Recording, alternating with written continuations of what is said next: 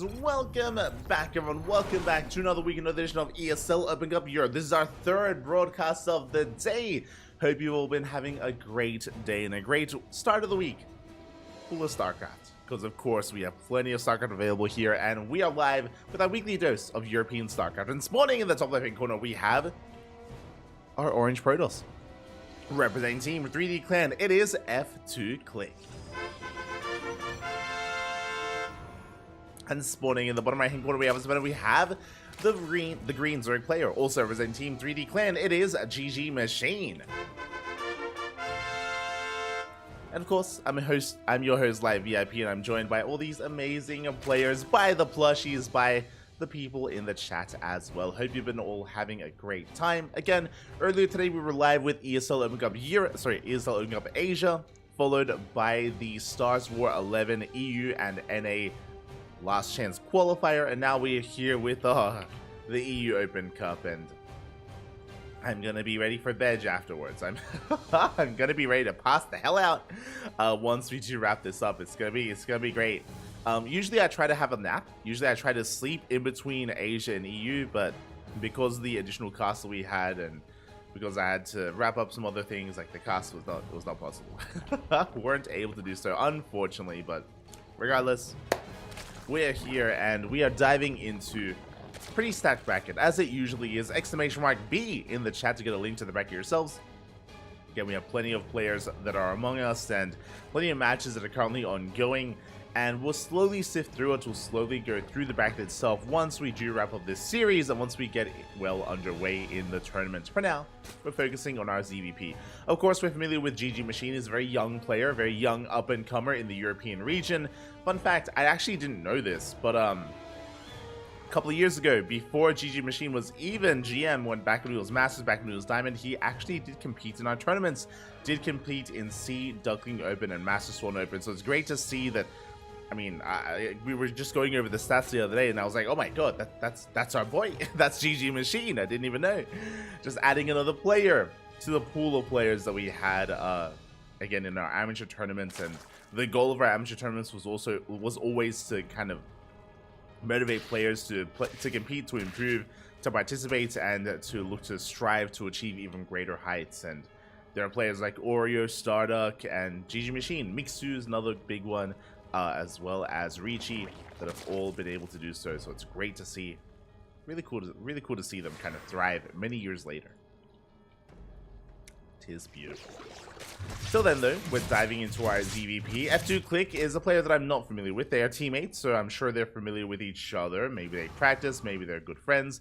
Unsure as to their relationship, but regardless, they are at least teammates. And yeah, I'm ready to be introduced here to F2 Click, as for the time being, it is going to be a Stargate opener into a Void Ray. Okay, not going to be an Oracle here from our Protoss, but a Void Ray instead. Now, the purpose of this Void Ray opener is to shut down the Overlords. It's to deny vision, to deny scouting of the Zerg player, to keep them in the dark as to what comes next.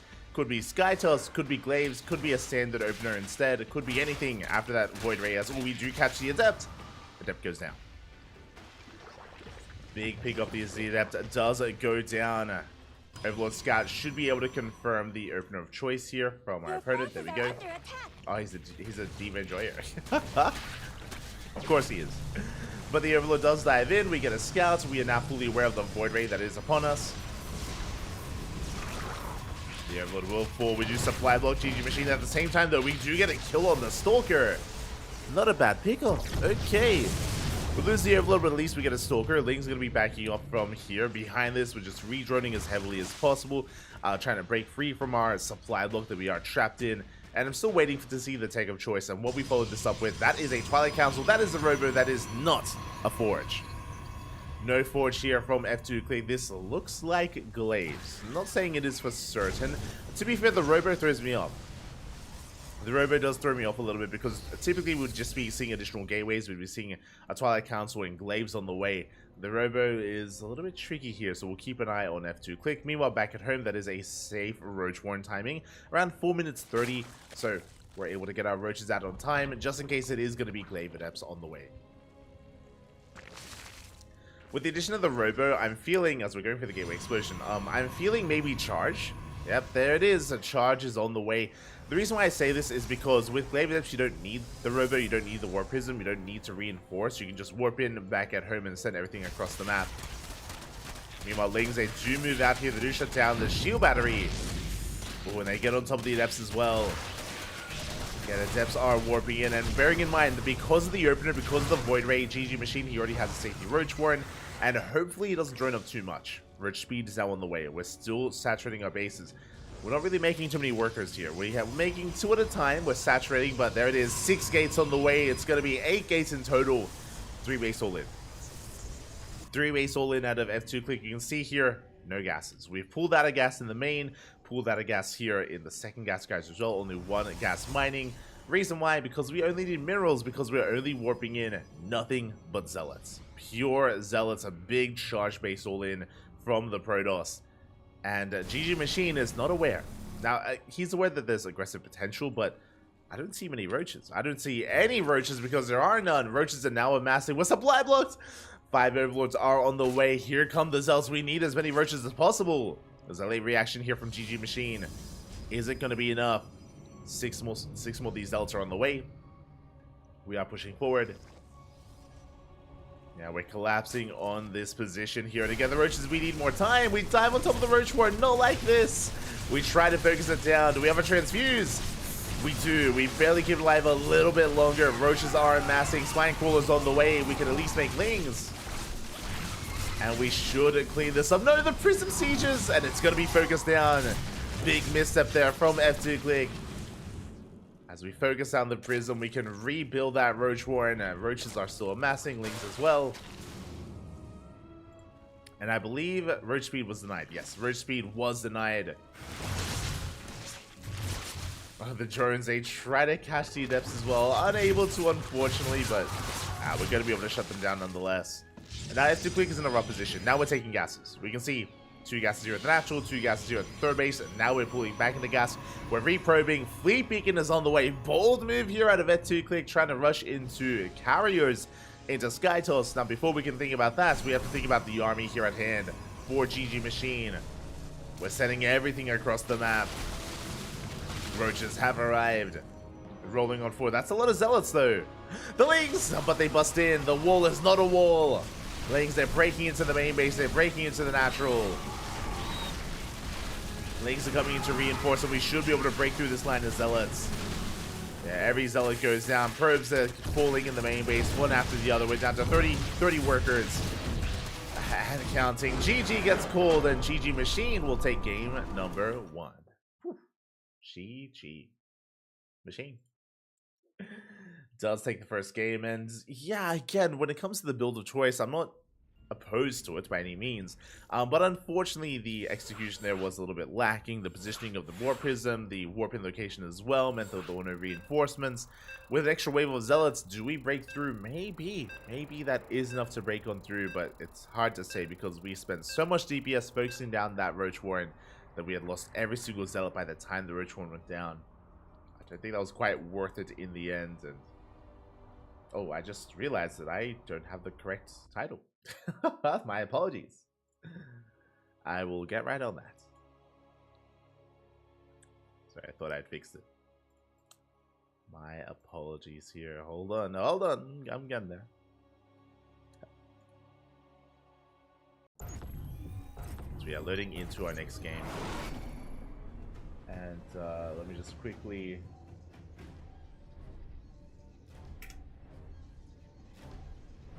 There we go. Let me just quickly fix that up, and there we go. We're diving into our next game, and spawning in the bottom right-hand corner of Golden Aura, we have our Orange Protoss player. Also, I think I misspelled the name. Spawning in the bottom right-hand corner of Golden Aura, we have our Orange Protoss player representing Team 3D Clan. It is F2 Click. And spawning in the top left-hand corner, we have as opponent, we have the Green Zerg player representing Team 3D Clan as well, leading the series 1-0. It is GG Machine. Let's go. As EVP does continue, and hello there, we are not going for a drone scout, we are going for what looks to be a proxy hatchery. Drone is going to be skirting around the edge here towards the left hand side. It is going to be a hatch first opener out of GG machines. Everything looks as it should, but we should be coming in for that hatch block, and there it is. The drone heads right into the natural base. The probe is not quite here to stop it, and the hatchery is on the way. That is a 3 hatch before gas and before pool. You could argue a bit of a greedy opener, but it is designed to disrupt the opener of the Protoss.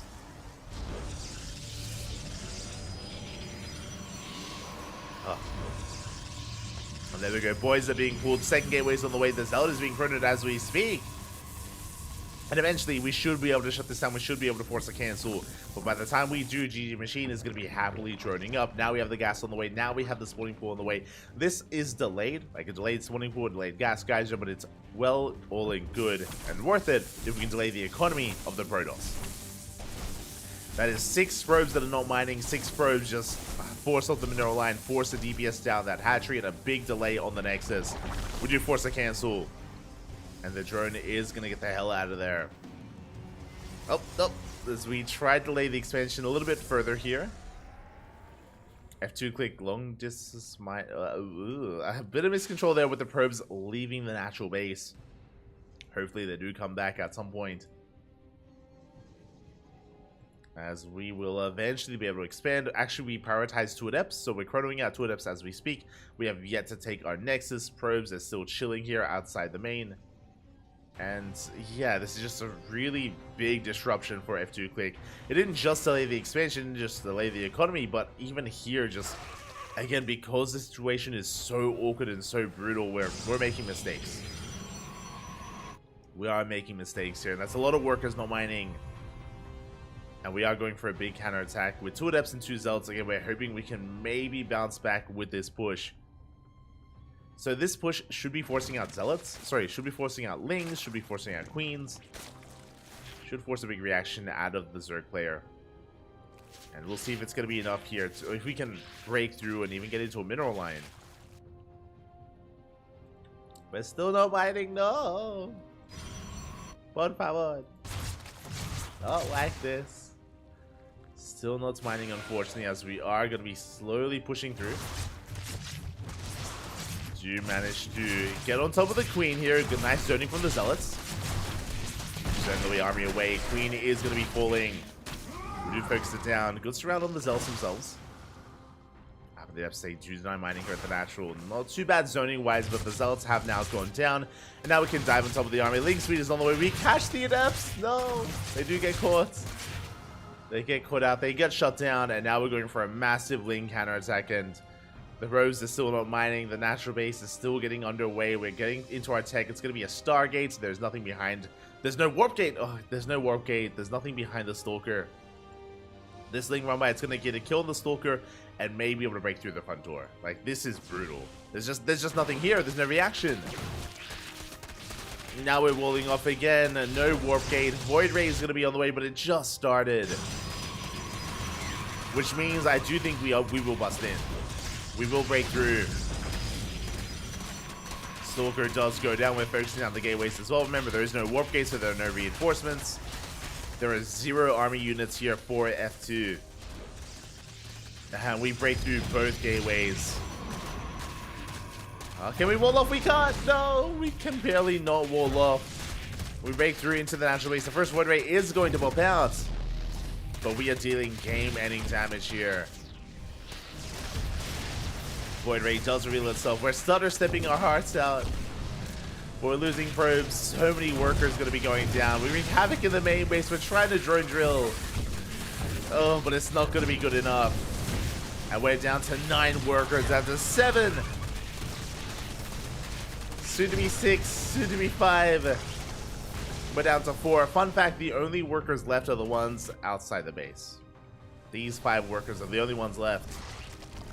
That's all we do have. And we're going to come across them. No. Oh, wait, we're pulling back. Yo, the big brain plays. We knew that we would be busted, and we knew that we could save these workers for a rainy day. And boy, is it raining. It's it's wet, Papi. It's wet. As the Oracle does get across the map, is going to be able to get a bit of damage done here, as there's only one queen to defend. Getting a lot of drone kills, actually. Oh my god. Good amount of damage dealt. That was 7 drone kills in total. That was in addition to the Adept harass earlier. Void Ray does arrive. Queens are amassing. We'll be forcing back that Void Ray. At the same time, Lings are across the map, and yeah, they're just making sure that there's nothing here going on. They get into the main. There's only a handful of probes left, and we're focusing them down one after the other. No! We had some survivors, now there is 0 probes remaining. Void Ray forced to recall. Now, F2 click, he can make probes. Oh, we're dancing! We're dancing! And yeah, I mean, the writing is on the wall here. There's nothing left. There's an Oracle that's out of energy. There's one Void Ray as well. And from here, we can just focus down all the buildings. And hopefully we don't force GG Machine to focus down all the buildings, but I mean it's happened before. As we do get a kill on the main Nexus, it does go down. From here, we can just make Lings. Honestly, like, we can just mass Lings. But GG Machine, he's got his lairs, taking his gases. From here, we can head into a Spire or even a Hydrogen, either or. Both would work well here in this situation, as we're focusing down the Stargates, getting the pylons. The question marks are real. And there it is. GG gets called. The GG Machine will take the series 2-0. GG. And thankfully, we don't have to kill all the buildings. Thankfully, we won't be going for the elimination, but we'll take it nonetheless. Congratulations. My condolences to F2 Click. Again, you could see that F2 Click was very frazzled. He was very frazzled from the hatch block, from the proxy hatchery. And he was making mistakes. He was fooling the boys. He didn't have warp gates. He delayed his gases. Like, there was just so much that was going awry. And that's sometimes what can happen, especially when you're introduced to a scenario that you're not used to. And with that, GG Machine will snowball out of control, does take the win. Congratulations, and we'll be following GG Machine into his next series. Oh boy, let's go. And he already has an opponent ready and waiting. I need to slip into some DMs and make sure that I don't get left behind. Where exactly are we? There we go. Ha.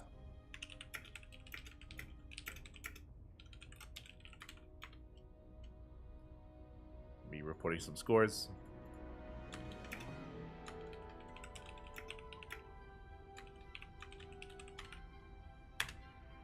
Beautiful, and let us switch our scenes over.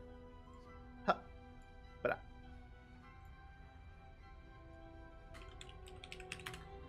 Okay, exclamation mark B. If you're in the chat, exclamation mark B, and you will get a link to the bracket itself over on the ESL page. There's also the Liquipedia brackets, if you so choose, but I believe that isn't quite updated yet. Isn't quite updated, so we can slowly go over all these results and go over what is to come, as I'm just quickly setting up for our next match. Beautiful. Okay, from the top, we'll refresh. From the very top, we won't just go over some results, we'll go over the bracket itself, just because there are so many players here. And from the very top, we have the #1 seed, Clem. Clem is going to be waiting in the round 16 for his next opponent. Best of luck to all these players here. We have Kinpatch, we have Kaizen, we have Cyril, the Sky King, Defi.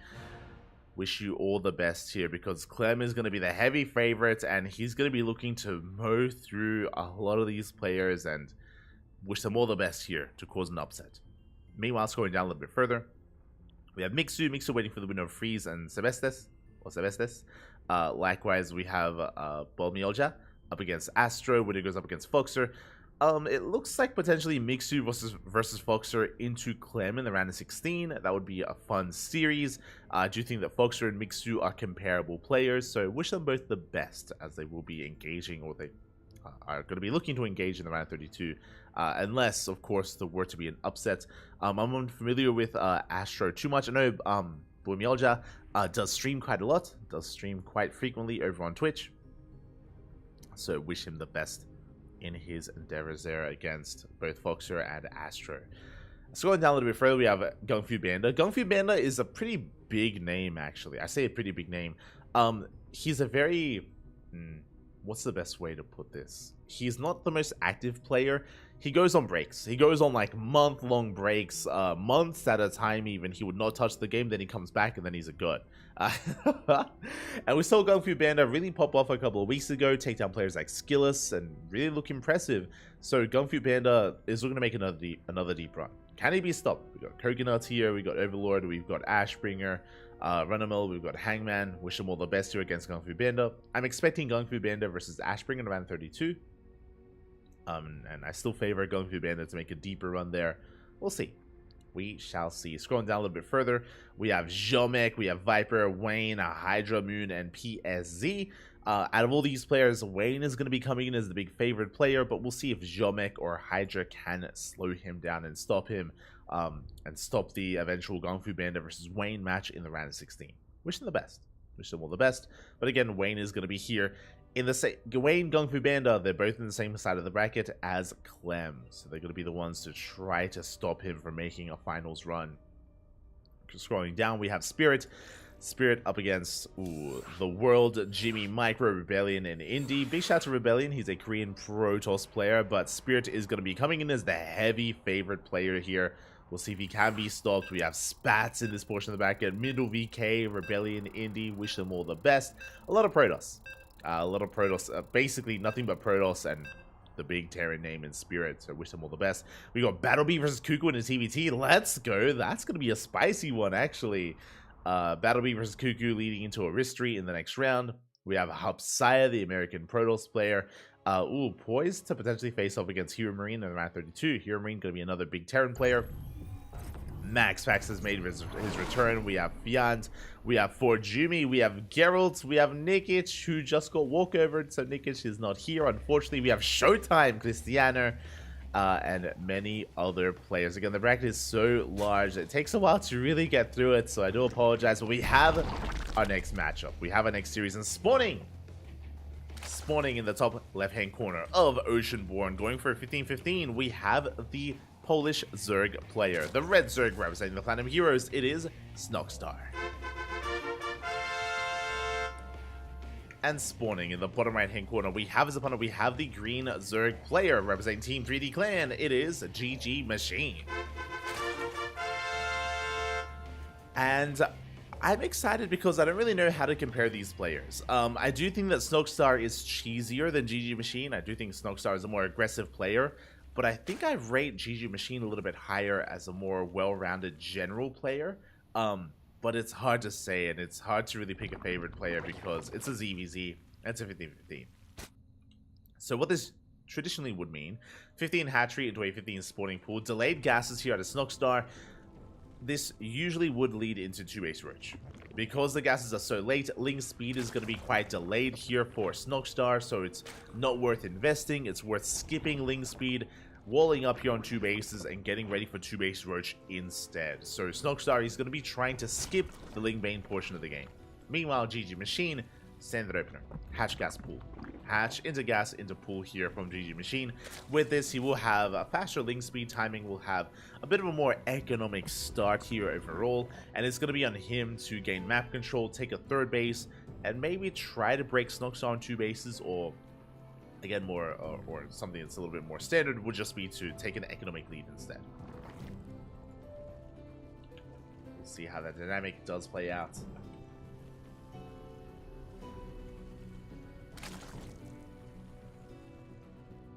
We go. And so now we're just going to be joining up. There's that link speed that we spoke about here. Again, it is going to be well underway for GG Machine. Because it's going to be so late for Snogstar, there are some players that do opt to skip it, but no, we do invest into Ling speed. Okay, Snogstar. There is going to be a small window where he's going to be down in Ling speed over his compared to his opponents. He is walling up. So, a couple things, and I'm excited. This opener does typically lead into walling up on 2 bases and going 2-base roach. And that is what we are showing, by the way. We are revealing 2-base roach, as we mentioned at the start of the game. But if we're going 2-base Roach, we would skip Ling Speed, and GG Machine knows this, and upon seeing the wall off, he should skip his Bailey Nest. We should be seeing Evo Chamber and a Roach Warren as well from GG Machine. Because he skips his Bailey Nest, he will be vulnerable to a Ling Flood, and that is where Snogstar has the option to go for a Ling Flood himself. And there it is, +1 melee. +1 melee is on the way. Ling Speed is finishing. Because we're rushing into Ling Speed in such a fashion, he is going to be Ling Flooding his opponent. And basically what's happening here is that Snogstar is faking 2-base Roach when really it's a Ling Flood. And because he's faking 2-base Roach, no Bailey Nest here from GG Machine.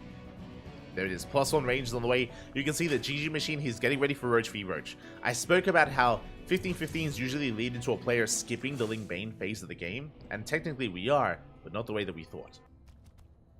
So GG Machine is vulnerable, and Snogstar's going for an all-in. He hides the Bailey Nest in the main base, he's massing Lings here on 2 bases, and soon he will pull the trigger. And GG Machine has no idea. Not yet. Does have an Overlord, he can try to go into the main base, but he hasn't scouted yet, he doesn't know what's going on. And GG Machine, he's about to be caught with his pants down. He's droning. He's droning, he's taking his gases. Now he throws down the laid Roach Warren. He's going for a lair as well. GG Machine, he is not ready. And here we go.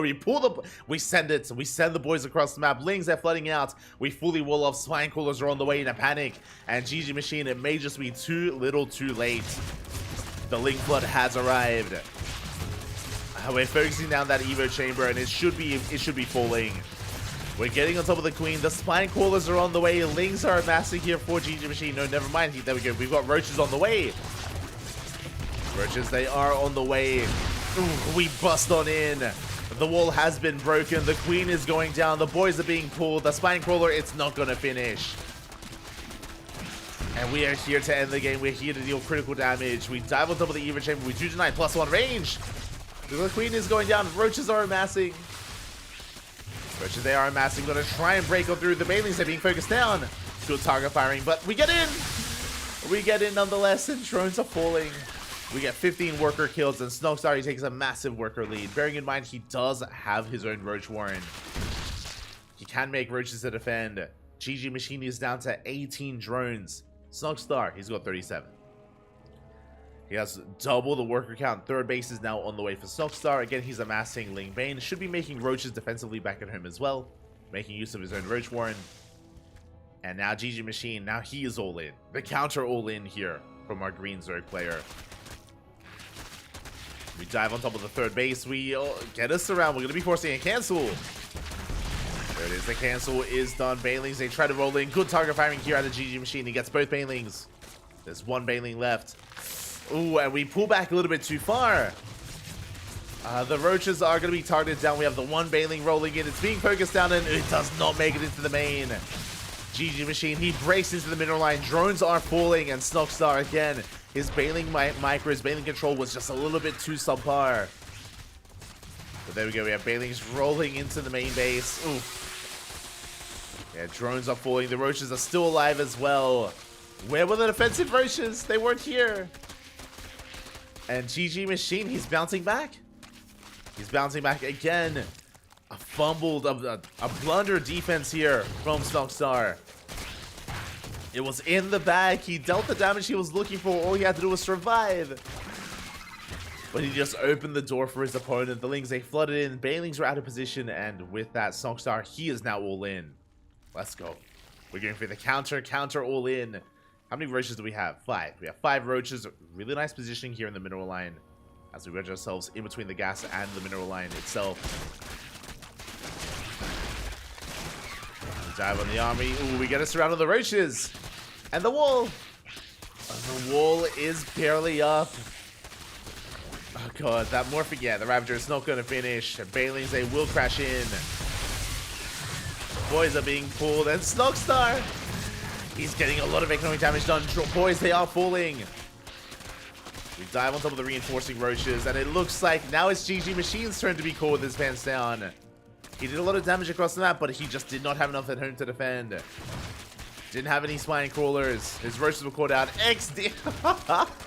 XD in the chat. GG gets called, and Snogstar takes game number 1. GG. One player all-ins, then the other, just the, the momentum swinging from one player to the other. GG. In the end, Snokstar does come out on top. Oh, was able to pull off the third all-in of the game. And a catch GG Machine being a little bit too greedy and droning a bit too much. Yeah, I'm looking at the droning graph here and was just a little bit too greedy towards the end. He was droning as he had dealt a crippling amount of damage. And now we're getting into game 3. Oh, sorry, game 2. In my brain, I'm like, no, yeah, we're tied up 1-1. Because in my brain, both players have died already.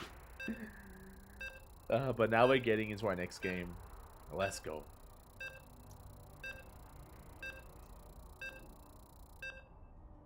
Settling into game 2.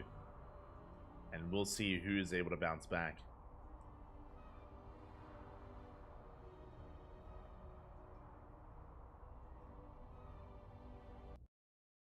See if he's able to bounce back.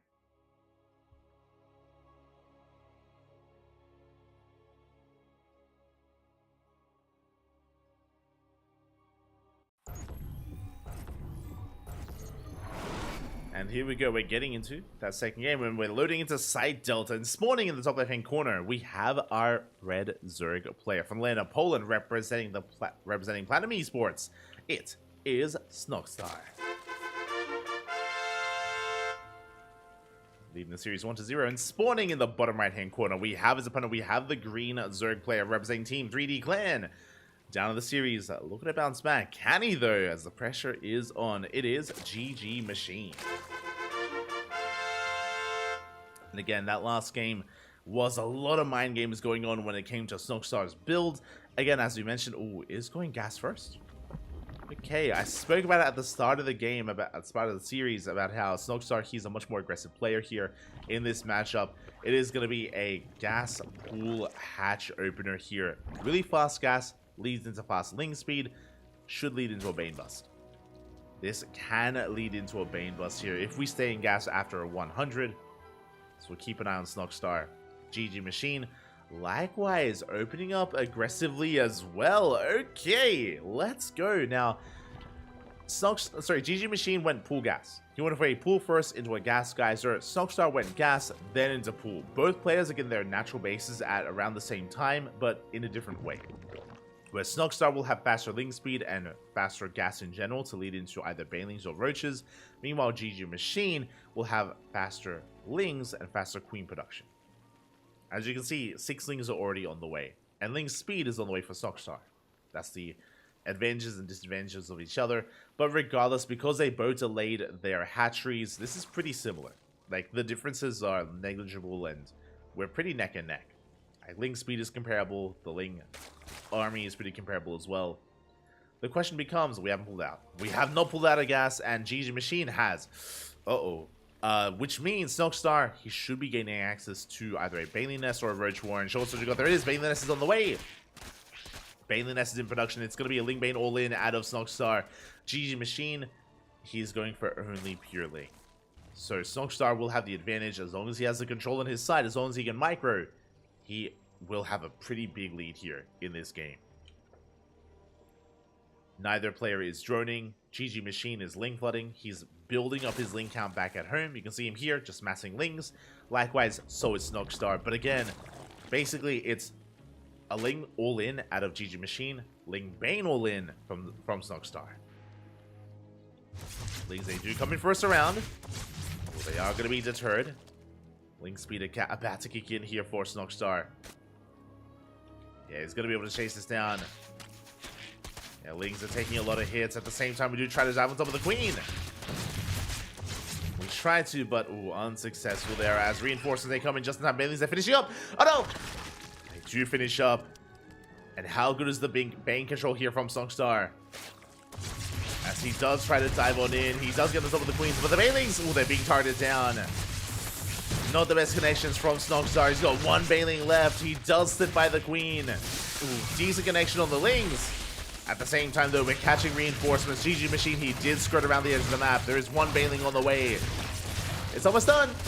Big connection. And we're busting into the main base. Drones are going down. This is becoming too much. Snokstar is snowballing out of control. His things are being cleaned up, but he gets 8 drone kills.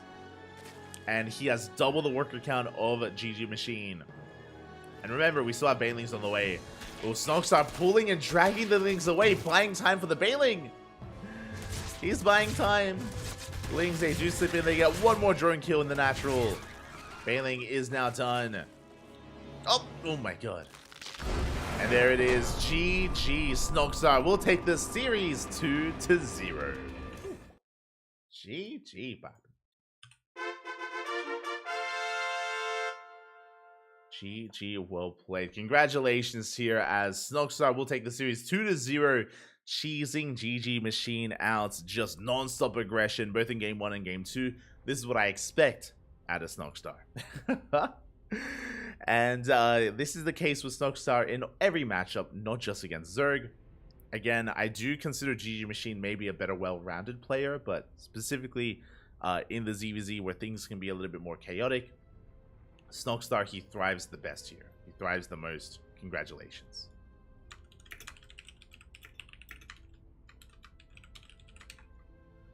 GG, well played. And with that, Snogstar advances on into the next round, and we can have a look at the bracket to figure out where the hell we're going next.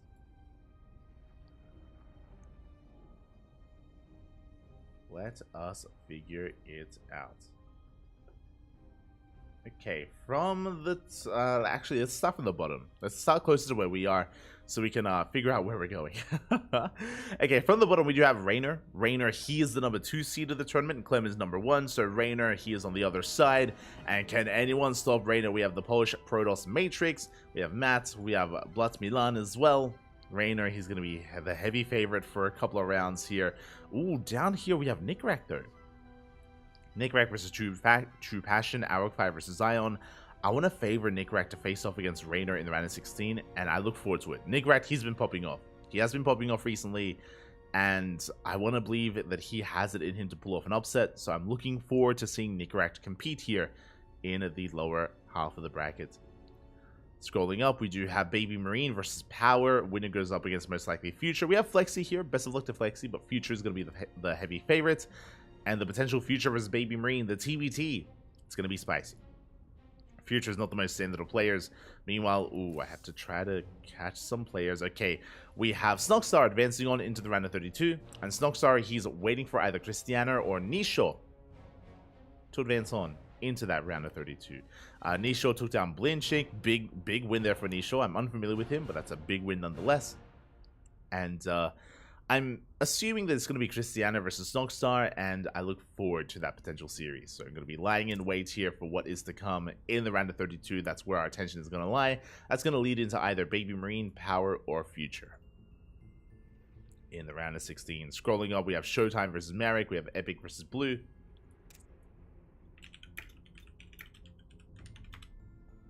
We have Epic versus Blue going on. Shout out to Epic, of course, the American Terran player. We're going to face off against Showtime in the round of 32. I mentioned this earlier. Nikic, unfortunately, did not show up, so there was a walkover. I would have loved to have seen Geralt versus Nikic in the round of 32, but that is not going to be happening. Bonan does get the walkover instead, but Geralt is poised to make a deep run here. Geralt, for those that are wondering, recently qualified for Star Wars 11, the EU and America's closed qualifier. So Geralt has been looking hot right now, has been looking on point.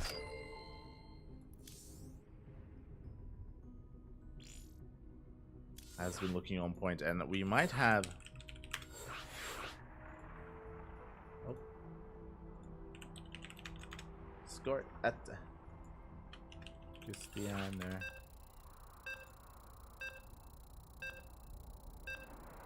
This is Nisho. Okay. As I'm just getting ready here for our next matchup, and it is going to be a PvP. Oh my god. Between Cristiano and Nisho. Okay. Apologize, I'm just trying to very quickly set everything up.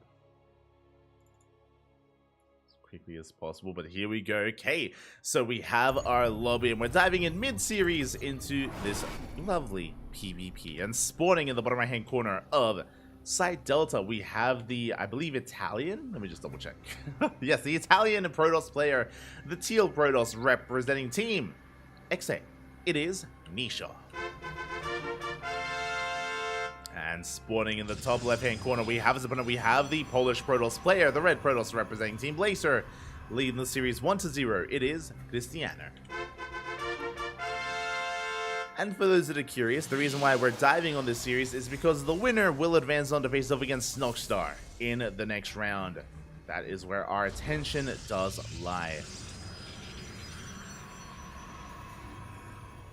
Here we go. The PvP does continue. Or does, yeah, it does continue. Unfortunately, we missed out on game 1, so I'm not sure how the series started, but we're here to find out how it concludes. Whether we go to the ace match and Nisho fights back, or if Christiana is able to tie things up and able to move on to the next round. For now, we do have a gate expand set up here from Nisho. Does open up double gas though, so this should be leading into a Stargate before expand. So something a little bit more economic and safe out of Nisho. Meanwhile, Christiana, that's a 2-gate opener. And we could end up going for a 1-base all-in. 2-gate opener here out of Christiana on site Delta. Has the 1-base all-in potential. Ooh, we have the Nexus before Cybercore. Straight up gate expand here out of Nisho. Ay, ay, ay. He took the gases, but he did not mine from them. He did not invest into them. And he's baiting out the 1-base all-in. Christiana, he did notice what was going on and did see. And he's looking to punish. This is a very greedy build out of Nisho. And even Max Pax rarely does this. Ay, ay, ay. Max Pax, when he goes for a gate expand, he actually goes for a gate cyber into Stargate. Then he takes the expansion. A much safer way to do it, which is why Max Pax is always prepared for the 1-base all-in. Meanwhile, Nisho is not. He is not. But Cybercore is finishing up. Zealot is cancelled. And Nisho, he's scouting. He's checking the north. He's checking the south. He's looking for the pylon, trying to get a read on where exactly, or if there is even a proxy. We can see it's in the middle of the map. It's a robo. It is a 1-base all-in. Straight up 1-base all-in here out of Christiana. Nishu setting up with his own defensive Stargates. It just now started. It's a ways away before we can get into any Void Rays. And we will need those Void Rays. Uh-oh. No. Ah. Por favor. Here we go. We do have the Prism on the way.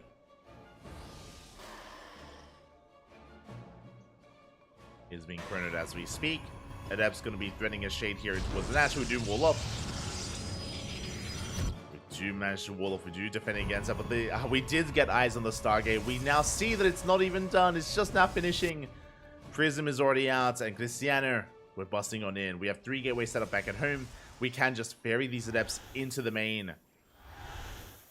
And we're going Oracle first. Oh, uh-oh. Now, thankfully, there is no shield battery back at home for Christiana. So the Oracle can get damage done. But the Prism, it's diving right into the main base. Adepts making their way into that mineral line. And probes are going down. Oh, ay, ay, ay. Oh, they're being pulled as well. They're forced to fight. Not like this. Yeah, and there's no reason to cancel the shade, or there's no reason to shade away. Because we are wreaking havoc. We're getting so much damage done. And it's not over because we're amassing Immortals. We are amassing Immortals. Oracle wasted Senji here. So much energy wasted for the Oracle. Won't be able to activate his Pulsar Beam anytime soon. And now with the help of the Immortal, we can break through. We're making another Oracle? Oh, that's unfortunate here for Nisha. Very unfortunate. Again, Oracles, you can see that they can help focus down some of these Adepts, but they're running out of energy. Already the first one is out of energy here. Second Oracle comes in. The all-in is just amassing. And we are ready to pull the trigger. We get 6 probe kills. Christiana does take a worker lead. And there's no force field. There's no sentry for Nisho. He cannot stop this. GG gets called. And Christiana, he will bust on in, punish the greed, and take game number 2 and the series. GG. GG, well played. Congratulations here to Christiana. My condolences to Nisho. Again, I've never casted Nisha before, but they are GM. They are at least GM, and I'm hoping to see more of Nisha in the future. Just an unfortunate setup here, unfortunate build of choice. Again, Cristiano did such a great job punishing it, going for a straight up gate expand. It's so greedy, so wild. And yeah, it's hard to really get away with that sort of thing, especially against a pro player.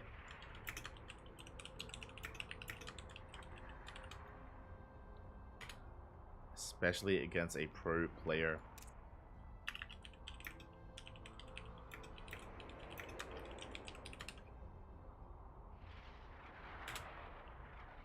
And with that, we have our next series. Cristiano, he advances on, and he's going to be facing off against Snogstar in the next round. Let's go. In a PVZ.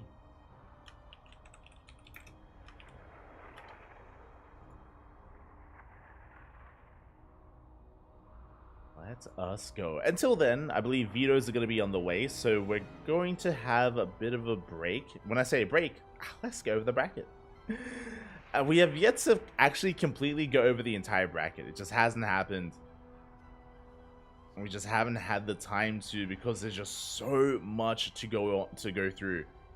Let's go from the top.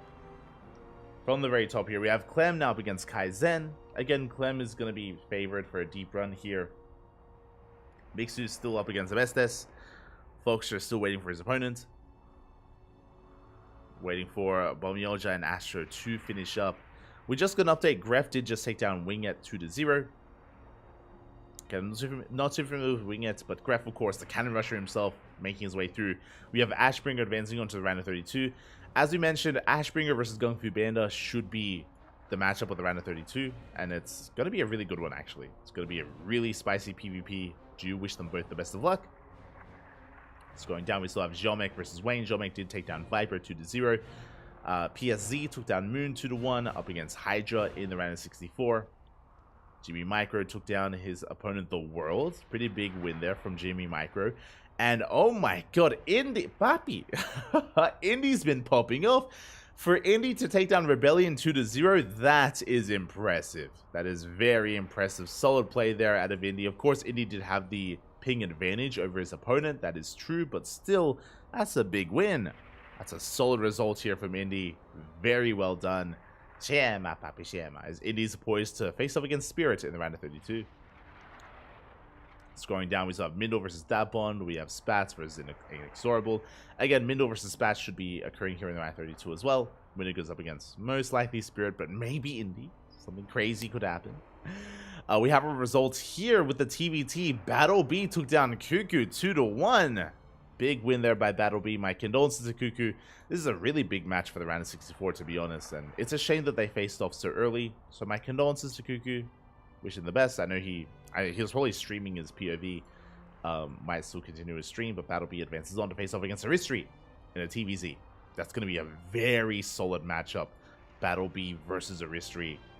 I'm a little bit jealous. I think that's being caused by Steadfast.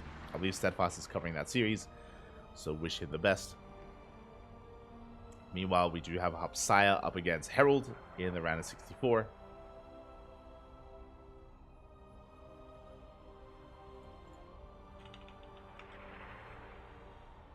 He's up against Herald in the round of 64. We have Heremarine versus Maya. Again, Heremarine is poised to make a deep run, and honestly, Heremarine, he's poised to face off against Spirit later on in the tournament. We'll see if they can be stopped, as they face off very often. Max versus Gref is about to begin, I believe. Yeah, I think Max versus Gref is about to start, so that is going to be a PvP. Yeah, it's going to be a fun one. It's going to be a short one. We have Jumi waiting for his opponents, waiting for either Fiant or Nilio. And we just got an update. It's an unfortunate one. Cristiano versus Snogstar was supposed to start, but apparently something came up. And Snogstar is giving the walkover to Cristiano. A little bit smudged, not gonna lie. It is a little bit smudged, a little bit unfortunate. I would have loved to have seen the two of them face off.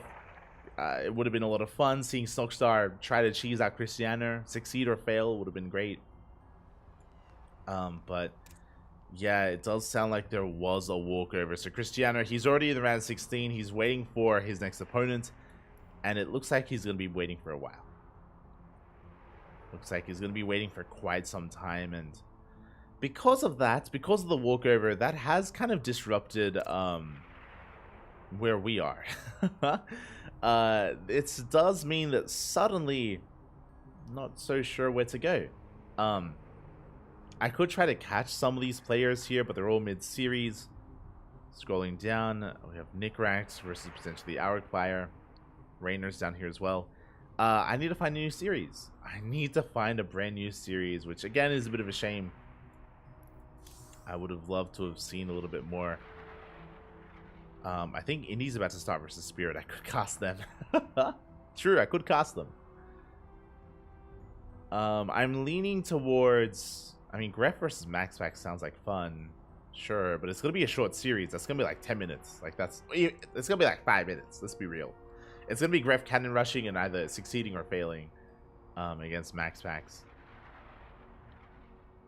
I think if I'm going to be here, I want to focus on this. Viant versus Nilio into Forjumi. Does look interesting to me. But I guess we'll see. I guess we're going to be going on a short break. We're going to be cutting to a short break, and we'll see what becomes available. We'll see what we do get into. Otherwise, thanks everyone for watching. Enjoy yourselves as we're going for this break. Get some snacks, get some water, stretch yourselves, and look after yourselves, Papi. Stretch. Make sure to look away from the screen every now and then. Posture check. Hold on. I'm slouching. Hold on. There we go. Posture check in the chat. No slouching. No slouching. And we're going to be going on a short break. When we return, we'll have a series. We'll figure it out. See you soon.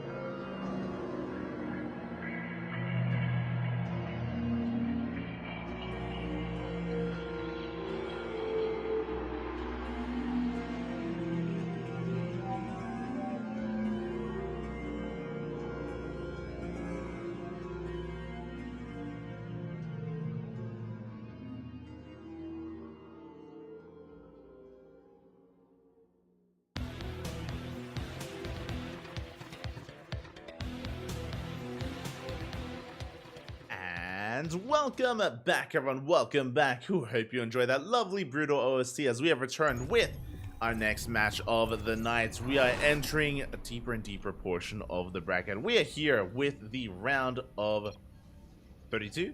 Yeah, with the round of 32, and spawning in the top left-hand corner of Oceanborn, we have our German Protoss player, the Teal Protoss representing Freiburg Esports. It is for Jumi. And spawning in the bottom right-hand corner, we have as opponent, we have the yellow Zerg player representing Team Roddy. It is Fiant. From the land of Sweden. And as a reminder, for some context, the winner of this series that advances on to the round 16 to face off against either Gref or MaxPax. Oh boy, that's going to be a wild one there. Again, MaxPax is going to be favored. Gref is a notorious cannon rusher. Gref has taken down Skillus in the past. Can he take down MaxPax? Unlikely, but yeah, he can pop off at times in PvP. With the cannon rushes, he can cause some massive upsets. It is possible, but we'll see what happens there. Regardless, we're going to be settling into this PvZ. For the time being, it is going to be a hash gas pool standard opener out of Fiant, our Zerg player, and from our Protoss, we do have for Jimmy going for the Gate Expand into Cybercore. Everything looking as it should. No early gases, no proxy, no cheese, nothing wild yet, but things can still pop off between our players.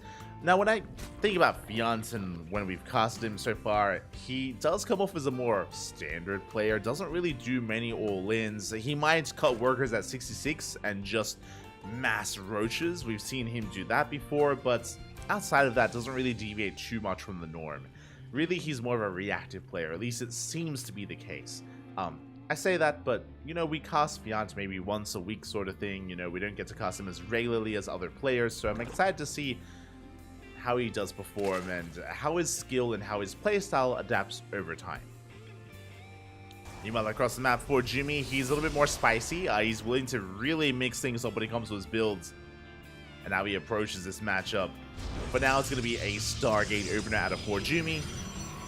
Stargate into Oracle, I imagine, or we could embrace the chaos and we could go for a Void Ray opener instead. I'm ready.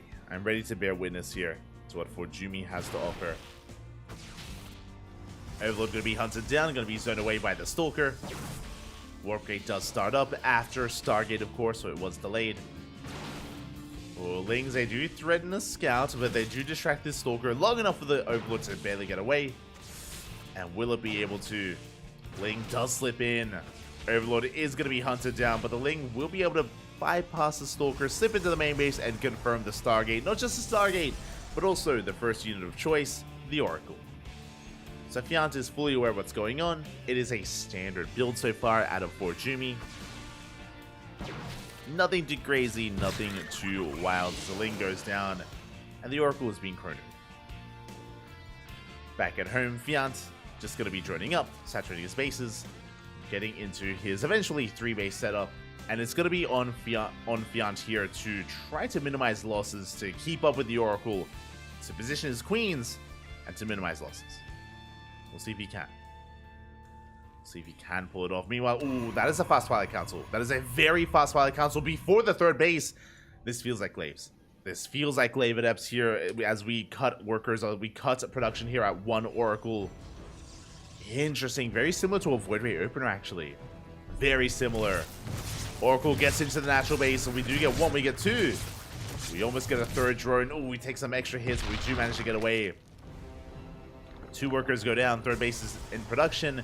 But again, very similar kind of playstyle here to a Void Ray opener, where the Void Ray will shut down the Overlord. Here instead, the Stalker shut down the Overlord, and I assumed it was going to be Glaives, but no, it's going to be Charge. Very unorthodox. Okay, let's show us what you got for Jimmy. Going for what looks to be a 2-base charge all-in. Show us the gateways. We have 2 gateways done. We have 4 gates on the way. It's going to be 6 gates in total. Give us more. No, not just 6 gateways. Give us at least 8. And there it is. 8 gateways. 6 in production. 2 already done. 8 in total. It's going to be... Oh, we're not stopping. Did I say 8? Up to 9. 9 gates all in here from Forjumi. It is going to be 2 bases. We are pulling out of gas. You can see here, only 1 gas geyser in each. Oh, sorry, only 1 worker in each gas geyser in the main, and 0 gases at the natural, 0 gases at the third. Purely minerals, 2 base all in. With a fake third, essentially. And Fiant has no idea. Fiant, he's in the dark. He's still piecing this together. He does have some spotted lings, but they are being cleaned up by the adepts. So we do have 4 more lings headed towards that 3rd base. And we will get eyes on the saturation. And we do pick off a couple of probes at least. A couple of probes going to be going down. And, I mean, this is, again, I guess 2.5 base all in here from Forjumi. There is a bit of saturation, but the Zealots are moving out. And back at home, thankfully, Fiant did get a safety Roach Warren. Roaches are amassing, but is there going to be enough in time? Because here comes Forjumi. Uh-oh. Jumi sending everything across the map. Big warp in as well. It's going to be 5 more Zealots. We're diving. We go straight for the Roach Warren through. Straight for the Roach, actually. Roach is going to be going down. Queen's going to be zoned back here in the natural. Oh, and the Zealots, they're breaking through. 1 Queen goes down. We're going to get a 2nd, a 3rd Queen as well, a 4th Queen. And every Queen here after the 3rd base is going to fall. Meanwhile, we are holding on here at the natural, but a big warp in. And there's not enough anti-air. There's not enough Queens. The Prism will survive. And we're snowballing out of control. Forjumi warping in the face of Fiant. And Forjumi cannot be stopped. Not anymore. Zealots, they bust into the mineral line. Drones are going down. And this is becoming too much. This is snowballing out of control. GG gets called. And Forjumi takes game number 1. GG. A very interesting build there out of Forjumi, coming out of left field with an all-in, with a 9-gate charge all-in. Crazy. he's wild, Poppy. He's wild.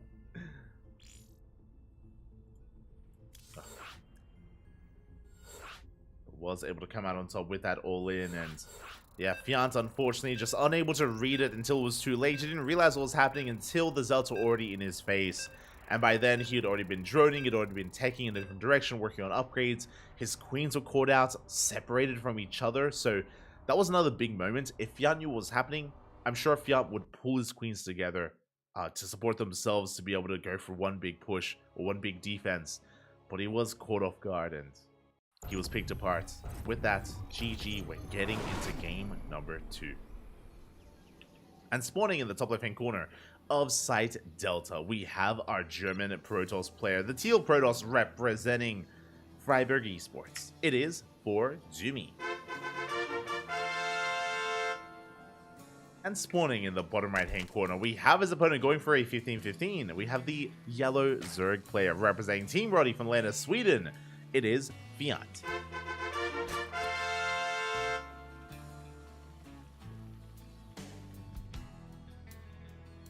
Here we go. As Fiant is going to be going for that hatchery. Again, it's going to be a 15 hatchery into a 15 spawning pool. There's the extractor trick into that timing, of course. A very safe opener out of Fiant. Very safe opener. This allows you to expand on location without being disrupted and allows you to get into your 2-base setup unmolested here by the Protoss player without too much issue. The downside is that link speed is delayed and you'll be that much less aggressive towards your opponent, and Forjumi can pop off as a result. He can try to be a little bit more tricky with his tech to kind of counteract the lack of link speed that Fiant is going to be having, at least early on. We'll see. We shall see. Forjumi just confirming what's happening, making sure there's no earlier gases. See in the chat, can he mine enough for 9? I don't think he can. In the last game, I'm not so sure if 9 gates with that kind of all-in is actually efficient. I'm not sure if we can actually afford that many warp-ins at once, but hey, it worked anyway. It's fine, Papi, it's fine. Don't worry about it. Worked out anyway.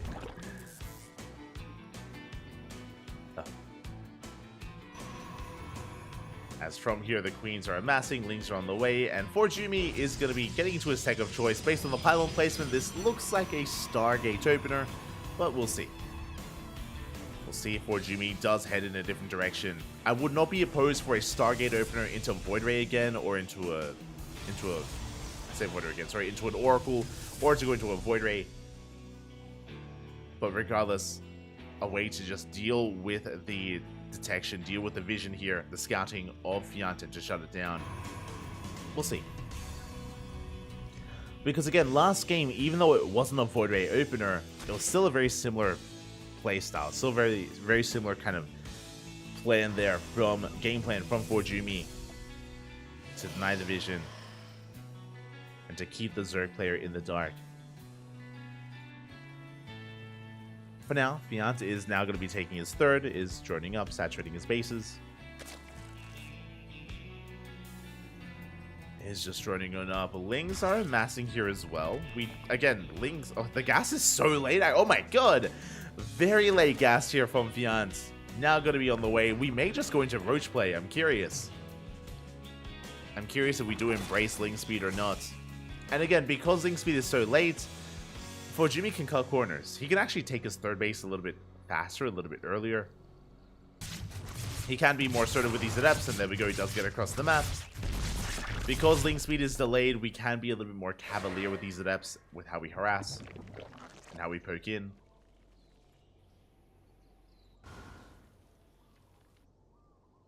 As Forjumi is going to pull back. Meanwhile, third base soon to be taken, and we're still waiting for our tech of choice or for a follow-up. There it is. That is going to be a second Oracle coming out from Jumi. Okay, interesting. Interesting choice here. We're going to be committing into Oracle production this time, so Oracle Adept Harass from our Protoss. Third base is now being taken. Safe and sound. Adept say shade in. Ooh, but the Lings, they hit us around. They are going to be shut down. Forjumi a little bit too adventurous. Throws the Adepts away. Oracle gets into the main base, gets one drone before being forced out. Again, not the best trades from our German Protoss. And behind this, what do we have? A Twilight Council after the expansion, after the Nexus. I don't see a Forge. I don't see a Forge yet, so I'm curious. This could be Glaives again. Oh, I say again. This could be Glaives. Didn't occur in game one. Game one was charged, but this feels a little more like Glaives. If it is going to be Blink Stalkers, it may be the setup for an all-in. I say that without a Forge, there's not much longevity here to Forjumi. In saying that, we casted Forjumi last week, and I do remember him intentionally delaying the Forge and delaying +1, and just going for a later upgrade timing. And speaking of, there it is. Blink is on the way. Blink is on the way. We do have a bit of a gateway explosion, but only 2. So 4 gates in total, and we're probing. So, on the one hand, this allows you, as we're throwing down a third gateway. If we throw down additional gateways, this could be a 3-base all-in. We haven't seen this too often, but Hero actually did this once again recently against Dark. And against DRG. In ESL Open Cup Asia, and we're going for more gateways. Yeah, it's a 3-base all-in. Let's go. It's going to be a 5 gateway explosion in addition to the 2 that we already have. That's going to be 7 gates in total. And we should be able to produce an 8th gateway. There it is. It's across the map. It gets scattered. No! The 8th gateway is supposed to be proxied, and the pylon is going to be shut down. A big moment here for Fiant. He will delay the all-in. The probe is being sent out once again to replace that pylon. The gateway is going to be so late and so delayed. We throw down a Forge. We are transitioning. Or working on another step here. Ling counters that, gets on top of the third base. Shield battery is going to be going down. And we are racing back home, at least with the Oracles. But here come the Stalkers. Stalkers are pushing in, but they don't have support. Ooh, Stasis Trap is baited.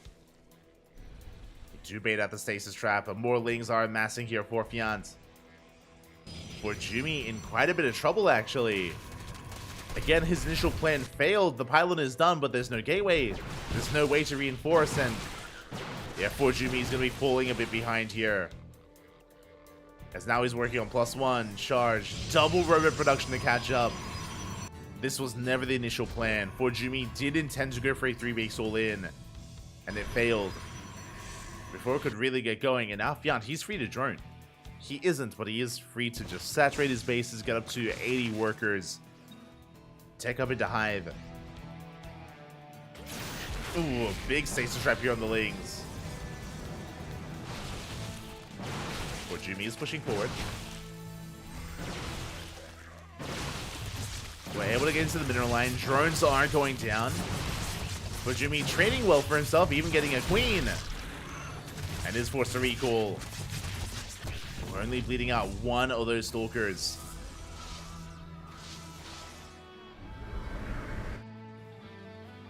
One stalker goes down. Jumi setting up back at home. And for Jumi, he needs more time. He needs to deal some kind of counter damage and stabilize. I mean, Oracles are moving out, but Fiant is getting ready for his own aggression. We have a Bane bust towards the natural, and we have Lings here towards the north.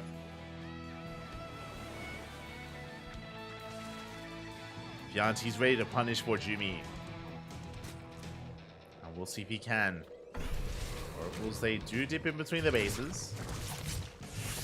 Well, one of the Oracles getting very low. As we did leave the army idle for a moment. Ling Bane does get caught out. Big moment there from Jumi. Does snipe a couple of those Banelings. Does focus them down. Big up. At the same time, Fiant pushing in on the right hand side. There's nothing at home to defend. There's 3 zealots. We need more. For Jumi, he's committing. And Fiant, he does bust into the mineral line. Yeah, Lings, they're wreaking havoc. They're just shutting down so many of those probes. 6 probes do go down. Fiant's going to be backing off, collapsing on the army. Stasis Trap doesn't quite connect on many Lings at all. And where are the Oracles? Where are the Oracles to protect, to support this army? Now they come in. But a little bit too late, and here come the Banelings. No, there's no wall. The wall is not a wall. We bust into the mineral line, and probes are going to get busted. Big connections. 14 probes go down. And Fiant, he's pulling for Jumi apart. Now for Jumi, he's building up a death ball of an army with Colossi, with Immortals. Is this enough to move out across the map? I'm not feeling it. Not yet. And Fiant is maxing out. He's maxing out with Lings, with Roaches, with Ravagers. Just straight up Ling Bane Roach Ravager here out of Fiant. And for Jumi, just struggling to defend here on 3 bases. Let alone a 4th. Oh! Good stasis goes off. Does trap some of those Lings. Likewise, another stasis as well. This is going to be a nice catch for Jumi.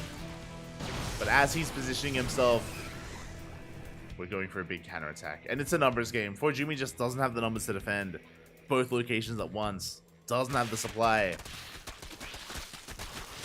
And the Nexus is going to be going down.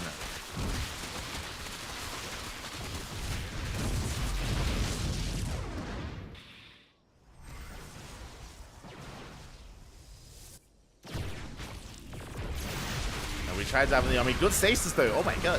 Very nice stasis here. Banelings, they're rolling in from both angles, and again, we're just overwhelming the Protoss. Banelings, they bust into the mineral line. No, the probes! They stacked for one moment too long. And they are going to be chased down. Oh, the splits! We get 8 probe kills. For Jumi, knocked down to 53 workers, no 4th base. Now, for Jumi does have 3 Colossi. He has 3 Colossi, 3 Archons, 2 Immortals. He's all in. We're going for one big all in. It's all or nothing for Jumi. And we'll see if Fiant can survive, if he can hold. And it's looking like he can. That's a lot of Banelings. He's setting up a lot of Ling Bane, man. A lot of Ling Bane is amassing for Jumi, pushing through the center. Comes across the army. Bailey's going to be crashing on forward. Stasis Rep goes off, but not ideal. Good kiting with the Colossi, though. We're breaking through the Ling Bane. Not the best connections that I was hoping for, as well, we're wreaking havoc across the map. Probes are going down in the main base, the natural, and the 3rd. Everything is on fire. But for Jumi has a lead in the army supply. For Jumi, he can win this. He can pull this off. The Banelings, they're almost done. They do finish. They finish up in time. And Fiant, can he barely hold on, takes down an Archon. barely takes down an Immortal as well. We're down to 1 Colossus. And Fiant is producing reinforcements. Forjumi is not. Oh, it does have some results on the way. Forjumi, can he pull this off? Can he keep the production? He's so close. You have a warp in. The Vials! Ooh, they take down the Prism. The Zealots they got here a little bit too late. Diving on top of the Roaches, diving on top of the Ravagers. You can see here Forjumi being pulled apart. Trying to engage his army, not quite engaging efficiently either. Doing what he can. Plus they're taking too many hits. Again, we don't have the Warp Prism, not anymore. Oracle goes down. This is all we have left. A handful of units remaining here for Jimmy. Almost one of everything. And with these reinforcements, Fianti is going to be able to hold on. He takes down the Colossus.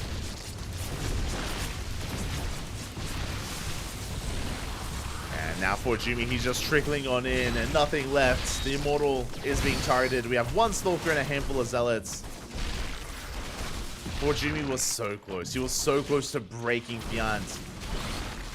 GG gets called and Fiant ties up the series 1-1. We're going to the ace match. GG. Ooh. GG, well played.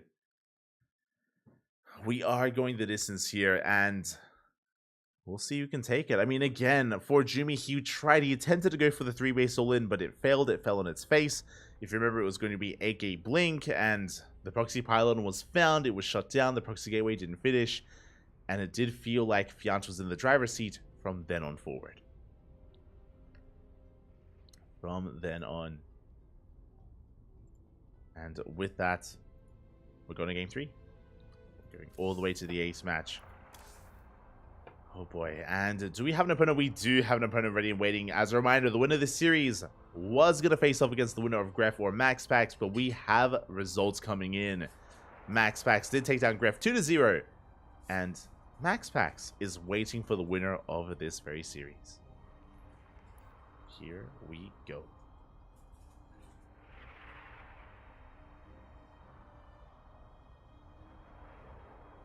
But it looks like our players are asking for a small break, so we will be giving it to them. We do need a moment here to ourselves.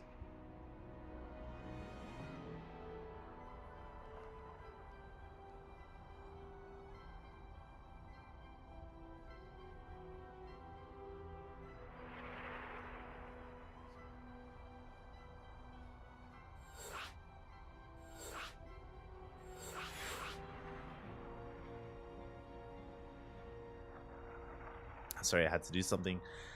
Something did briefly come up, but now we can follow our players into game 3. The lobby has been made. Our players did need a moment, and oh, they need a little bit more time, actually. Looks like our players need a little bit more time. I don't blame them. The pressure is on. We're in the ace match, and honestly, this could go either way. I do think that Fiant and Forjumi are pretty comparable in skill, so I don't blame these two players from just taking a moment to breathe. I'm taking a moment to breathe here and really calming things down.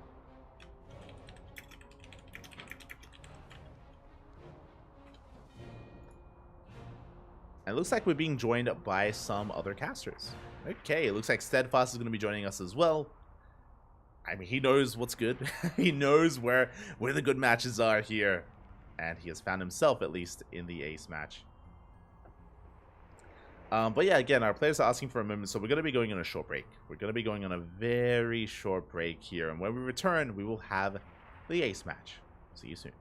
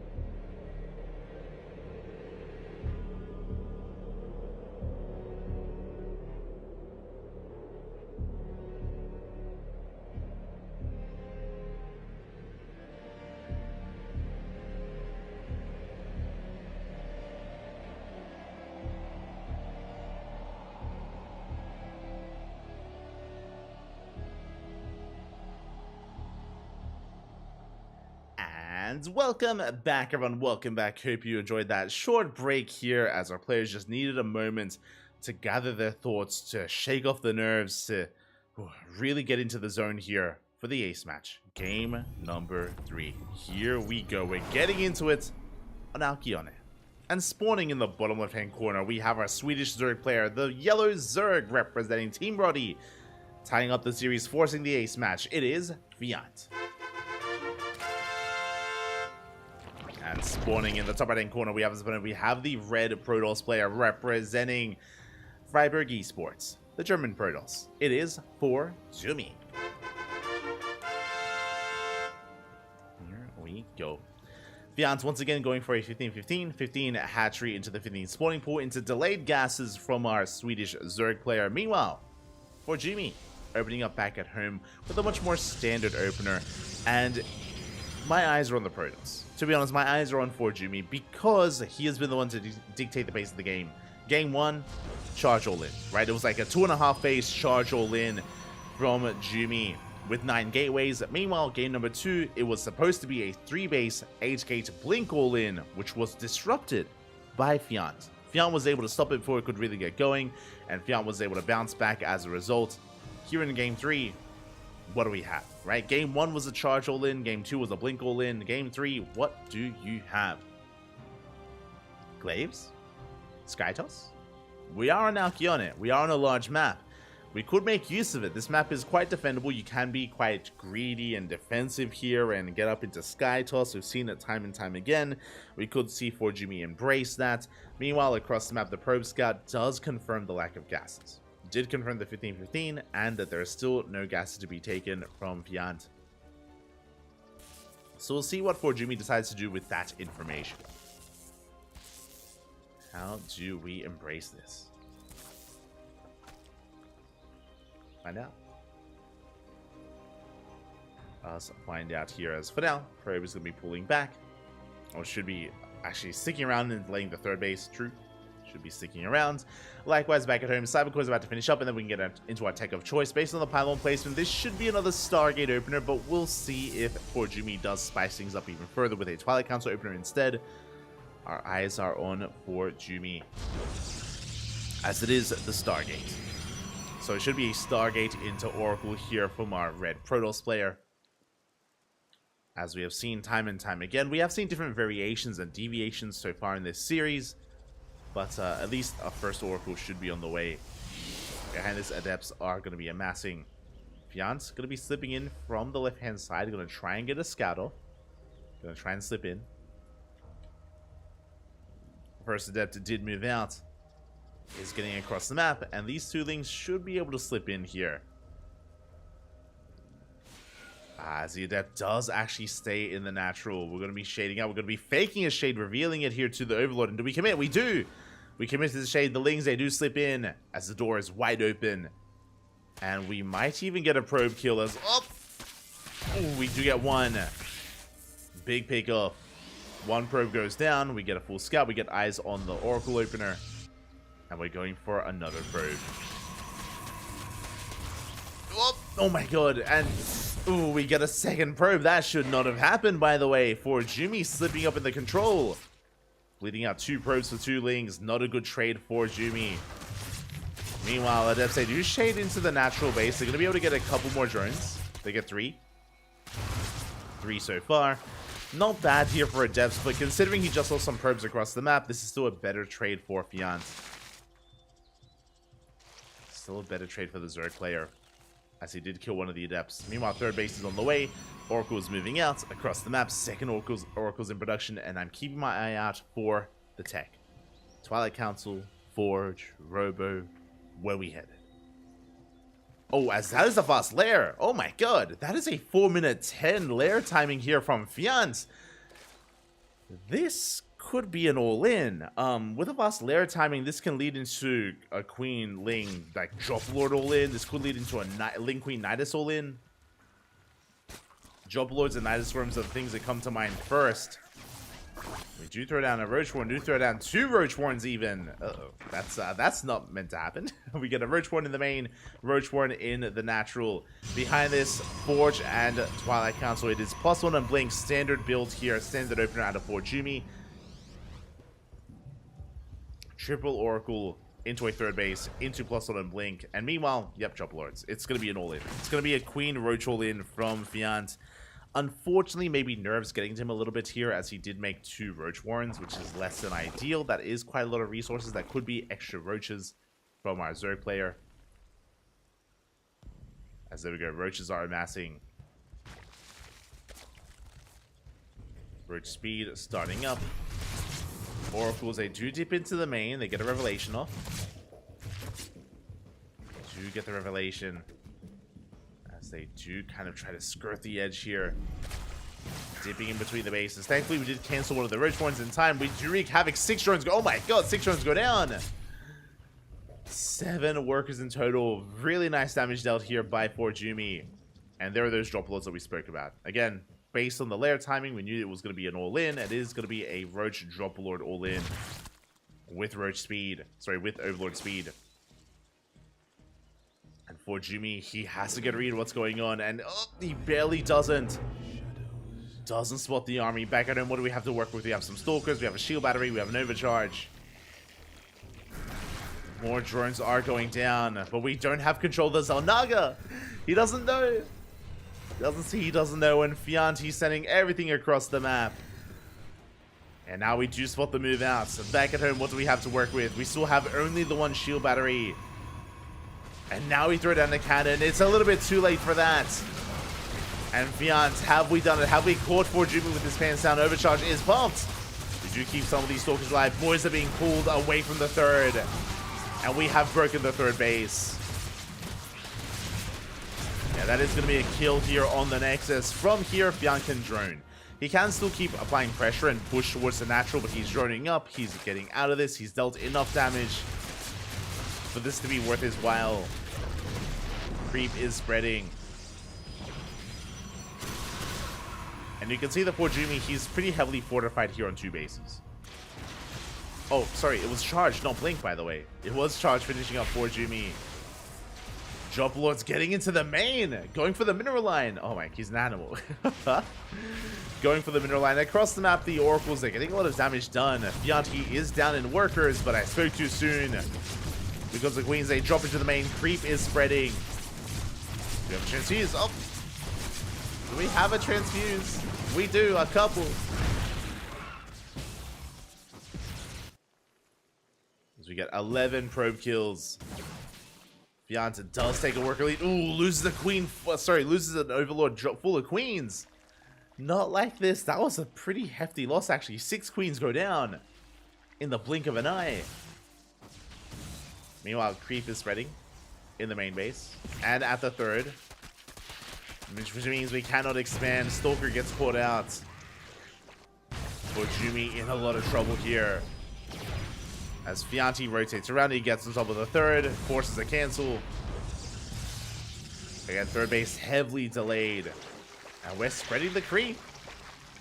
Oh no. And the tumors are gonna finish. Not like this, they are gonna finish up. Thankfully, we do have an observer. We can clean this up eventually.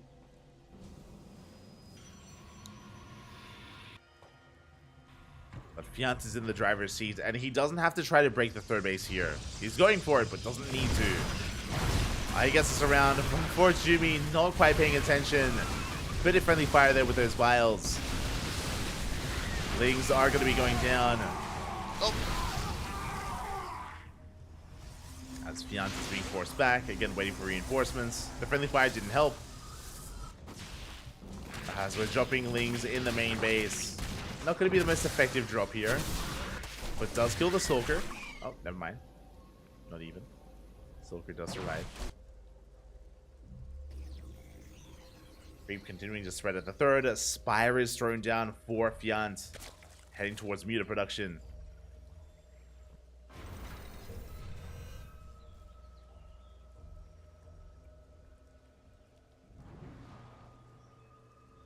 Heading towards those Mutas. And again, I don't even think that Fiant needs to go into Muta play. Like, he's getting a 4th base, he's up in workers. Oh, actually, he's not quite up in workers. Hasn't been droning, actually. A little bit surprised. Good kiting. Never goes up. Doesn't quite connect. Yeah, with good kiting here, Fiant should be able to pick apart these Zealots at least and then get on top of the army.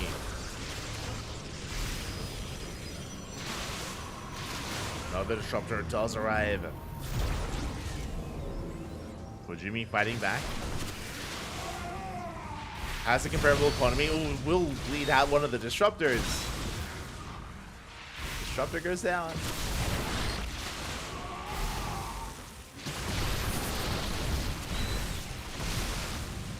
We have a couple of force fields again for Jimmy, dancing with the army, bouncing back here again. He did retain most of his probes, and he does have a solid economy behind this. Storm is on the way. Disruptors, they are amassing. Fiant's lead isn't as strong as it once was, but he does still have mutas on the way, and it hasn't been scattered. We're not ready for mutas. The natural's exposed. The main base is exposed. Mutas, they can pop off. Fiant, he's still in the driver's seat. And we shut down some of the shield batteries. And Fort Jimmy is in trouble.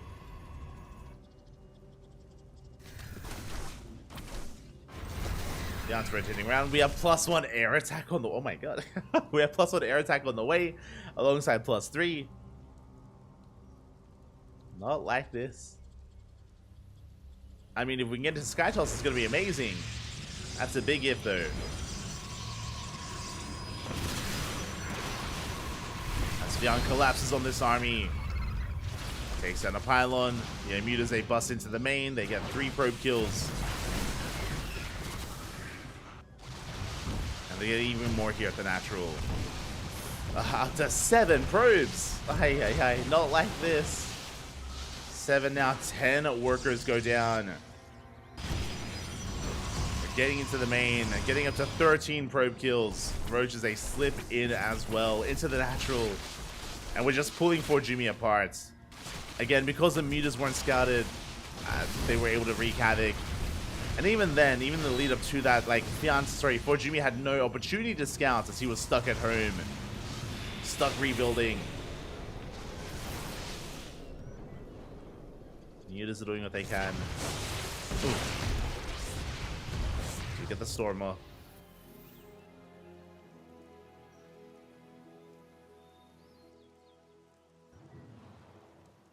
From here, Fiant is taking up into Hydra, Lurker, Viper. We have the Hive on the way, Lurker Den, Hydras are amassing, Hydra upgrades as well. And Fiant is maxed. Honestly, he doesn't have to take up. He could just hammer in with Lingbane, Roach Ravager, could just brute force it. This is an efficient army from Fort Jimmy. What I will say is that in a head-on fight, Fort Jimmy can win. The problem is his economy. The problem is the low worker count, which is also the case for Fiant. He's still on 62 workers. I'm shocked by the low drone count of the Zerg player, not gonna lie. But very low drone count here from Fiant.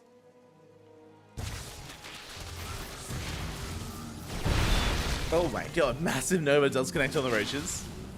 Good connection. At the same time, it's a numbers game, and Fort Jimmy just cannot defend 2 locations at once. Doesn't have the numbers for it. 4th base is cancelled. Fleet Beacon is on the way for Sky Toss. A bold move here from Jimmy, but that's the way to come back, not gonna lie. It is a way to bounce back.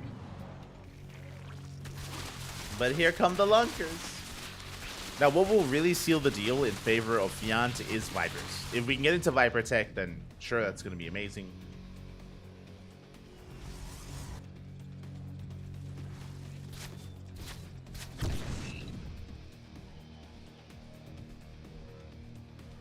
Vipers, they can just shut down and pick apart this army, yoinking the disruptors, blinding clouds, everything else. There it is. Vipers are now on the way for Fiant. He knows what he needs. He knows what he is missing. Oh, Nova's going to be going up. Decent connections there. We connected, taking out one of the lurkers as well. At the same time, Fiant coming in for a flank.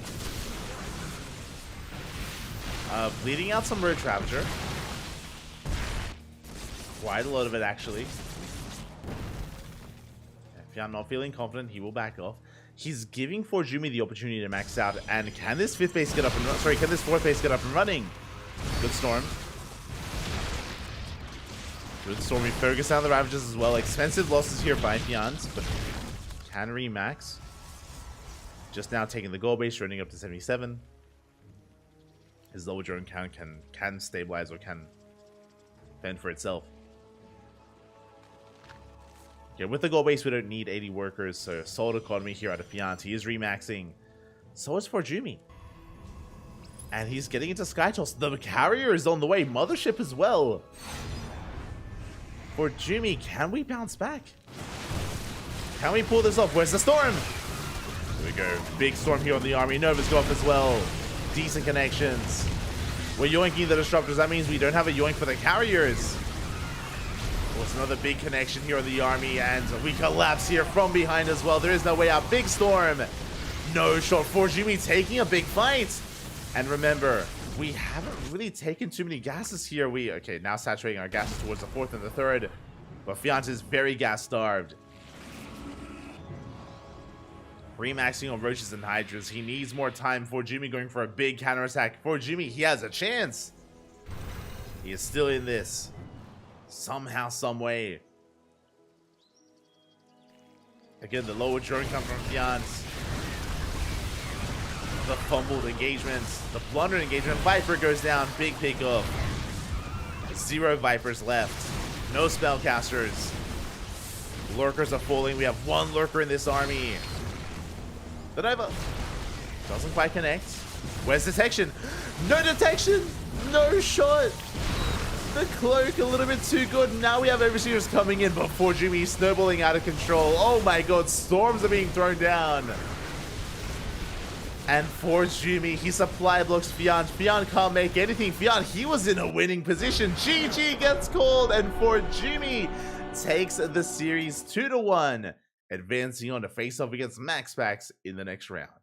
GG.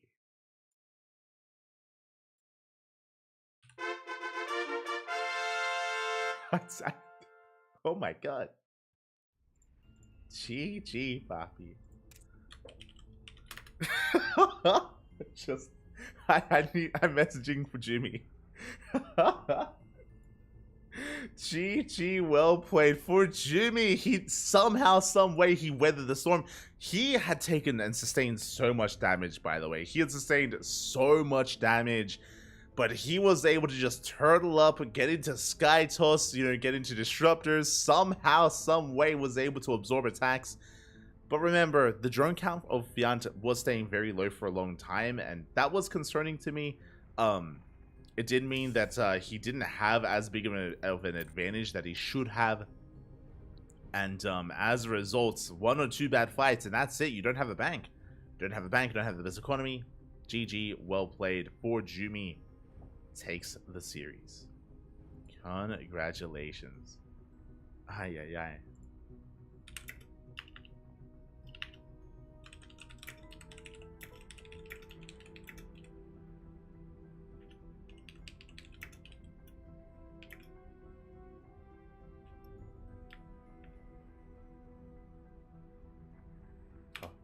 And yeah, with that, he advances on. For Jimmy. Advances on into next round. I should announce the score here. GG. GG. Well played. Congratulations. And we're now setting up for our next series. We're now setting up for a PvP between Forjumi and MaxPax. Let's go. The PvP is upon us. Storm Gaming. So players will be conducting the vetoes. They will be getting that underway. And we can take this moment to have a look at the brackets and catch up. We go. We are going to be catching up. Oh, by the way, I asked Forjumi. I was like, how? How did you do this? How did you win? And Forjumi's like, I don't know. I said how, and he's like, good question. But looking at the workers active again, like Fiant, despite dealing crippling damage, he never quite really capitalized on that. And with that, we're getting ready here for our next series.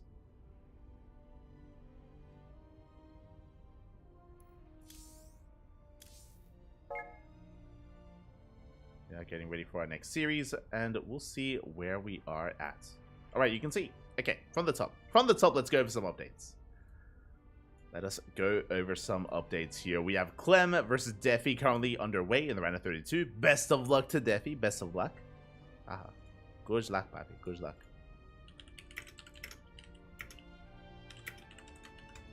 Sorry, I'm just messaging some players, making sure they don't get left behind. But scrolling down, we do have, again, Clem versus Defi. Winner goes on to the round 16. We have Mixu versus Foxer. Let's go in a ZBT. Wishing the best of luck in the round of 32. Winner will most likely move on against Clem. Move up against Clem in the next round. That's going to be a spicy Zerg versus Terran. I do look forward to that matchup. Looks very good. Scrolling down, we have Ashbringer. Oh, we had the... Wait. This doesn't make sense. Hangman took down Gung Fu Banda 2-0. Part of me feels like this might be a walkover. I would not be surprised if this was a walkover because Hangman, I don't see him 2-0ing Gung Fu Banda unless Gung Fu Banda off race. Like, that is crazy. That's a crazy upset. I feel like that was probably a walkover. Regardless, congratulations to Hangman as he advanced on. Ashbringer will have a deeper run going up against Wayne in the round of 16. Wishing the best. Wayne is going to be favored. Ashbringer has been looking pretty good recently, so could go either way. I want to give the edge to Wayne here in the round of 16, as he'll be moving on to face off against either Clem, Defi, Mixu, or Fox, or whoever does advance on from this series. Scrolling down, we do have Spirit. Spirit took down Indy 2-1. Yo, Indy? He took a game. Did Spirit off race? What happened? I need to message Indy. Papi, I need to message my boy.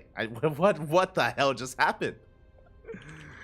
Oh my god, I'm messaging him on Discord.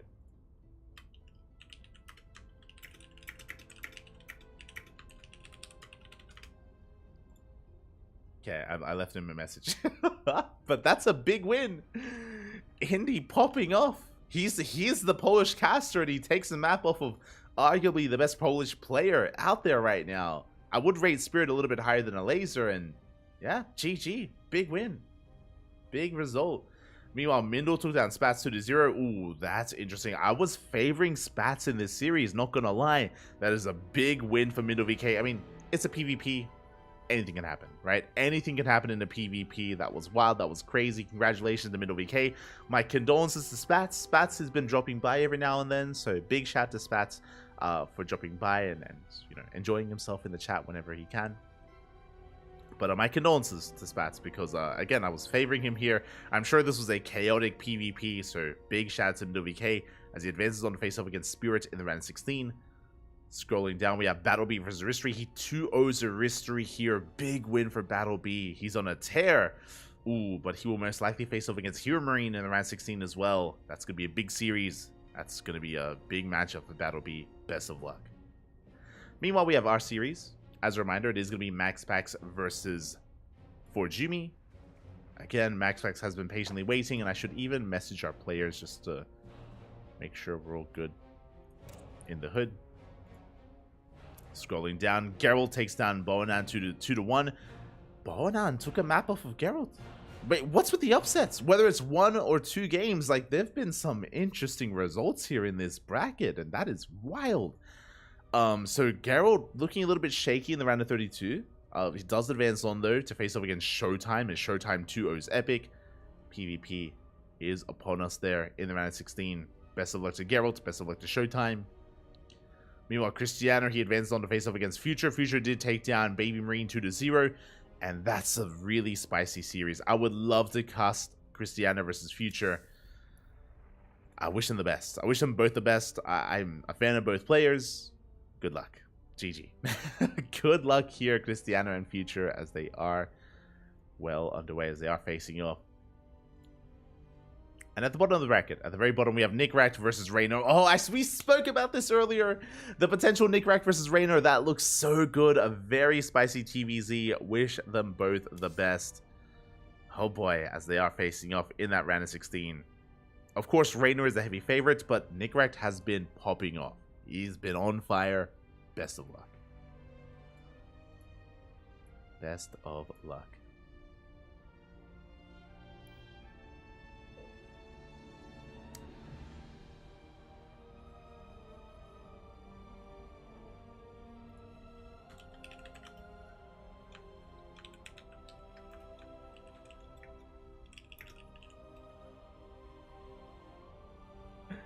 But it looks like our players need some time. It looks like they're asking for a small break, so we're going to be going on a short break ourselves. We're going to be going on a short break. When we return, MaxPax versus Forjumi should be coming up next.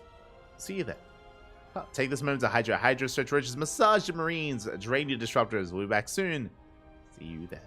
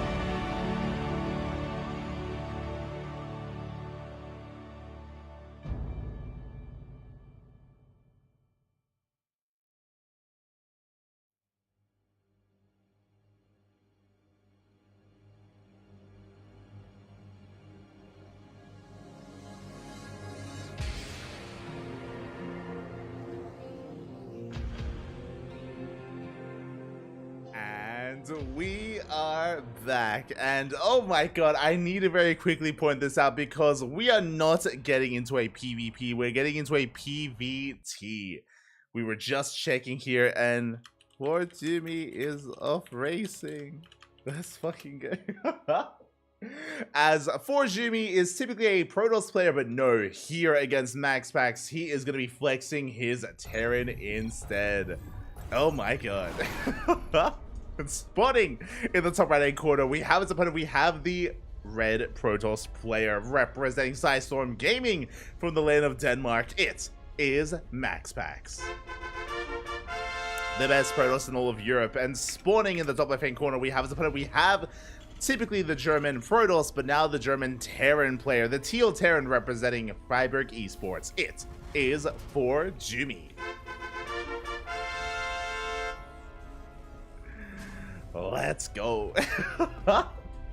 We were asking him, we were checking, we were like, yo, Forjumi, you gonna change your race? Like, are you sure you're good to go? He's like, I know what race I picked. It's like, do you think this is a mistake? No. We're going full Terran again. PvT is unwinnable. True, it is unwinnable. So we'll see if Forjumi can flex his Terran and come out on top here against MaxPax. I'm loving the fake proxy. It is going to be a fake proxy Rax here out of Forjumi.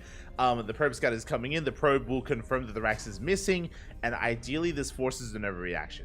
Ideally, this does force an overreaction as the probe scout does confirm that the Rax is not where it should be. We should be checking the main first, then the natural, then the third base location. As we're going for an E-way block as well. Oh my god.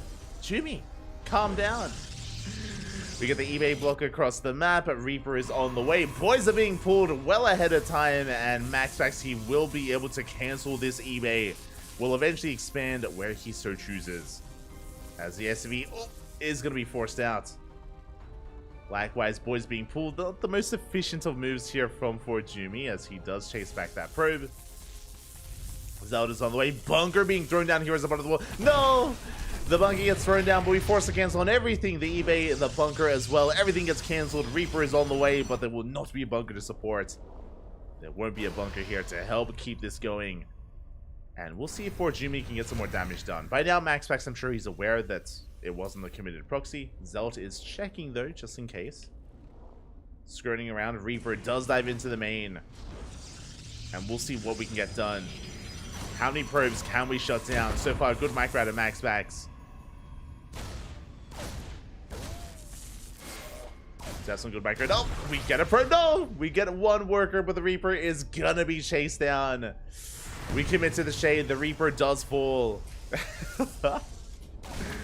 Meanwhile, across the map, the Reaper likewise runs into the Zealot. Less than ideal. Things are getting very chaotic here, and Forjumi getting in a bit of trouble.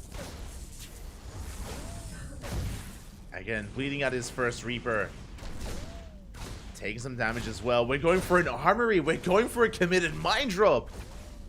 Okay. Very interesting choice. I mean, hey, this is a build that is about to be killed in the new patch. We will not be able to whip this out any further. For those that are curious, in the upcoming patch, they're getting rid of the ability for Cloak to be available here once the armory finishes for the Widowmine. They're going to force it where you need Drilling Claws, I believe. Drilling Claws is going to be required here instead for Cloak. But the patch isn't live, and Forjumi, he wants to make use of this mine drop while he can. We're up to 2 Widowmines already. CC now on the way. 3rd Widowmine in production. We don't quite commit to the shade. Reaper does slip in, getting a full scout. Does confirm the Twilight Council opener. It is going to be Blink. But there is no Robo yet, but now here it is. It's on the way. The Robo has been thrown down. The mine drop is amassing. But we will have access to an observer. We will have access to detection. Oh, it does shade in. Deb shades in. We get on top of the CC and it's not going to finish. Ay, ay, ay. Forjumi. Again, struggling to really keep up here with MaxPax. We'll get a kill in the Adept. Mine drop is moving out as we speak.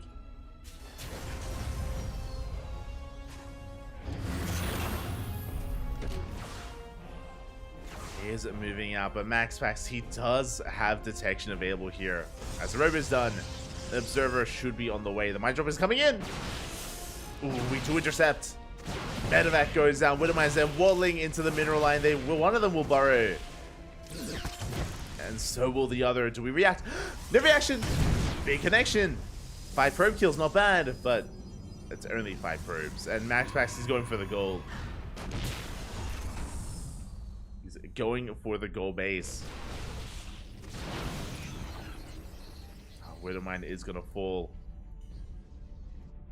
MaxPax is now moving out. He cleans up all the Widowmines, and can we even expand? Are we just stuck on one base? How many gateways? 3. 3-gate blink. The Prism is in production as we speak for MaxPax. And with this, Forjumi just won't be able to expand. He's going to be stuck here on 2 bases, or even on 1 base. We'll see if MaxPax can pop off. Can he break the main? Can he break the natural even? What won't be broken? Tank repositioning. Bunker is cancelled. Yeah, MaxPax just staying out of range of the tanks. All he does need to do. Tank volley is going to be going off. Big connections here. As Blink does complete. As a reminder, the goal base is getting up and running here for MaxPax. Going for a wave of reinforcements. The observer does get sniped. As we have committed and invested into these Vikings. Avoid diving on top of the tanks. 1 tank goes down. The 2nd tank as well. Nice target firing there out of MaxPax. Does retarget. And with that, he has control of the low ground. Forjumi just can barely expand, can barely mine here. We have 1 more tank coming out. But one tank on its own is not enough. No, he unsieges. There's repositioning.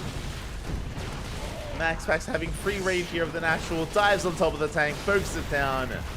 GG gets called. And MaxPax will take game number 1. GG. A solid game there out of MaxPax. For Jumi, spicing it up there at the start of the game. But unfortunately, the bunker didn't get up and running. The eBay was denied. And the initial Reaper aggression, followed by the Widowmine drop, was a little bit lackluster. Didn't get the damage that Forjimi was hoping for. And with that, MaxPax takes the first game. And again, MaxPax, he is favored in this series. He is one of the favorites to win the entire tournament. And so far, can anyone stand in his way? Can Jumi bounce back?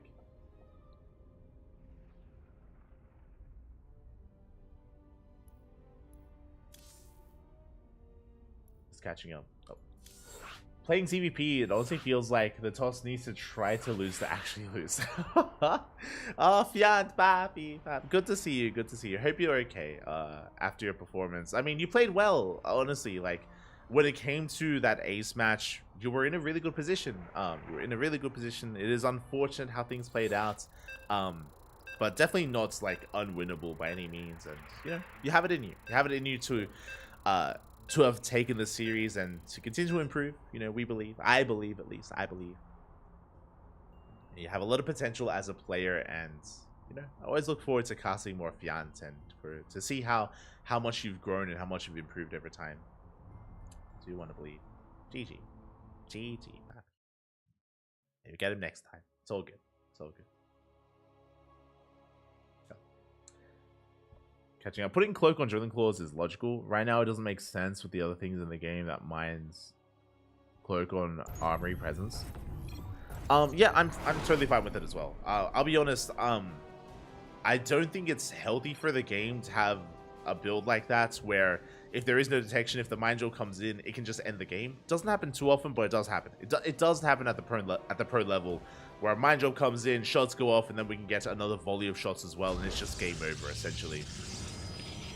So it is something that does occur at the pro level, and yeah, I don't think that it is the healthiest thing for the game, so happy to see it removed, to be honest. But we're getting into game number 2, and spawning in the bottom left-hand corner of Hecate, we have our red Protoss player representing Sidestorm Gaming, leading the series 1-0. It is MaxPax. And spawning in the top right-hand corner, we have the punter, we have the teal Protoss player, the German Protoss. He was tearing in game 1, but now he's going for his main race. He's had enough fun, and now it's time to be serious. The German Protoss player for Freiburg Esports. It is for Jumi. Here we go.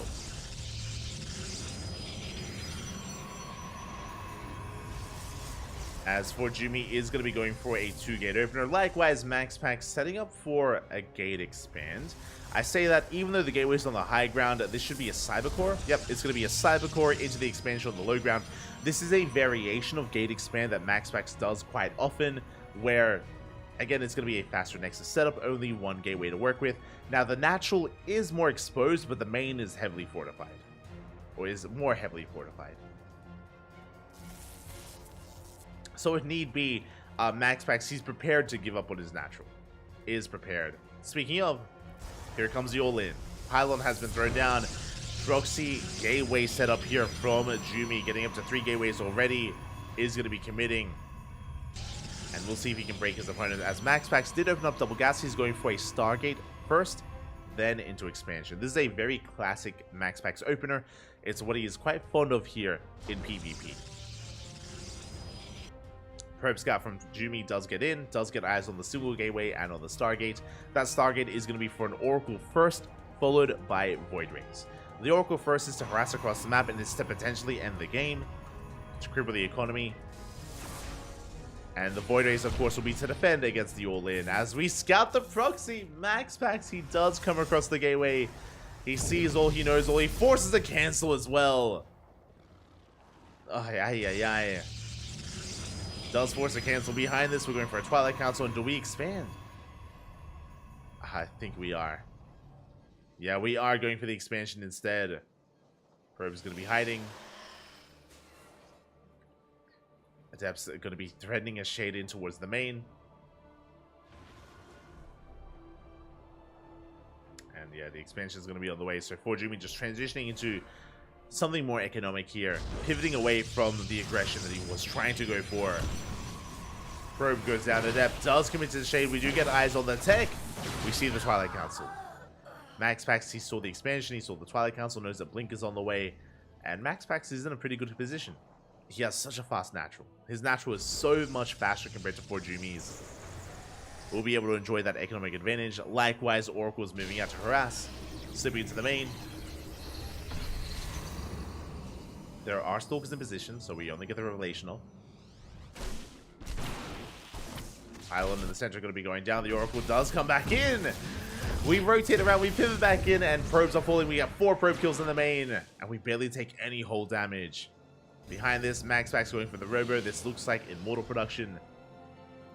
As we have no Twilight Council, we have no Blink.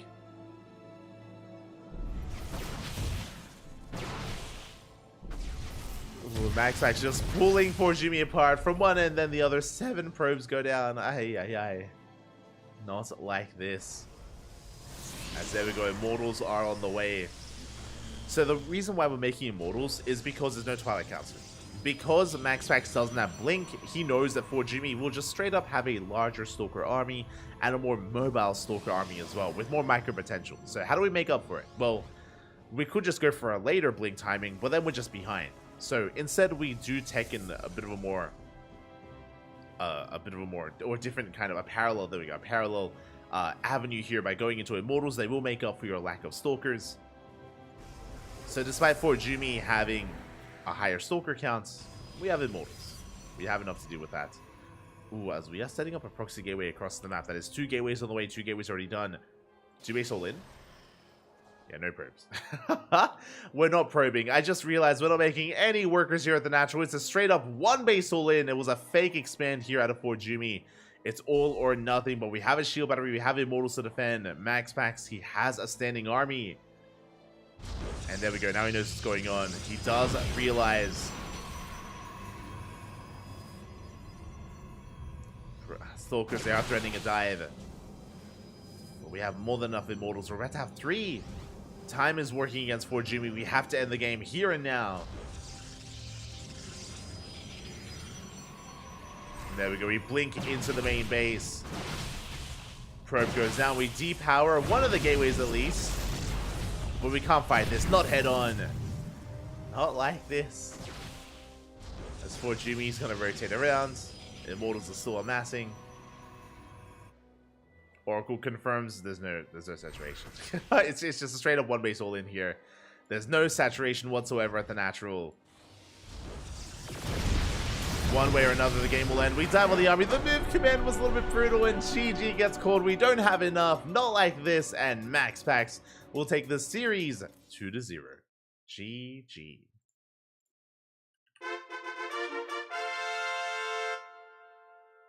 GG, well played. Congratulations here. Congratulations to MaxPax for taking the series in the end, for advancing on into the next round.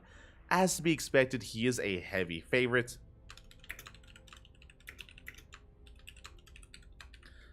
He is a heavy favorite in the tournament, and it would have been a crazy upset here if Forjumi were able to bring him down. Regardless, GG, well played. Congratulations. Congratulations to MaxPax, and the question becomes, who does he face off against? Who does he play against here in the next round? Let's find out. Exclamation mark B. Exclamation mark B in the chat if you guys want to have a look at the back of yourselves. Okay, as MaxPax, actually, let's look at this a little bit easier here. Let's have a look at the round of 16, because the bracket has been progressing from the top. We have Clem versus Foxer. Foxer to down Mixu. Oh, I have to see now. Foxer to down Mixu 2-0. Big win there by Foxer. Very impressive. He takes out Mixu 2-0. Advances on the face-off against Clem in the round 16.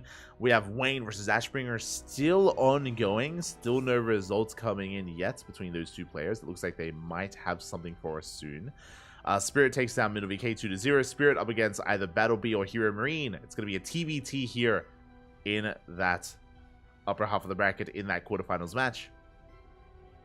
Spirit waiting for his opponent. And Max Pax, he advances on to face off against Showtime. The PvPs continue here. Showtime 2-0'd Geralt. And Showtime has been patiently waiting for his next opponent. Scrolling down, we have Nickrak vs Raynor still ongoing. And Cristiano vs Future still ongoing as well. So we have our next series. Let's find our players and set things up. Okay. So Max Pax vs Showtime. Huh. Beautiful. Showtime, of course, our German player on Berlin International Gaming. And our players are just conducting the vetoes. It looks like it may take a little bit for those vetoes to get underway. Once they're done, then we can, of course, dive into that quarterfinals match. Just for a bit of context here, where is that leading us? Okay, so we're focusing on the lower half of the bracket. It's Max Pax versus Showtime, and it's going to be leading into the semifinals to face off against most likely Raynor, unless Nickrak, Future, or Cristiano can cause an upset and bring Raynor down. I wish the best to all these players. Wish them all the best. We'll see if they can stop Raynor. Likewise, I wish the best to Ashbringer, Wayne, and Foxer to bring Clem down as well. Meanwhile, Spirit and Hero Marine, they're going to have a rematch again. Fun fact, we have been casting Spirit versus Hero Marine the past couple of weeks. They keep facing off in ESL Open Cup EU, and Spirit keeps coming out on top. It was like 3 weeks ago where Spirit 2-0'd Hero Marine. I think it was last week where Spirit 2-1'd Hero Marine. So Hero Marine has been taking some maps here and there, but Spirit has been the more dominant performer and the more dominant player. We'll see if Hero Marine can get his revenge. We'll see if we can even get past Battle B. Wish him the best. Do wish him the best. But we're going to be focusing our attention here on Max Pax vs Showtime. That's going to be leading into the lower semifinals. And then we'll get into either the upper semis or the grand finals thereafter. We'll see. I mean, the bracket, as you can see, is progressing. It's getting underway where up to the top 16 here, even less than top 16 as players have been eliminated, and we're nearing the end of the broadcast. Nearing it. It's within sight. For now, though, we're going to be going on a short break. It does look like our players still need more time, so we're going to allow them that time to get their videos underway. If you're in the chat, this is the moment to get some water, get some snacks, stretch your roaches, hydrate your hydras, massage your marines, marinate your marauders, and tuck in your tempest, because we'll be back soon with that PvP. See you then.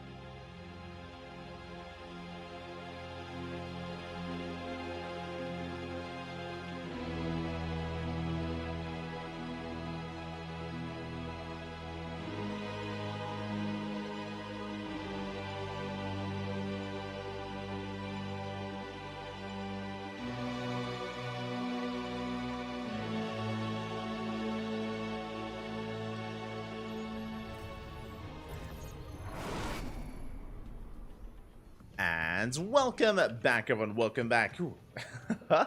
Welcome back, everyone, to the quarterfinals of ESL Open Cup Europe number 219. Sorry, I just was choking as I unmuted, so I do apologize. But welcome back, everyone, to the quarterfinals, and welcome to this PvP, the best kind of PvP we can get in EU, because we have the best of the best. The top two Protosses in all of Europe are facing off, and spawning in the bottom right hand corner of site Delta, we have our Danish Protoss player, the red Protoss representing Storm Gaming. It is MaxPax.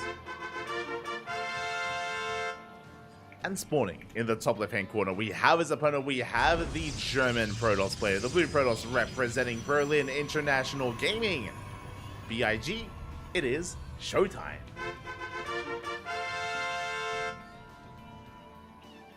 The PvP is upon us, and we have seen these two go back and forth, even though I would say that MaxPax is in general the stronger player when it comes to his PvZ and PvT. Specifically in PvP, they go back and forth, and we have seen Showtime look dominant over MaxPax in the past. We've seen MaxPax look dominant over Showtime.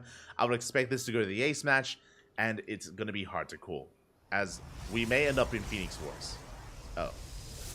Double gas opener here out of MaxPax, double gas opener out of Showtime. Ooh, delayed second gas though from our blue Protoss. This should be a Stargate first from MaxPax. It should be a gate into Stargate into expand here, which will lead into Oracles, typically. But if Showtime also opens Stargate, then we could end up into Phoenix Wars. This, history may already be set in stone, and this may already be Phoenix Wars ahead of us. Just because we should be going for faster Stargates, and if both players open Stargate, you have to go Phoenixes. Cybercore's done, Stargate's on the way. So we have the Stargate opener here out of MaxPax. Showtime, he goes Nexus first, followed by Stargate, so slightly more economic here out of Showtime, slightly later Stargate out of Showtime as well, and Phoenixes should be on the way. Both players scout each other. Both players, they know that we have Stargates. Both players should be amassing Phoenixes, and MaxPax should soon be expanding as well, as the probe does chase down the work of Showtime. We do have the money for it. Phoenix production soon on the horizon here, as he does throw down a pylon across the map. MaxPax trying to actually wreak a little bit of havoc here early on. Yeah, that's why we had a late expansion. Did go for the faster Zealots. Phoenixes are amassing. And Showtime, sorry, MaxPax did force out a Stalker, at least. Did force out the Stalker, is applying a lot of pressure. Phoenixes are on the way. The Phoenix Wars have begun. They have begun. That pylon taking a lot of damage, though. Does take a lot of hits. Oh, we're gonna be able to barely shut down that initial pylon. Good pick off there by MaxPax. He's gonna be making his way towards the main. Likewise, though, the Adept does commit to the Shade, but we can pick it up. We can lift off. And we should be able to clean this up without too much more issues. So Showtime has the better economy. Remember, he had the faster expansion, so he has a higher worker count as a result. MaxPax did kill a pylon, did force a reaction out of his opponent, but not fully worth it yet. As I would say that Showtime has the edge right now. Again, just the faster Nexus is so big here for Showtime. This does mean that he can get into faster second Stargate, into faster second or double Phoenix production. Likewise, MaxPax doing the same. Second Stargate, Phoenixes are amassing. We spoke about this, but Phoenix versus Phoenix is very common on Site Delta. It is very common on this map. As you can see, like, you're kind of locked into it from almost the beginning.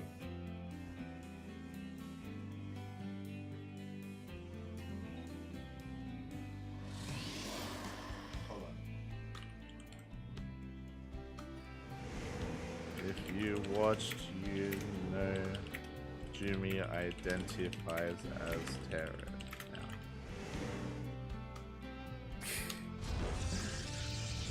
Caps. There we go. Oh. Yo, my keyboard is broken. Jesus. But here we go. We are amassing Phoenixes here from the side of MaxPax. And we're just going to be chilling. We're just going to be calming things down. Sorry, I was just a little bit distracted by the chat.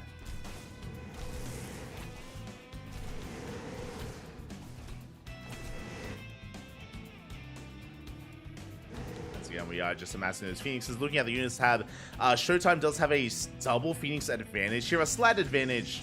The defender's advantage from MaxPax should be able to make up for that.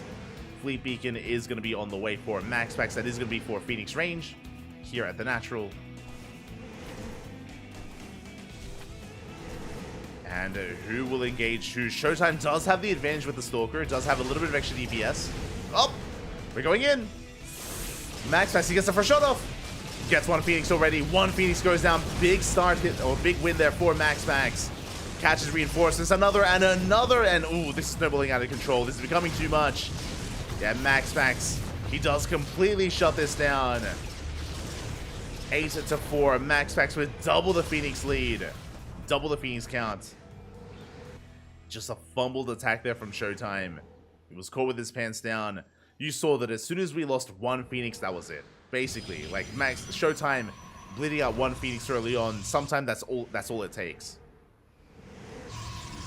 Now we do see Showtime is the first to take the third, and Showtime has thrown down pylons to deny the third base of MaxPax. So he's containing MaxPax to 2 bases. So can we recover? Can we recover here? The problem is that both players are making non-stop, like 2 Phoenixes at a time. There is no kind of lapse here in production for MaxPax, so he's never going to lose his Phoenix lead, or he shouldn't. Should not lose that lead.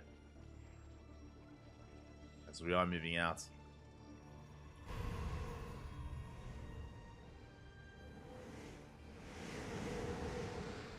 Here we go, we're heading into that natural.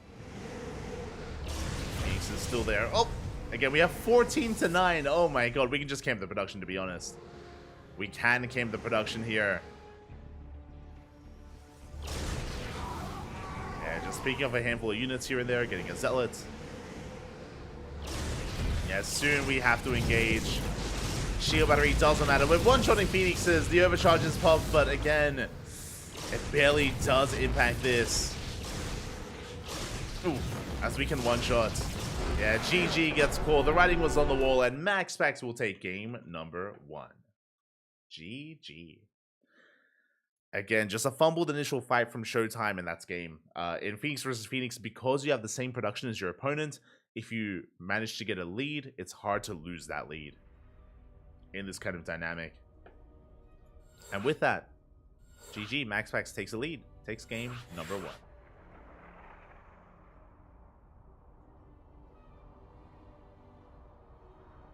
GG, well played.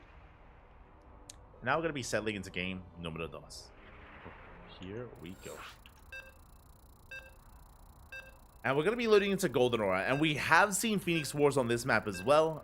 But it does depend on the opener. It does come down to the opener whether we end up in Phoenix Wars again. We'll be able to read it as soon as we get in there. Based on the pylon placement, based on whether or not we go for a double gate opener, we'll see. Our eyes are on Showtime. Our eyes are going to be on Showtime here.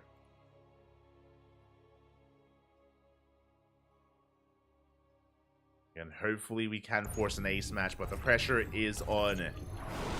And here we go, spawning in the top left-hand corner, we have our Danish Protoss player, leading the series 1-0, representing Sidestorm Gaming. He needs one more Unomas to advance on into the semifinals. It is MaxPax. And spawning in the bottom right-hand corner, we have the German Protoss player, the Blue Protoss representing Berlin International Gaming, BIG. It is Showtime. Okay, so we do have a pylon on the high ground. This still looks like a gate expand out of MaxPax. We'll see if he does commit. Likewise, my eyes are on Showtime as well, as gateways have been thrown down and probe scouts are moving out. Probe scouts are moving out here for our players. Ha! Gonna be passing by each other. Oh, they booped! They did end up booping here. Do love to see it. Again, you know, the Kala always together. As MaxPax is opening up double gas, this should be just a gate into Cybercore. It looks like Showtime is doing the same. Gate into Cybercore, into a Stargate. I'm calling it early once again, but this looks like Phoenix Wars. Oh boy. Looks like for now, but we can always deviate away. We can deviate away here. Gateway is done. Cybercore is on the way for Showtime. Cybercore is on the way for MaxPax. This should be leading into a Stargate from both players, and both players should scout each other, and because they scout each other, we should enter the War of the Phoenix. That's how this should be playing out. Again, for those that are curious why this is happening, it's because no one went 2-gate. No one opened up 2 gateways, which means no one is threatening a 1-base all-in. There's only one way that we can really go from here.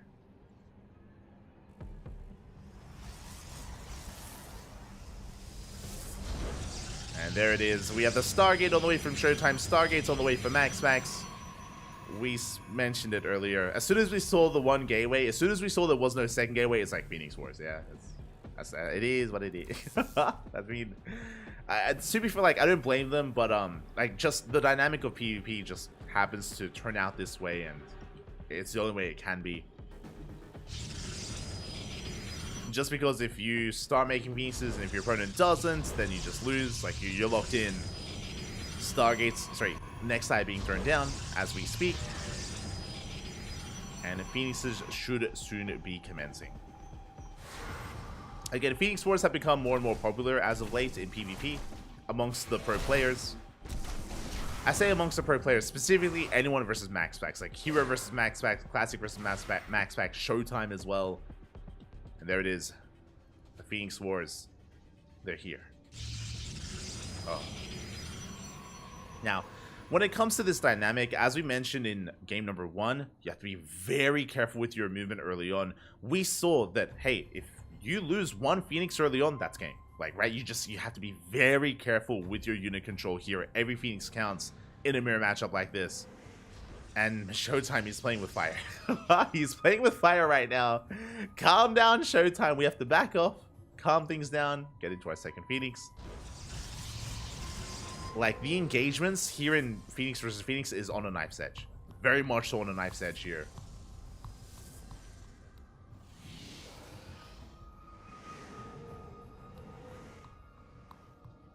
As we are just going to be saturating our bases. We have our 2nd Stargate on the way from MaxPax, 2nd Stargate on the way from Showtime.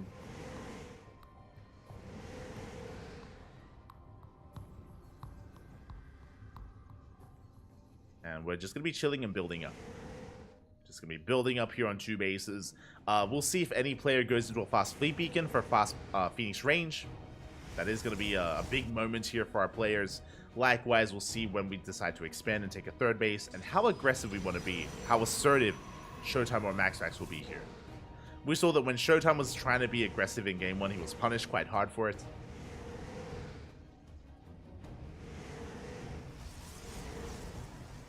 We'll see how this does turn out. Adapt threatens a shade into the main. And yeah, we're just chilling. we're just big chilling right now. Berlin International Gaming chilling even. As yeah, which this has been the state of PvP for a couple of months now. Fleet Beacon's on the way. Fleet Beacon is on the way here for MaxPax. So he's going to be the first to invest into Phoenix range. It is going to be a big power spike there for him. Again, having Phoenix range means you get the first shot off. It means the first shot will be in your favor, which is huge. Meanwhile, Showtime is just going to be delaying his own a little bit longer. Now goes for the Fleet Beacon, but there's a big delay here. There's going to be a big window where MaxPax has Phoenix range and Showtime does not. We'll see if MaxPax can make use of that window. 3rd base now being taken from our red Protoss. Likewise, the 3rd base should soon be taken from Showtime as well. But he is 1 step behind. Adept does shade in. Just getting a scout off. MaxPax, he sees the Fleet Beacon timing. He knows it's late. He knows he has an advantage. And there it is. Phoenix range. Anion Pulse Crystals was being chronoed. It's halfway done. It's more than halfway done at this point, and it just started for Showtime. So basically, MaxPax, he should be hitting a timing with this upgrade. He is being a bit assertive. He's moving out. Has to be careful. Pylons are on the way. MaxPax, he hasn't seen the third yet. But should be aware of it. Yeah, he does spot it. Zealot goes down. You have to back off. Phoenix range finishes. Yeah, MaxPax, he does have the range advantage. He's going for the dive. Gets the first shot off. Trading, I believe, 2 for 1. Yeah. MaxPax losing 1, but getting 2 kills here on Showtime. So a good trade from MaxPax. Does back off. Gonna be regrouping. With that, MaxPax takes a 1 Phoenix lead. He's pulled back here by the Adept. But again, that was a very nice pick-off there. That could have snowballed into a win if Showtime had committed. But again, Showtime was being very careful with his movements. And again, now Showtime has a disadvantage. As you can see here, we have a 1 Phoenix lead. Now, if the game goes on long enough, we could get into carrier. And if we get into carrier production, then the Phoenix lead won't matter as much. Because carriers, they can kind of supersede Phoenixes. They can surpass them.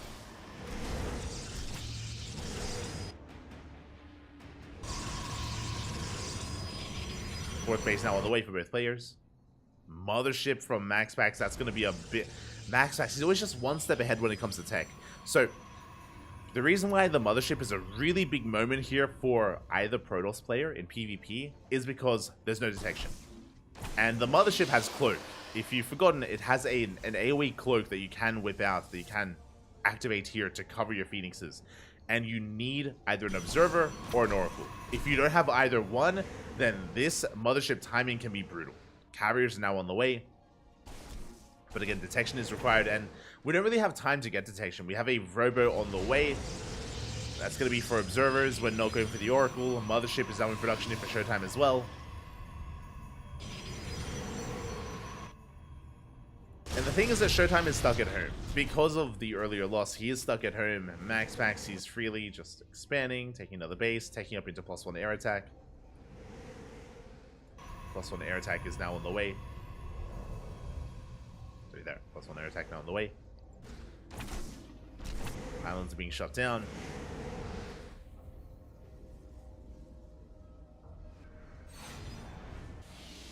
And Mothership has arrived, and now is the time where we have to move out once again. We have to hold on to that cloak. We can't waste this. We can see the MaxPax, he even has an Oracle of his own, so he has his own detection. And we are pushing.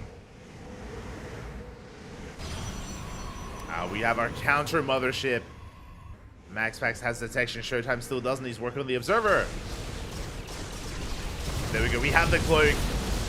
Both players activate. Slow zone thrown down. MaxPax going to be losing his own Mothership first. Good control out of Showtime. Gets the Mothership. Gets some of the Phoenixes. Carrier has arrived. That will force Showtime back. MaxPax taking a Phoenix lead. Will back off, but Showtime does keep the Mothership alive. Didn't take any damage, actually. Very impressive. The Mothership did not take any damage.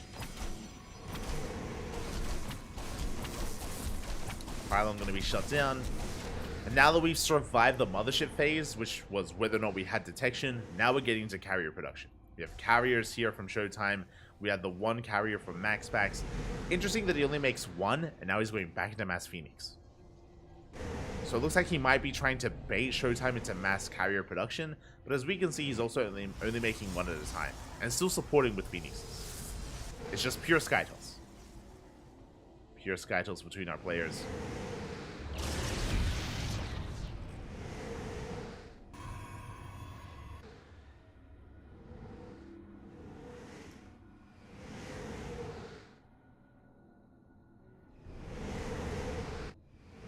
Right now, it's all about stacking. It's all about keeping these Phoenixes stacked up together to just build up that first shot, or every shot.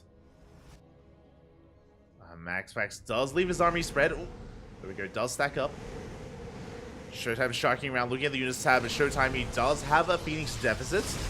Cloak is activated. We go for the carrier. Carrier does survive. Shield battery keeps alive. Mothership goes down instantly. Oh, and Showtime, can he barely break through? He does take a lead here in Phoenix's. Does focus on the carrier. Does tank a couple of shots. Yeah, and MaxPax, he's in a bit of trouble. Down to 16 Phoenixes, but he is building up more carriers. Yeah, with that Phoenix lead, Showtime, he just wreaks havoc in the middle line. Probes are going to be going down. Then we do back up. Good engage once again. We have to respect the mothership and respect the carriers to do back up from there. That was 9 probe kills. So really nice engagement there out of Showtime. Behind this, he's building up his probe count. Still making more Phoenixes. So what's interesting here is that Showtime hasn't made any carriers. And what's scary is that this carrier count, it's getting higher. We have 3 carriers now for MaxPax. And they do a great job here of just soaking shots. Just tanking shots here for the rest of the Phoenixes.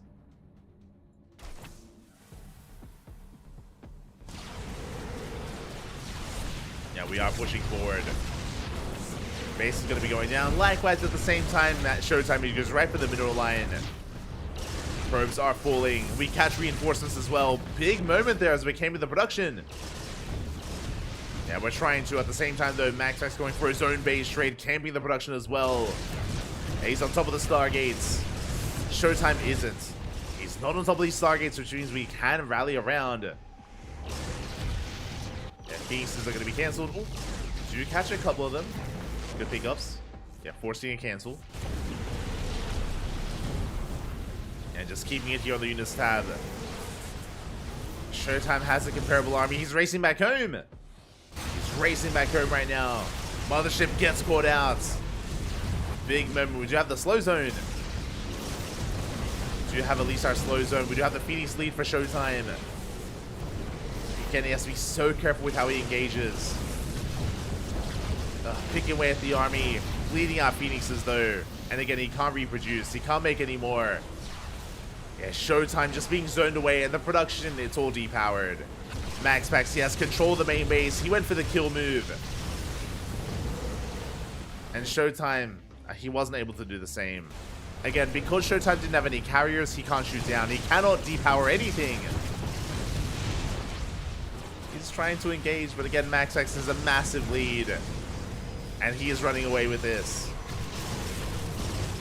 Again, the carriers, they allow him to destroy buildings.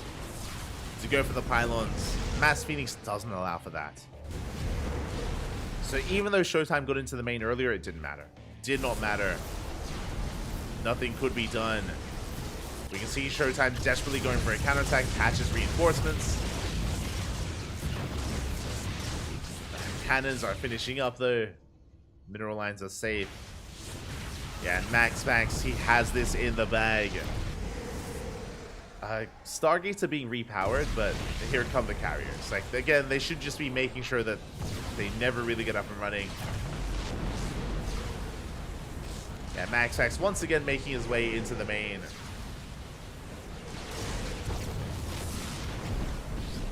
Yeah, depowering all the Stargates. Showtime trying to go for the dive. We have the cloak. Yeah, and with cloak we cannot push in. Showtime just locked out of his own main.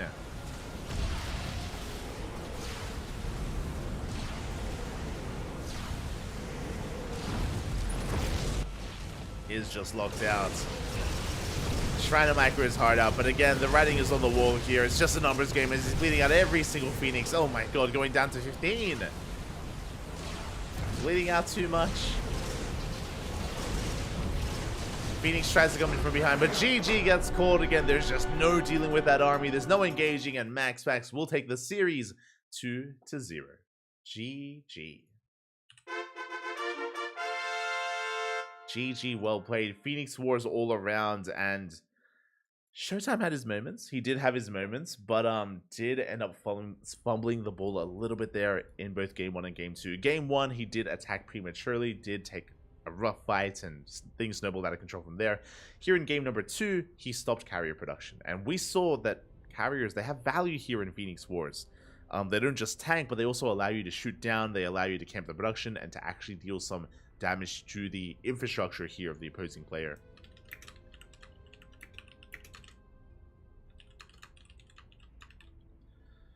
GG, well played. Congratulations to MaxPax. My condolences to Showtime as MaxPax advances on to the semifinals. Who will he face off against, though? That is the question. Who's it going to be as... We quickly check the brackets. We try to get a gander here at where things are headed. Okay, exclamation mark B.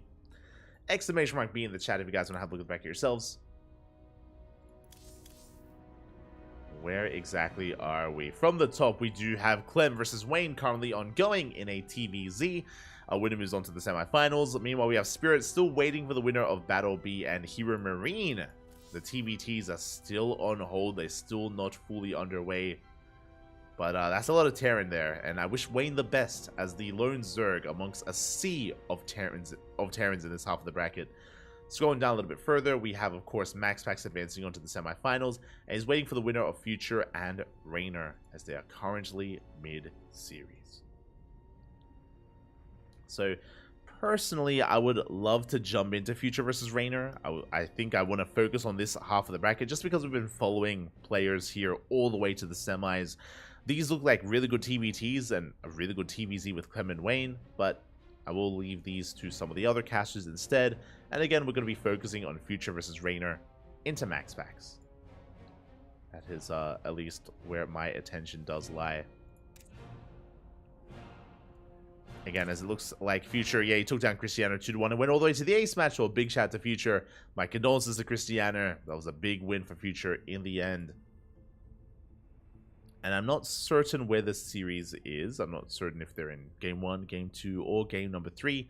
I guess we're just going to be chilling out. So we're going to be lying in wait, waiting for the series to open up. Which most likely means an extended break. We're going to be going on an extended break until we get another match. I do know that most of the casters are together. I think Rotterdam is casting his own series. What's Indy casting? I know Indy's in a series right now. Let's see. Let's have a look. Indy. Where we at? He's in Hero Marine versus Battle B. They're in the ace match. Oh my god. Battle B forcing Gabe into the ace match. That is impressive. Okay. So, yeah. Very nicely done here.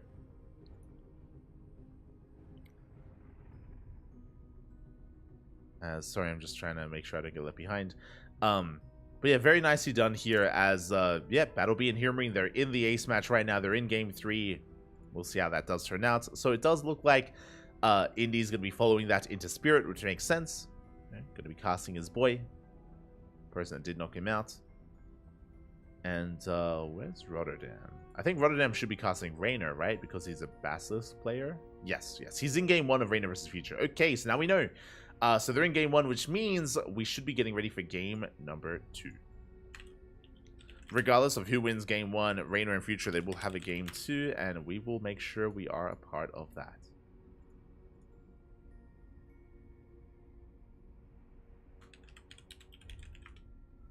Maturino, Basilisk. Beautiful. Unless they're already in Game 2 because of the delay. I'm hoping that isn't the case.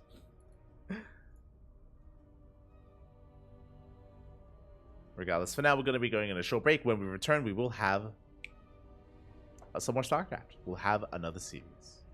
Don't you worry. Until then, we're going to be heading off. Going to be going on a small break.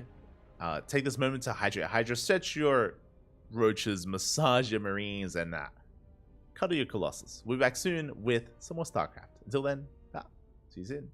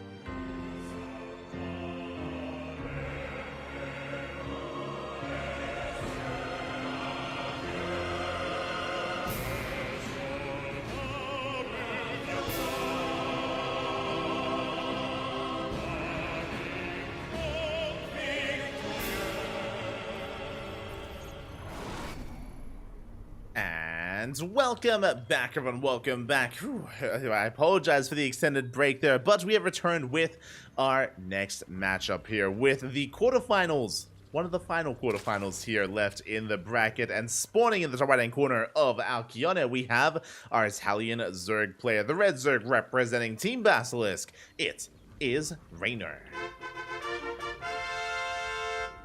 And spawning in the bottom left-hand corner, we have his opponent. We have the American Terran player, the yellow Terran representing Match Arena Esports. Down in the series, looking to bounce back, it is Future. Here we go. Again, we unfortunately missed out on game one, but that was actually taking place in the middle of our PvP, in the middle of Max Factor's Showtime. Now we have returned and we're diving into game number two. Rainer was able to take game one. I believe it was on hard lead, but now we're all settling into game two, and we are opening up with an eBay block early on. SV does manage to escape. The eBay is going to be able to disrupt and delay the expansion here. Rainer going for a gas pool opener as a response. We force a cancel, and with a faster gas, with a faster pool, do we opt to go for some aggression as a follow-up? As Future is going for CC, he's going CC for, he's crazy. eBay blocked into a CC first. This is why I miss and I love casting Future. He's a very unorthodox player. eBay blocks in this matchup are very uncommon, and going for the follow-up CC first low ground is uncommon as well. So bold move here out of Future. The CC should finish. We're following this up with a 2 racks. We may even just go up to 3 racks instead, just to double down on the aggression. My eyes are on Future here. Likewise though, Ling speed does begin, but we're not making Lings, we're just droning. Rainer, he's just droning up, trying to catch up here in the economy. Meanwhile, Future is able to get away with his unorthodox build. Let's go. Again, big fan of Future. Do love what he brings to the table. There it is. We do have just initially 2 Raxes. The CC is about to finish up. The Overlord does confirm the CC on the low ground that it is about to finish. Do you have a couple Lings on the way? There it is. I was curious, what are we doing with all this gas? We have not pulled out. We did invest into Ling speed, but now we're going into Roaches. We're going for a Roach rush across the map. Future is going to be in a bit of trouble. Because Future opened up 2 racks and he's making Marines, that means no tank, no Cyclone, no Banshee either. Very little to defend against Roaches. There is going to be a bunker on the low ground, but we need Marauders. We do need Marauders. That is a reactor, not a tech lab on the first racks. Uh-oh. There we go. Tech lab now on the way. We can get into Marauder production. That's how Bjorn would typically defend if he did open up 2 racks Reaper into Marauders. So we can hold on if we get a read on what's going on. The problem is, Future has no idea. No SCV scout, no Reaper scout, 0 scouting information whatsoever. Future has no idea what's coming. He did throw down the blind safety bunker, but because he doesn't see the Roaches that are on the way, he doesn't know to pre-pull the boys, and he doesn't know to start Marauders. He's making Marines. He's making Marines instead. Again, he doesn't know he needs Marauders. He's going to have some boys to pull, and it's going to be all about the reaction time. It's going to be all about how fast are the reactions of Future, and how can he respond even? Like, can he even fight back against this? Aye. Not like this. As here we go, the army has arrived. We're flooding Lings across the map. Roaches are amassing as well. Rainer, he's just amassing everything here across the map. And we have spotted some Lings we're trying to wall off, but again, Future, he's just in the dark. He just doesn't know how much danger he's in. Doesn't know that he would need to fully wall off, throw down another bunker, pre-pull SCVs to repair. Again, start up Marauder production. It's only Marine. And the wall is not even done. The wall is not a wall. We break on through, the miles will connect, and again, the repairs are just too little too late. Boys are being pulled. GG gets called, and Rainer will take the series 2-0. GG. GG, well played. Again, a solid game there out of Rainer, punishing the unorthodox build that Future had gone for, and there was nothing. There was just nothing to deal with it. Again, if Future was aware of what was happening, then maybe he could have responded in time, but alas, could not in the end. And congratulations, Rainer, he advances on to the semifinals. We have our next series, we have our next match. It is going to be Rainer versus Max Pax. Let's go.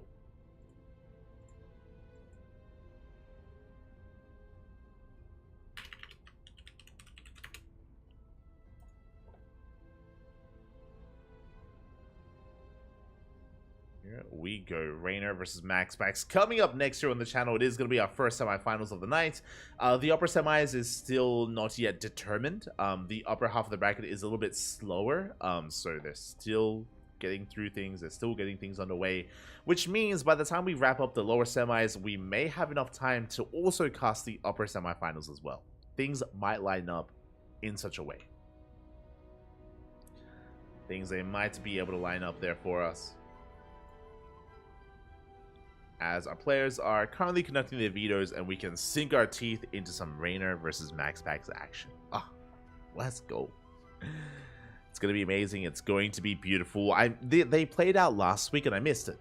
I did miss out on Rainer versus MaxPax. I was a little bit sad that that did occur. So I'm happy to at least be here this time this week. I'm ready for it. I'm happy for it.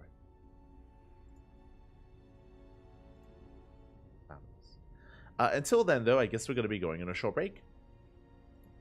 We are going to be headed for a short break here.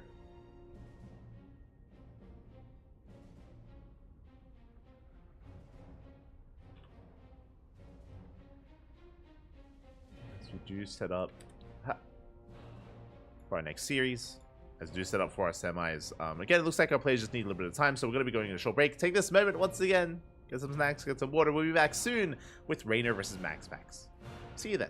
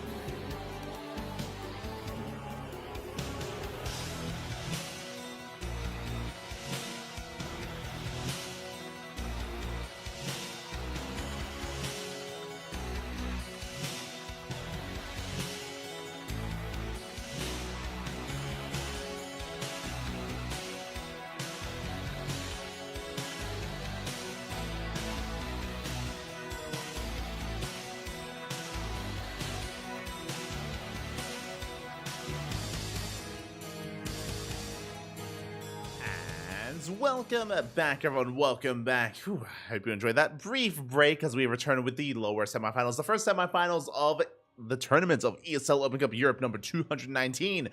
We're here with a banger of a series, the best Protoss in Europe up against one of the best Zerg players in all of Europa as well in all of the world.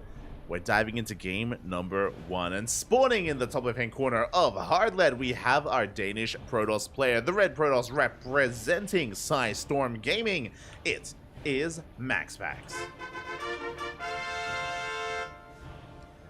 And spawning In the bottom right-hand corner, we have as opponent, we have the Italian Zerg player, the blue Zerg representing Team Basilisk. It is Rainer.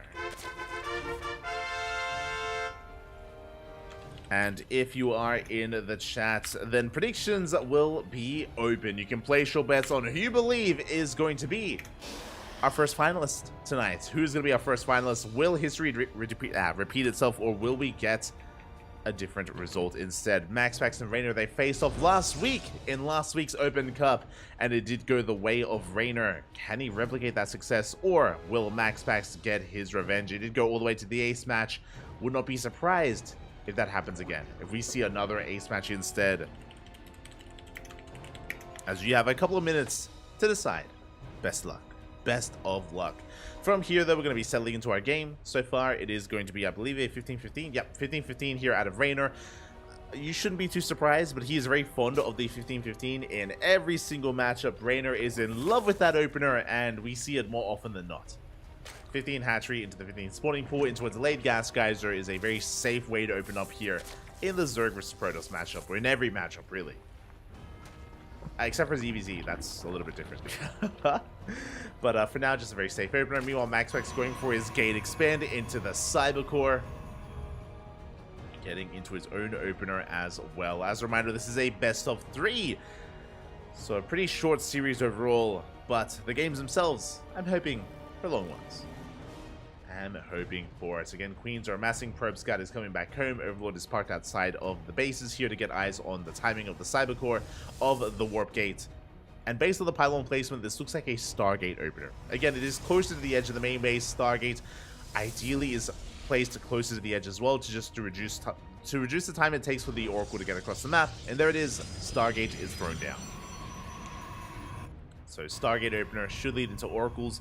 We have seen players embrace Void Ray or Phoenix openers, but I don't think MaxPax is that kind of player. Again, he's much more standard in his play, much more standard in his openers at least.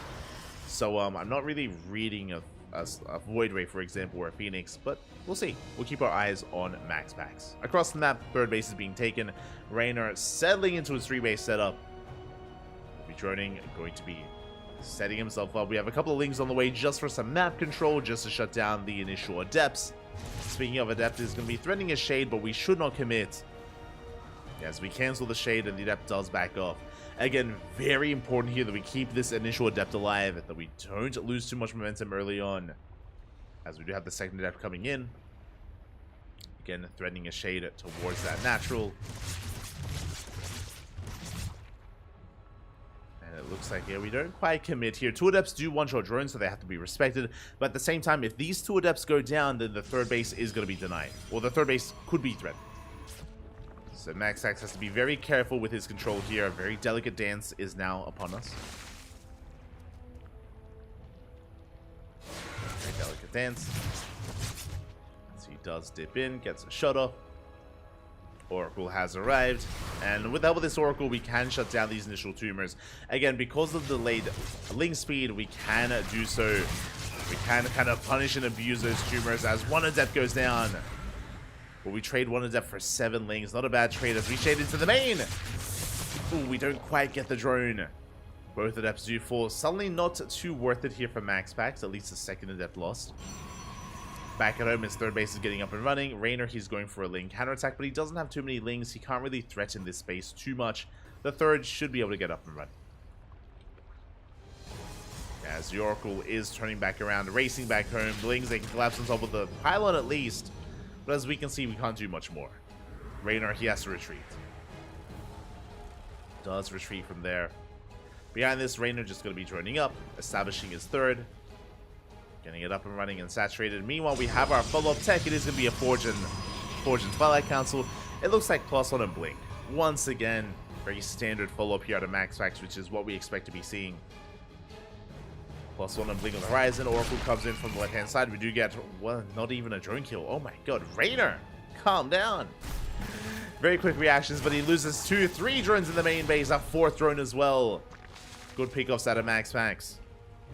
With that, that's going to be 4 drones in total so far. Hasn't lost his Oracles. Adepts are moving out across the map. We're leaving very little at home to defend. MaxPax relying on his own pressure here to keep Rainer busy. Keep him pinned back. Oracles, they get another 2 drones here in the main. And they're pushing forward, shutting down the active tumors. And it is going to be +1 and blink, not charge, as we did mention. We have a slight gateway explosion here, but really we're just sustaining ourselves. There's going to be 6 gates in total, nothing too major. Not yet. We'll see if we do throw down a 7th and 8th gateway. We'll see if we do commit even harder.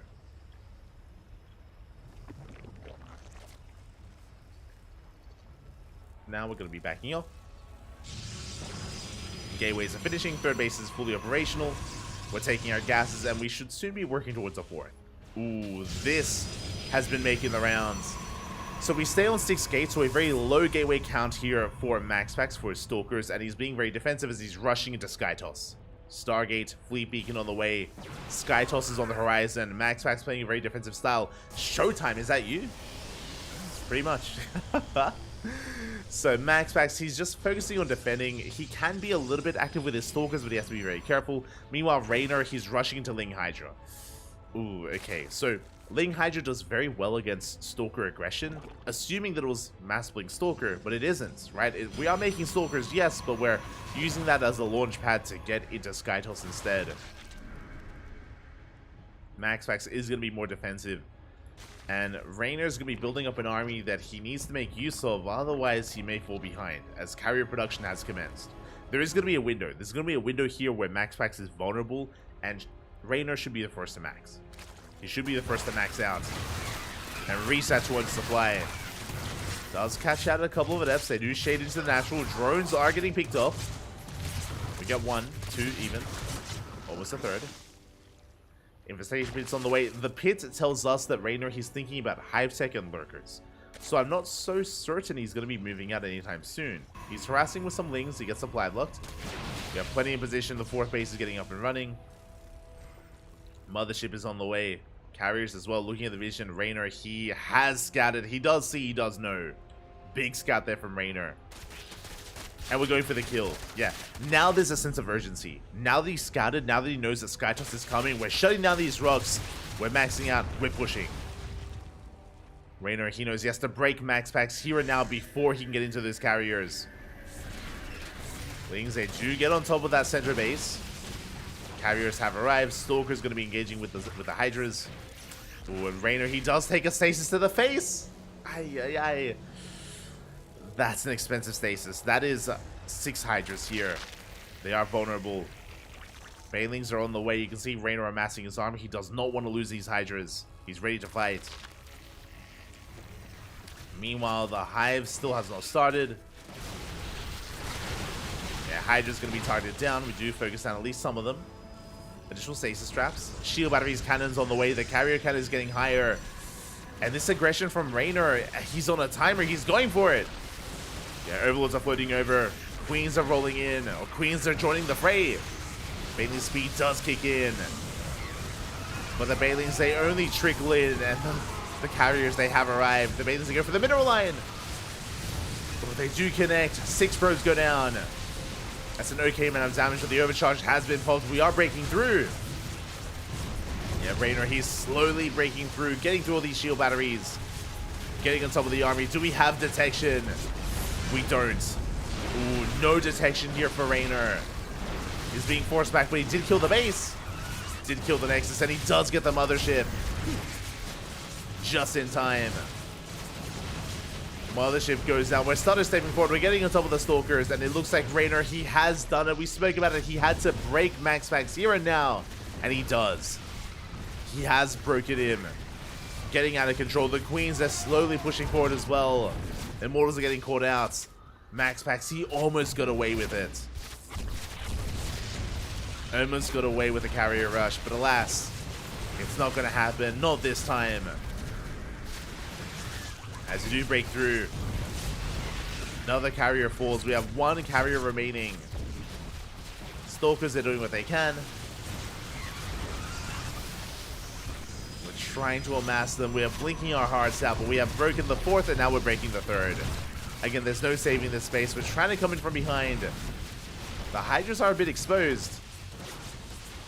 They are a bit exposed here, but we take down the economy anyway. We take down the mineral line. GG gets called, and Raynor will take game number 1. GG. A solid game out of Rainer. Does take the first game. Again, very important that he was able to scout. Very imperative that he was able to get a read on all those Stargates, on the fleet beacon, on the carrier production. Rainer then and there knew that was the moment he had to go all in. That he had to just commit. Again, no Hive Tech, no Vipers, no Lurkers, just pure Lingbane Hydra Queen. Went for the kill move and he did get it. And now we're getting into game number 2. Número 2.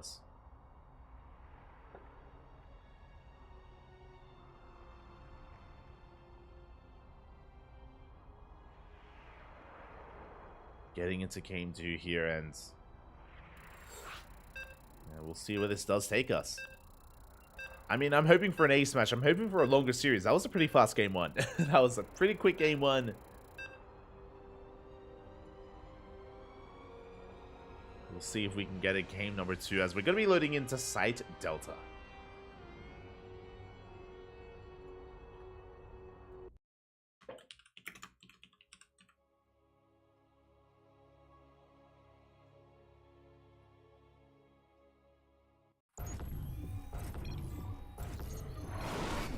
And spawning in the top left-hand corner of Site Delta, we have our Danish Protoss player, the Red Protoss representing Storm Gaming.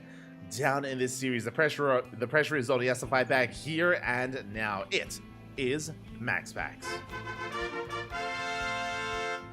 And spawning in the bottom right-hand corner, we have his opponent. We have the Italian Zerg player, the Blue Zerg representing Team Basilisk, once again going for the 15-15 and leading the series 1-0. Una mas, one more is all he needs. It is Rainer.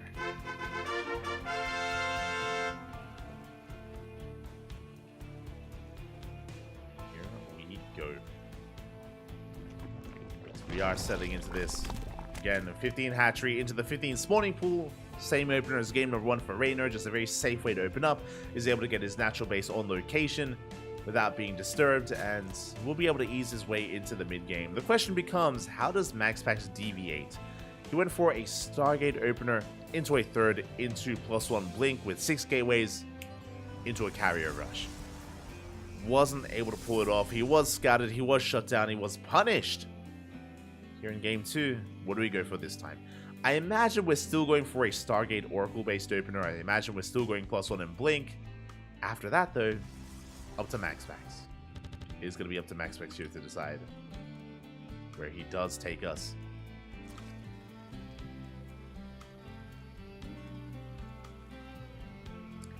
Until then, we're taking our gases. We're going to be joining up. Still here in the early game as we're settling on in. Gate expand, Cybercore on the way by MaxPax, which is chilling things out. And as we load into Site Delta, the map itself has some interesting features. We do have a ramp leading into the natural, so a very defendable natural base. The map itself is quite long. Bases are quite spread out, especially when we talk about taking a 4th and taking a 5th base as well. If we end up in a longer game, a macro game, then run-bys and counterattacks, they are brutal. Absolutely brutal here on Site Delta. We've seen the best of the best struggle to defend and struggle to maintain these fringe bases. And aggressive players have come out better. Defensive players have come out worse for wear. Aggressive players better for it. We'll see.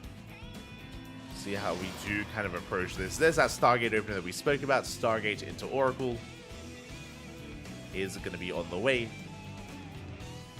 And likewise, it's going to be on Rainer here to defend. Last game, we had some pretty clean early game defense. Eventually, he lost, what was it, 7 drones? That did occur over the course of the early game, but it was after Adepts had fallen, you know, Oracles were committing quite hard. It was still acceptable losses for Rainer. So we'll see if he can tighten up his defense and minimize his losses even further. For now, we have 1 queen in the main, where we have 2 here at the natural. Additional queens should be on the horizon momentarily. There it is. 4th queen is in production. Adept's going to be threatening a shade. They do get into the main base. We are committing, actually. Oh my god, MaxPax dives into the mineral line. He can one-shot drones. Gets 1. Gets 2. Ooh, and he will shade out. 2 drone kills, he gets away with his life. Remember, because of the 15-15, Link speed is late, which means we cannot chase MaxPax down. So good damage dealt so far as he shades in once again. Oh my god. Gets a 3rd drone.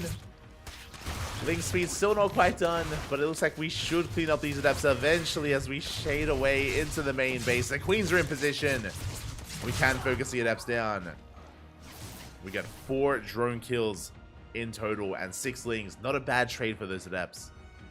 That is going to trigger a counterattack, but we only have a handful of lings. Raynor, he's stuck redroning. He's stuck resaturating his bases. This 3rd base should be safe and sound. So really nice start for MaxPax. Once again, Forge and Twilight Council, +1 and Blink should be on the way. We have a bit of a gateway explosion, but again, it shouldn't really be too much here from MaxPax. But we'll see.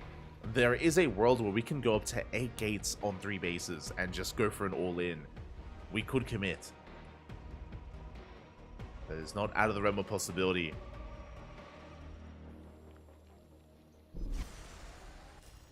Now Oracle's going to be harassing. Tipping in between the bases.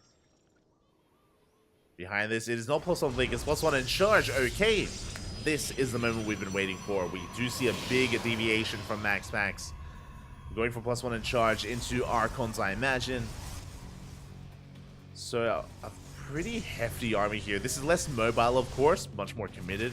Out of MaxPax, much more aggressive, I should say. Behind this, Raynor getting into his lair. Lair is in production. No tech structures yet from Raynor. He's just been happily droning. Lings are going to be harassing across the map. There's no shield battery. We can dive in. Do we have enough Lings, though? We don't quite go for it. We think about it. Yeah, Lings sharking around. Lair is halfway done. Roach Warren has begun, so it's going to be Ling Roach Ravager for the time being. Or Ling Main Roach. Is what Raynor's going for. Gases are being taken, +1 melee's on the way. So far, a solid composition here out of Raynor. MaxPax, I believe he still has yet to throw down the Templar Archives. And even a second Robo. Zealots are revealed, Charge is revealed as well. A bit of an early Zealot push right through the center. Raynor, he does spot it ahead of time. There we go, Roaches are amassing. He's trying to slow this down, but the Zealots are coming. Again, there's no War Prison to reinforce, there's no Archons to support, it's just purely Zealots right down the center, right down mid. We go straight for the Roach Warren. Oh, never mind, we go for the Mineral Line instead. Good SimCity here from Raynor, trying to crisis manage his way out of this. We do pick up 1 queen. Boys are forced to be pulled as well. They're being pulled away. Roaches are doing what they can, but they're being focused down. It looks like MaxPax, he may have just barely caught Raynor with his pants down. But the Zealots, they're low. They're so low. And it looks like we will hold.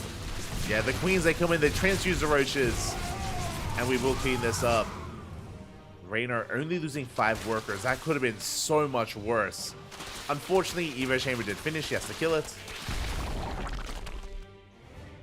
Was a bit of a misstep there.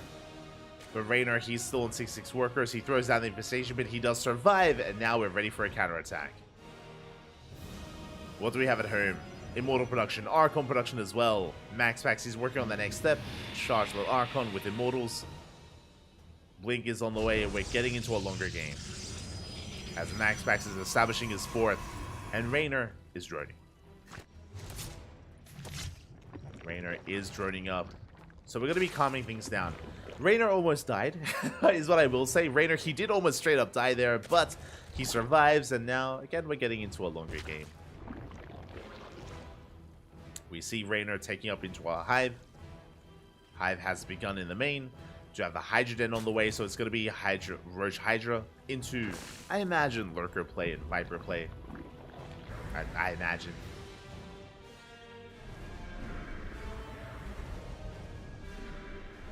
We'll see if that's what we embrace.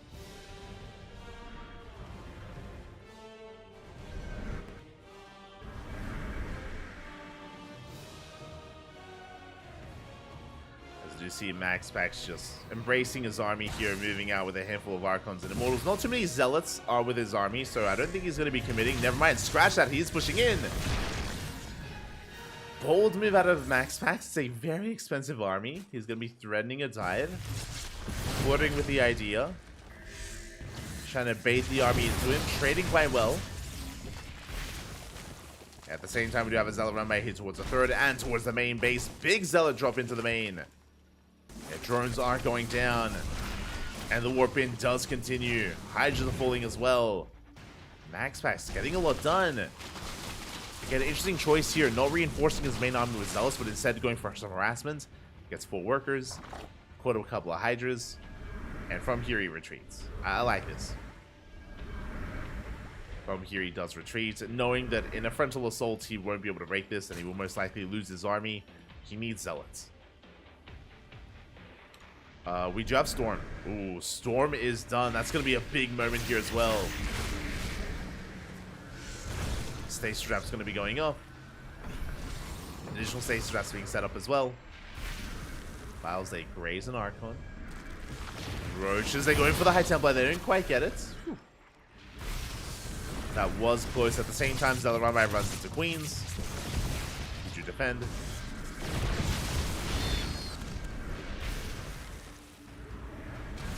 Likewise, there we go. Prism drop into the main. Zealots in the third base. Stasis. Oh, Stasis. Site defense has finished. We have Spine Crawlers. Not in the main, though, as we do get the Queen. We at least get the Queen in the main. Main army trying to find a way in. Storm is revealed. Ooh, big storms. Lurkers are caught out. They're caught exposed. They're going to be going down. Oh, we get 2 of them. Where's the detection? No detection available. Only Revelations. There we go. Revelation thrown down. It catches a couple of the Lurkers. Not all of them. There we go. All the Lurkers are caught up. We barely don't have enough. We're not breaking through. Raynor, he's holding.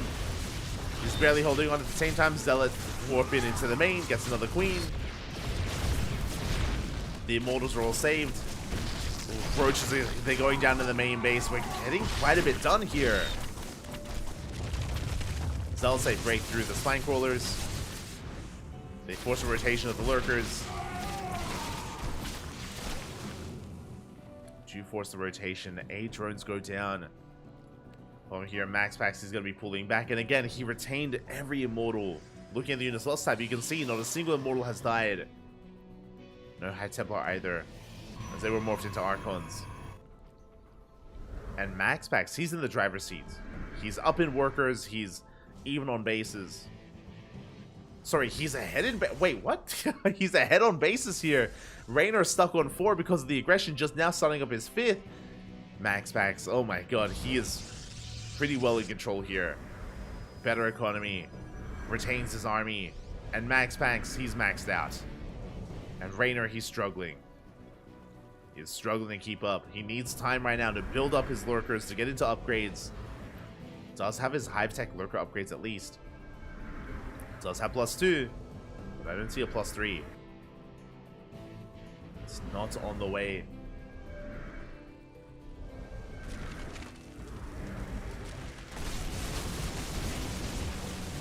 So here we go. We are pushing forward. Storm's going to be blanketing down here on top of those Lurkers. The Immortals, they're breaking through.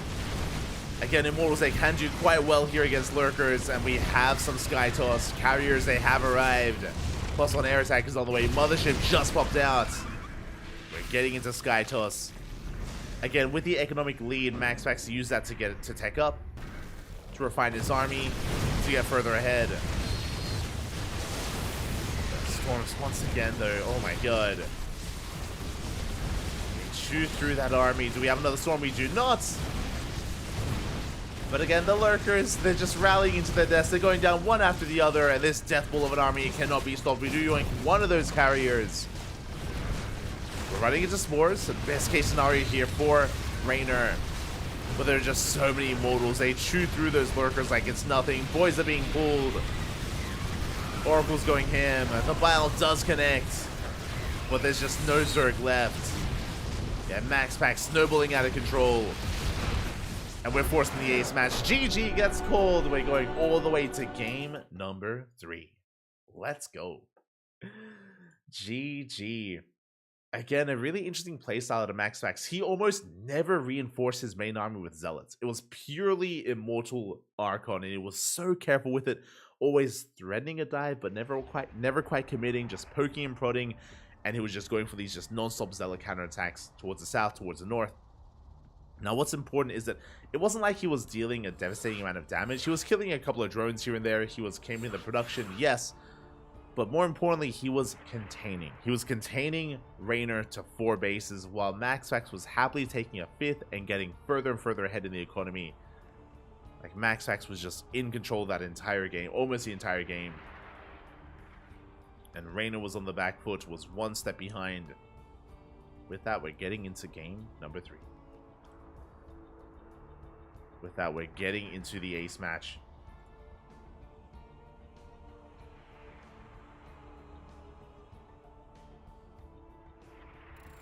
But yeah, I think what I appreciate here, because it was very unique what MaxPax was doing, is that he had just very careful control with his main army. As we mentioned, he never really committed. He never committed with the Immortal Archon until he already gained momentum, until he already, was ahead in the economy. Then he started pushing in. But until that moment, again, he was just being very careful, very tentative with it, just focusing a lot more on his harassment instead.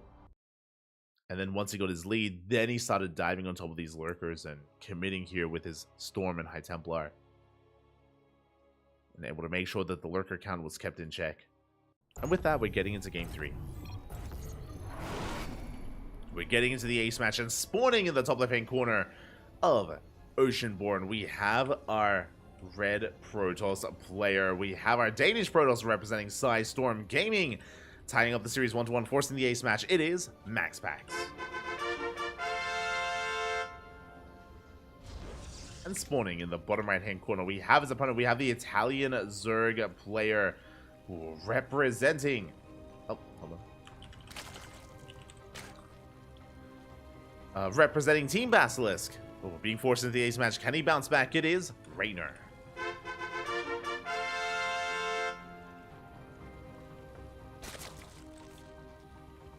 We go.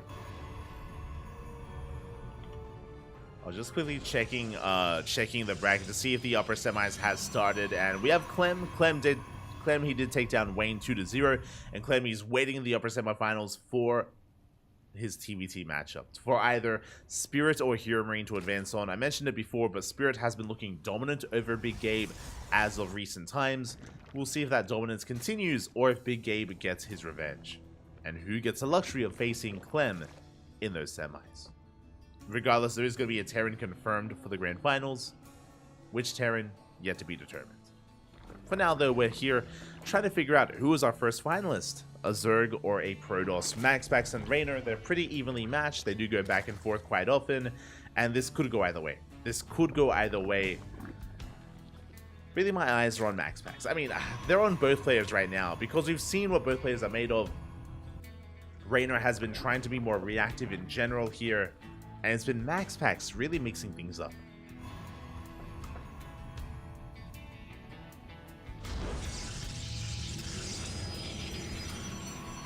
Has it been mixing it up here? Once again, it was... Oh, never mind. It was a Hashgas pool. For the first time, it was not a 15-15 out of Raynor, and he's punished for it. He's forced to expand at the third base location. It's going to make the early game a little bit more uncomfortable here for Raynor, but the upside is that this time, for the first time this series, Link Speed is not delayed, and Link Speed is going to be much faster, which means Raynor can be more assertive and more aggressive, and try and punish or apply pressure to the third, and to the Adepts. So we're going to be seeing a much more active Raynor this time, I imagine. Meanwhile, it's going to be a Stargate opener out of MaxPax into Oracles once again. And we'll see if MaxPax can get into this, can get some damage done, and can hold on to his third. Meanwhile, we're loading into Oceanborn. It's a map that's known for all-ins. We've seen a lot of Roche-based all-ins, or even Queen-based all-ins on Oceanborn. I'm sure it's on Raynor's mind. Will he go for it? Will he embrace it? We're here to find out. Adept is forced back. Link Speed well underway.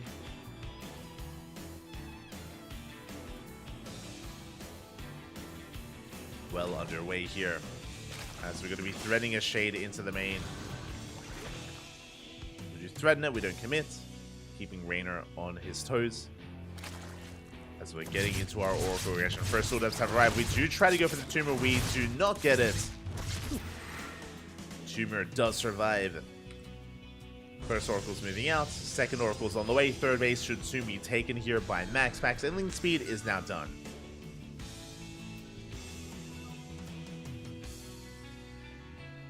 Link Speed is going to be kicking in. Yeah, with that you can see that Raynor, he can be more assertive, getting across the map, threatening that third base. Adepts are in position. We're going to be zoning that back. Are going to be zoning it away.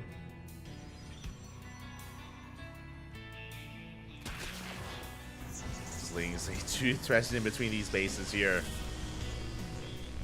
Raynor just making a handful more lings, just saturating his third. Oracle does finally arrive, but nothing to really go for here at the natural. Yeah, the queens are keeping up. And so far, Max Packs unable to really get too much done. He does dive on top of the queen, though. And he will get it. Not a bad pickup. Gets a queen. Pulls back. Raynor just focusing on just re-establishing himself. Just re-droning. Not really touching the third base of Max Packs. And we have our follow-up. We do have a Forge and a Twilight Council. Before game 2, I would confidently say it's going to be +1 in Blink. But it could be +1 in Charge. After what we saw in game 2. Really, we could embrace either one. So we'll see what Max Packs does go for. As Lings, they're just applying some pressure here. Not doing much else. Bailey Nest going to be on the way. Interesting choice here by Raynor, opting not to go for the Roach Warren. It looks like Lingbane potentially into Hydras. As the Oracles, they deny the fourth. They threaten the third. Good damage dealt by Max Packs once again. We have our answer. It is going to be +1 on Blink. Oh. As Max Packs does accidentally rally into the queens, almost being punished for it, almost losing that Oracle. But again, it is going to be +1 on Blink on the horizon here for Max Packs. Something much more standard, something much more normal. Again, only 4 gateways, so we're just saturating our third, and we should be working towards a fourth and taking up even further. We have our take of choice. It's going to be the Robo.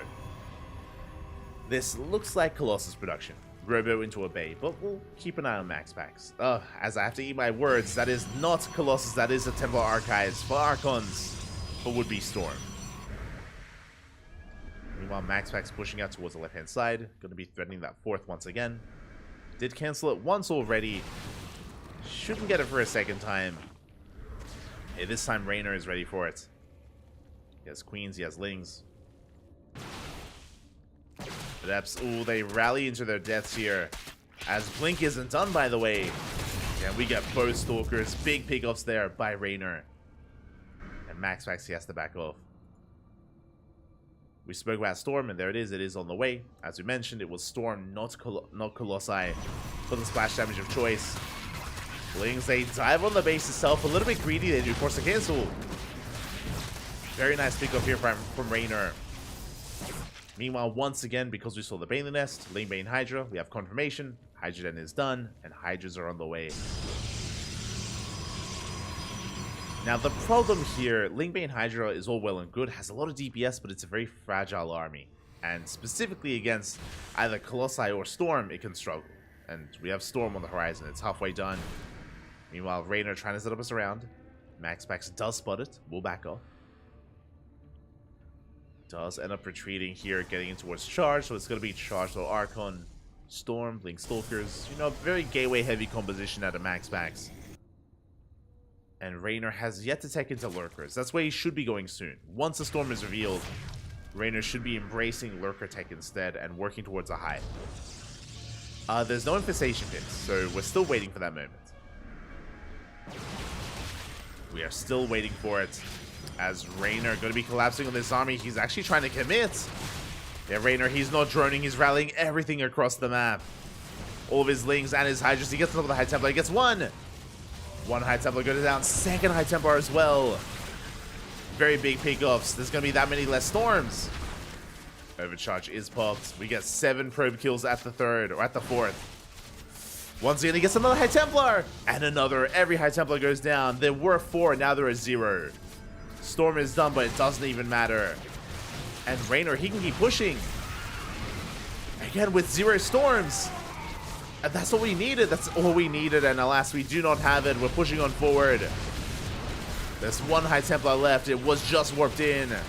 And it goes down.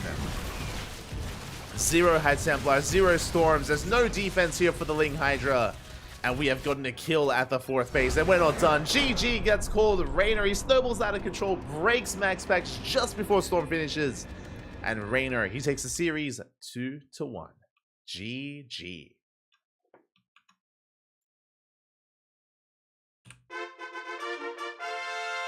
GG, well played. A very, very close game there for Raynor. If you remember, he moved out and he hit his timing seconds before Storm finished. And before it finished, he was able to kill, I want to say 3, 4 High Templar. He was barely able to shut down all the High Templar, all of them. As we saw, not a single storm was thrown down, despite having 4 High Templar, 0 storms. And we needed it. We desperately did need it to survive, to hold. And with that, GG, congratulations. Raynor, he barely breaks through, and he will take the series 2-1.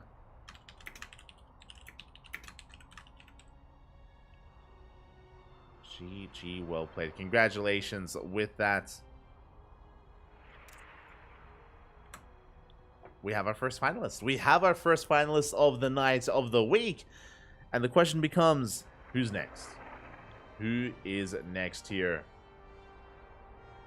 Who is going to be rising to the challenge and facing off against Raynor in those finals? It's going to be a Terran, but which one?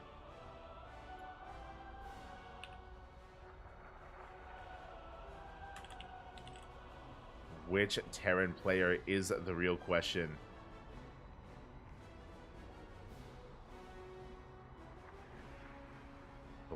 As that is yet to be determined. Exclamation mark B.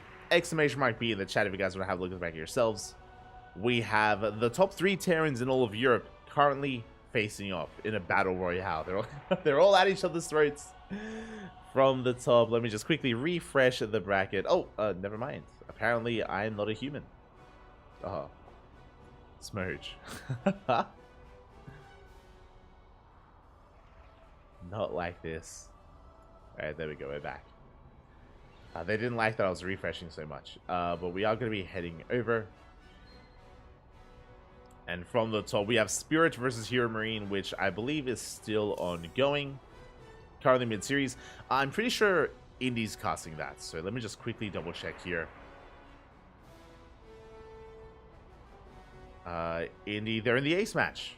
Okay, we have Spirit and Hero Marine. They're in the ace match. They're tied up 1-1. Which means we won't be casting Game 3 of that series as it's currently underway. But we will be casting... We will be following them into Clem. Okay. So up next is going to be Clem versus TBD. To be determined. Lovely. Oh, they just finished. They just finished. They just wrapped up.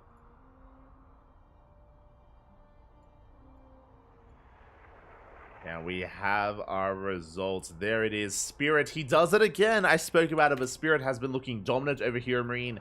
2 weeks in a row, Spirit has brought Hero Marine to his knees. And it happens once again. The Polish Terran player Spirit takes down Hero Marine 2-1, advancing on to face off against Clem in the semifinals. GG. Congratulations here to Spirit. We'll just catch up in the chat.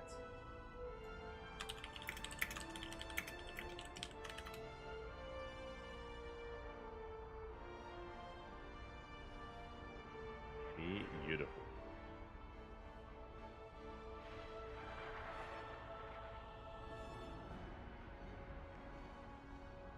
I'm just trying to catch up here.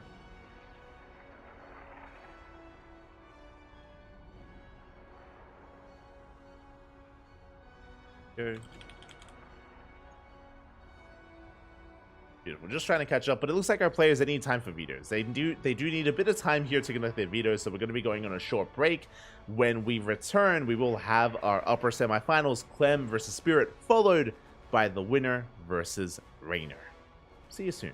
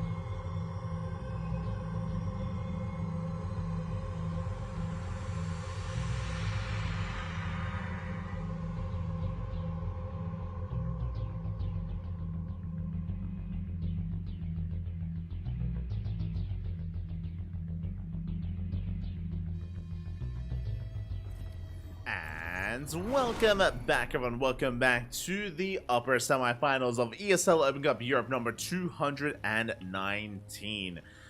Oh boy, it's been a long event so far. We've been going through the lower half, and now we're here in the upper half. We already have our first finalist. We have Rainer waiting in the grand finals. But who will face him? Who will face off against Rainer in said finals? We are here to find out. It's going to be a Terran, but which one? As spawning in the top left-hand corner of Ocean Board, we have our Polish Terran player, the Red Terran representing Team Na'Vi. It is Spirit.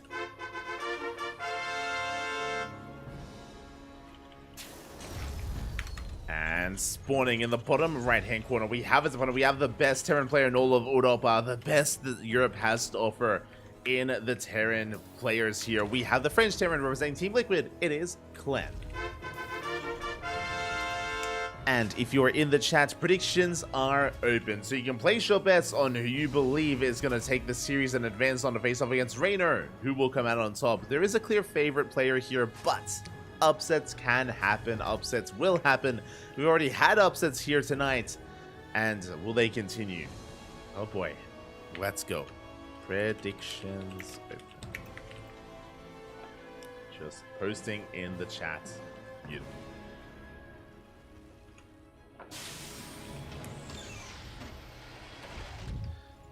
Beautiful. As for now, we're going to be setting into our builds. It is going to be a double gas open out of Spirit, double gas open out of Clem. It is going to be faster factories from both Spirit and Clem as a result. So there we go. Factories are on the way.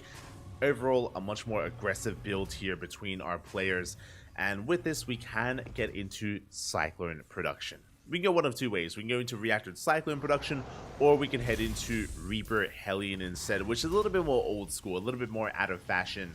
We'll see. I mean, I know that Clem likes to embrace the new Cyclone. Is that going to continue to be the case? We're here to find out. We are here to embrace the TVT and the Cyclone versus Cyclone. Let's go. For now, we have our first Reapers on the way. Speaking of, Clem being a little bit adventurous, moves out with the first Reaper, and Spirit shoots first. He should be able to shoot first here. Yeah, he does chase Clem down. A big overextension. Clem gets punished. And Clem bleeds out his first Reaper already. A big win for Spirit. Does reinforce, can move out. Behind this Spirit, he's going to be going Reaper Hellion. Interesting choice. Okay, so Spirit, he's building up towards 3 Reapers and 2 Hellions before moving out across the map. Meanwhile, Clem is going to be the defender. Clem going for Marine Cyclone production instead. Now, after losing the first Reaper already, Clem is in a bit of trouble. He is in a bit of trouble. Spirit can break through. He's moving out across the map, waiting for his reinforcements. Interesting, he went for only a single Hellion, going straight into Cyclone production behind this, but it is still 3 Reaper. 3 Reaper, 1 Hellion. We move out across the map. We do get eyes on the army. Spirit, he does pull back. Quick reactions here out of Spirit. He did spot the Cyclone. Does pull back, waiting for reinforcements. Clem on the backside here is going to be going into a Cyclone drop. Losing the first Reaper isn't the end-all be-all, but it is a big amount of momentum in Spirit's favor. We'll see if Clem can bounce back. Again, he's just waiting for that medevac. Waiting for the drop. Likewise, so is Spirit, getting into his own medevac drop. It's going to be a little bit later compared to his opponents. Medevac's still on the way. Medevac is finishing up for Clem. As he's getting into Reactor Cyclone production, Spirit should soon be doing the same. As there we go. Going for the tech lab. He's going for tanks. Okay. So Clem is going mass Cyclone. Spirit, he's going into tank production instead. He's going for tanks. First double drop is moving out. And the Cyclone drop is going to be able to slip into that national base. We do have some units in position. We can defend. As we try to focus down those Cyclones, and we don't barely get any of them. They are picked up. At the same time, we come in for a surround. We come in for the flank, and Spirit, he shuts down the drop completely. Both Cyclones go down. The medevac as well. A big catch there by Spirit, and Clem, he's in trouble. He already lost his first Reaper, and now he loses 2 Cyclones. That is huge. That is insane. Clem is in a lot of trouble right now. He was already things were looking a little bit rough, a little bit worse for wear. Now even more so. Clem behind this going for a third CC, rushing into a third. Meanwhile, Spirit, he is repairing his Cyclones, building himself up, getting into his tank production. Remember, Spirit can't really counterattack too heavily because he hasn't been massing Cyclones, he's been going tanks. Clem has been the one massing Cyclones instead. So Clem is still trying to be active. Spirit is ready to receive the aggression of Clem. Getting his tanks in position, third CC on the way, double drop is moving out, Clem pushing right through the center. Tank has yet to siege. Yeah, as the drop does come back home. We dive on the army, we can chase this down. Medevac does take a couple of hits. But we bleed out units, we get 2 SCV kills. For a couple of Cyclones. 2 Cyclones even. Again, Clem, he still has that Cyclone lead. Can push forward. Spirit building up. Again, Spirit, he's going to be stuck at home building up his tanks. That's the thing here. Like, Spirit, he's the defending player. Until he gets a star base, until he gets a high tank count, then he can counterattack. Until then, Spirit is defending. You see him going for a Cyclone drop, going for some Raven harass. Likewise, Clem rotates around. He's looking for that Cyclone drop. Look at it intercept. Has everything in position. That does mean, though, that his natural is exposed. No, there's 2 Cyclones lying in wait. The Raven doesn't go in. Careful play out of Spirit. He does barely bypass the Cyclones. Job is making its way in. Meanwhile, we do have the high ground. Tanks, they don't siege. There we go. Yeah, the late response there from Spirit. He's slowly leapfrogging his tanks. Getting within range. Cyclone drop into the main base. And SCVs are going down. SCVs going down. Raven still threatening that natural as well. The tanks, they're slowly encroaching up on the third base. Cyclone's getting even more damage done. The Raven actually going to be joining the main army. Okay. Show us the auto turrets. Yeah, auto turrets are thrown down. Boys are being pulled. We do have the counter auto turrets out of Clem. And we're getting on top of the tanks. Just barely. The boys, they're putting in a lot of work, but no, they're being forced back. 11 SCVs go down. And Spirit, he does get quite a bit of damage done. Maintains his tanks. We get some auto turret harass here in the mineral line. 14 SCVs full. And here come the reinforcements. Spirit has to be covered with a Rick Stand. Will bleed out a tank. Bleeding out 1, now a second tank. Oh no, it survives! Spirit, he holds. He barely holds onto the position. But yeah, the tank will fall. Regardless, that was a good amount of damage dealt. 15 SCVs went down. Spirit ahead in workers, even on bases. He will fall back. The game is going to be settling from here, but Spirit, he has a nice lead. Even though he bled out some tanks, he still is even in the tank counts. Even in tanks, even in Ravens. We are building up. There's a 4 CC on the way for Spirits. Clem, likewise, not going for his own 4th yet. Still trying to recover, trying to resaturate his bases. Clem is playing catch-up. Clem is playing catch-up here. Spirit is in the driver's seat. Has been so far, but the reality is that TVT games can swing in one way and then very quickly in the other. The reality is that once we get into the mid-game, it's very positional based. Very much so. Even if a player is up in supply, Clem can outposition, can outtrade, and can still swing things in his own favor as well. So we have to be wary of that. We do have to be wary. Spirit moving through the center. 4th base about to finish. Clem's just now starting his own 4th, quite late. Again, that's because of the advantage that Spirit had. Well, as he is threatening a drop. There we go. Tanks are going to be sieging. And they're within range here of the gas geysers. Oh, gases are going to be going down. Depot as well. We see Clem trying to collapse on this. Interference Matrix is done. We could try to disable the tanks. We see Clem getting ready for a surround, moving out towards the left-hand side. Oh, he is spotted by Spirit. Again, Spirit, really quick reaction there. He does spot the army. He does know. And he's amassing his forces back at home, ready to receive. Clem doesn't go for the counterattack. He rotates around. It looks like he wants to surround this army. There's a Disable. First Disable on the tank. The mass Disable on the tanks as well. Yeah, Clem getting within range. He sims on 40. Collapses on the army. Go to anti-armor missile. Yeah, but there are too many Marines. Too much bio here. Clem, he will take the fight. Reinforcements are coming in, but Spirit, he cannot engage. And just like that, Clem, he outpositions Spirit. The reinforcements were too late. Spirit, he was expecting a counterattack, which is why his reinforcements were delayed, when really Clem wasn't counterattacking, he was surrounding. So Spirit, he misread the situation. And with that, Clem is evening things up. Just like that, he does even up the tank count. Or take a lead, a massive lead in the tank count, actually. And Clem is back in it. We have 9 tanks to 4.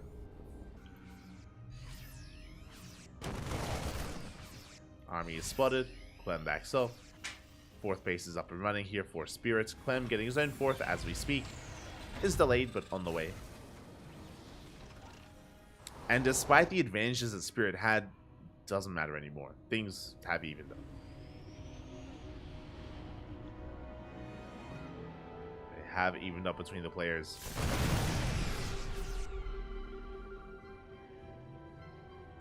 And Spirit diving in the army.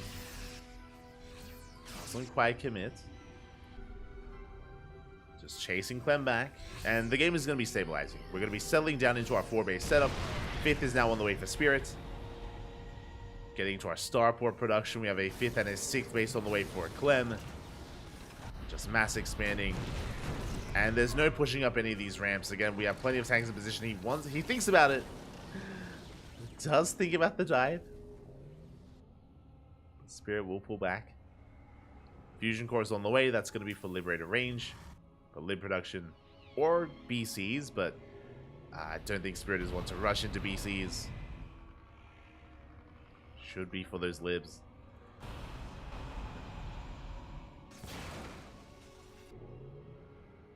As both players are maxing out. Spirit, he does dive on the army. He does stim first. And not a bad catch there from Spirit. Shaving off those Marines. Pulling back.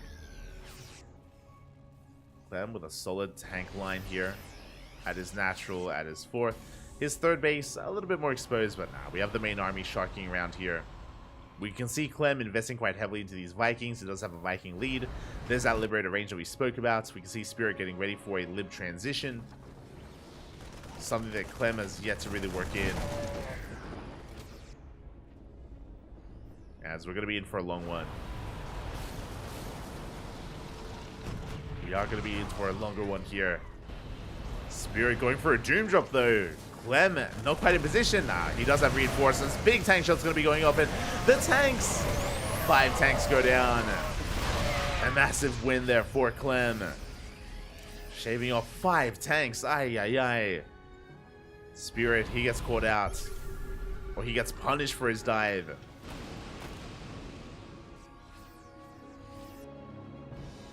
Meanwhile, Clem maintaining his tank lead. Getting into more Vikings. Again, because Clem is refining his army. He's got 15 tanks to the 2 of Spirit. My god. Spirit, what he lacks is tanks he makes up for in Mass Marine. Very Bjorn-esque, kind of. I mean, Bjorn wouldn't have these Vikings. He'd just have more Marines. When it comes to the Viking counts, Clem is still favored there. Has additional Vikings, has additional tanks. Going for a double drop. He's caught out. So Clem has to back up. Now Spirit, he was able to establish this center base. I mean, both players were. So they can still maintain themselves. They can still max out. And remax thereafter. We have, yeah, high-sec auto tracking. We have, of course, Neo Steel frames on the way. Ship weapons. We did get a 2nd armory, so we're going for ship armor and weapons for Clem. Going for both upgrades. Spirit only going for 1. Looks like he will get a tank. And Liberators are pushing forward here, picking off tank after tank. Not bad, but here come the Vikings. Remember, Clem does have the Viking lead. Gets a Raven, gets 2.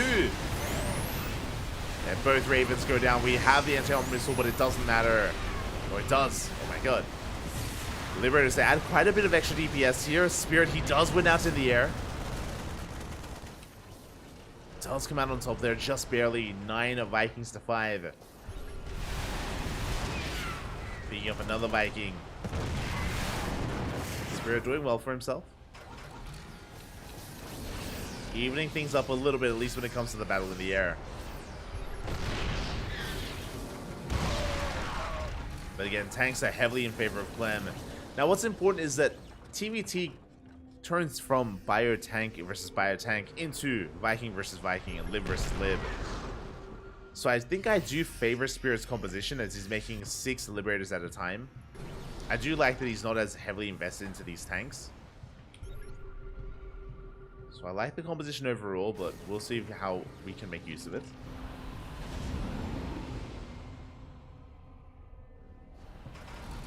We'll see.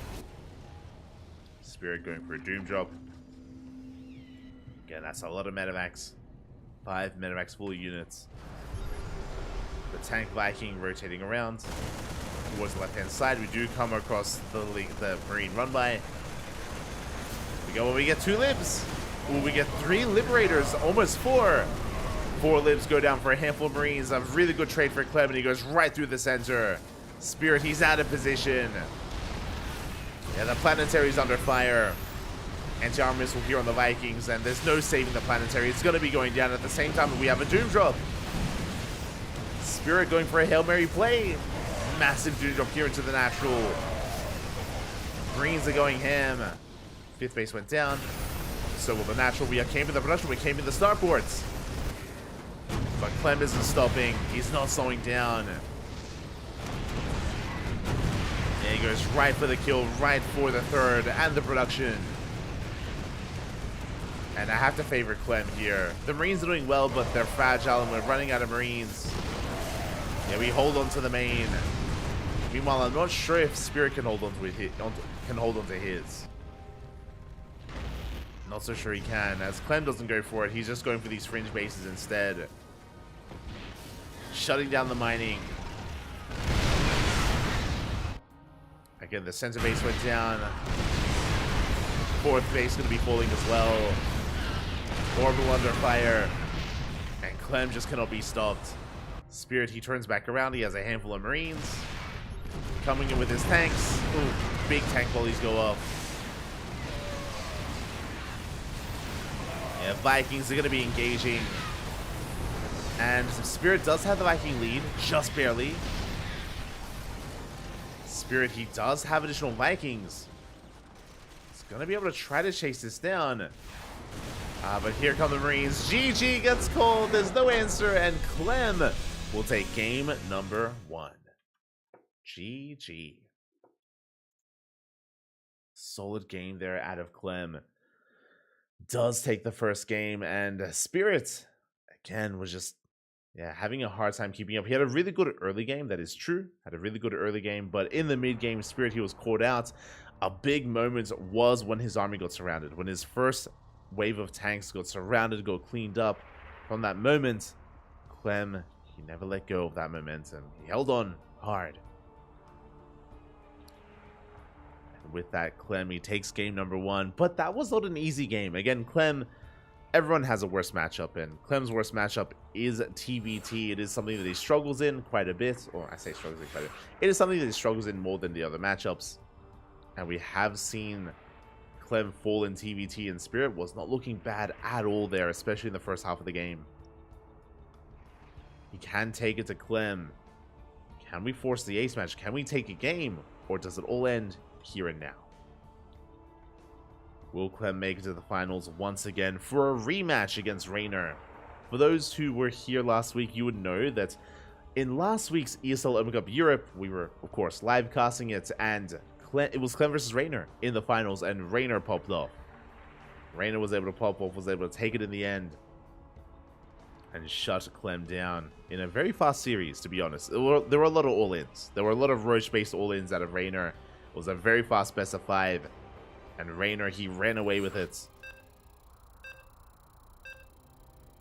And I'm sure Clem, he wants a chance to redeem himself.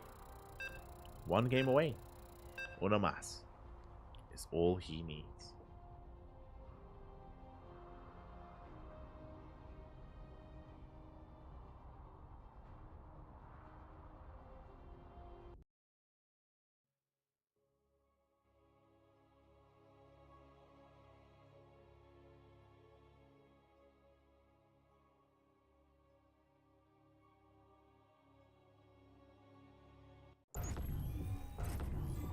Here we go, we're getting into game number 2. And spawning in the top right hand corner of Hecate, we have our French Terran player, the blue Terran representing Team Liquid, leading the series 1-0, one game away from advancing on to the grand finals. It is Clem.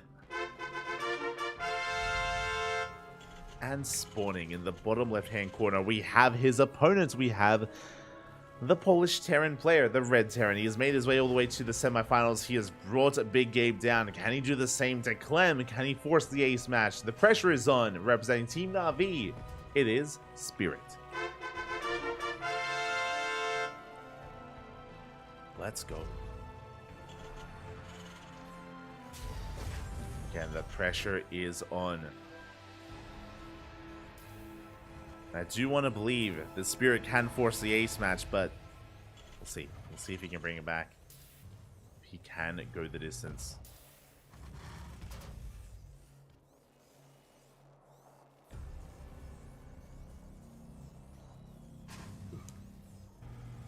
As for now, it's going to be another double gas opener. Double gas opener out of Spirit, double gas opener out of Clem.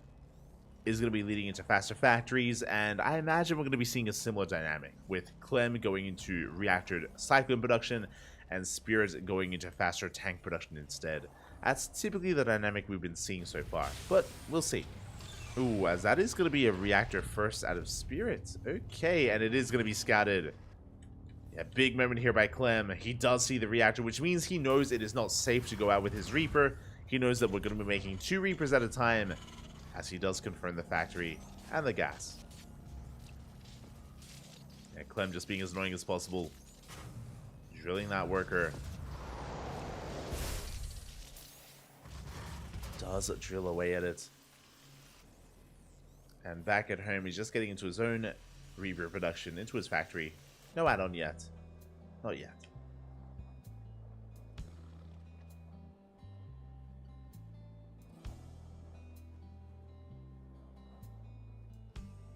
There it is. We do have that reactor reproduction from Spirit. Clem is going to dip in. He wants the factory. He's going for it, and he will not delay the factory. He gets a kill in the SCV, but only that he has to get the hell out of here because 2 Reapers are about to pop out, and Clem, he's aware of the timing. He does escape in time. Does get away behind this CC on location. Getting to his 1-1-1. Cyclone production has commenced. We should be seeing a reactor here on this Rex for an add-on swap eventually. For reactor cyclones, so we'll see if that's going to be the case here for Clem. There it is. There's a reactor. Meanwhile, Spirit back at home getting into his own CC, into his own command center. Oh, and we are committing here into additional Reapers. We're going Reaper Hellion. Okay.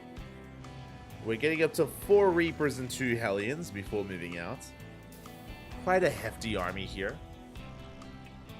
With this army Spirit, he can manage to get some economic damage on. He can maybe dive on top of a Cyclone if it's left alone. Spirit has potential, but as I say that, we're ready to receive. Good positioning out of Clem. We're going for the Cyclone. Ooh, and it is going to be targeted down. The first Cyclone does fall, but a second arrives just in time. With 2 Cyclones, we can force this back.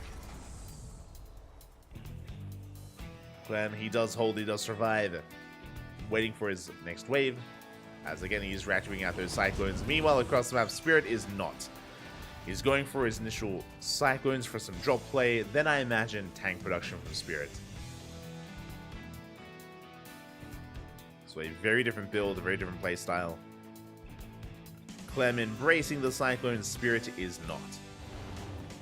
Ooh, as Clem, he's going straight into his 3rd CC.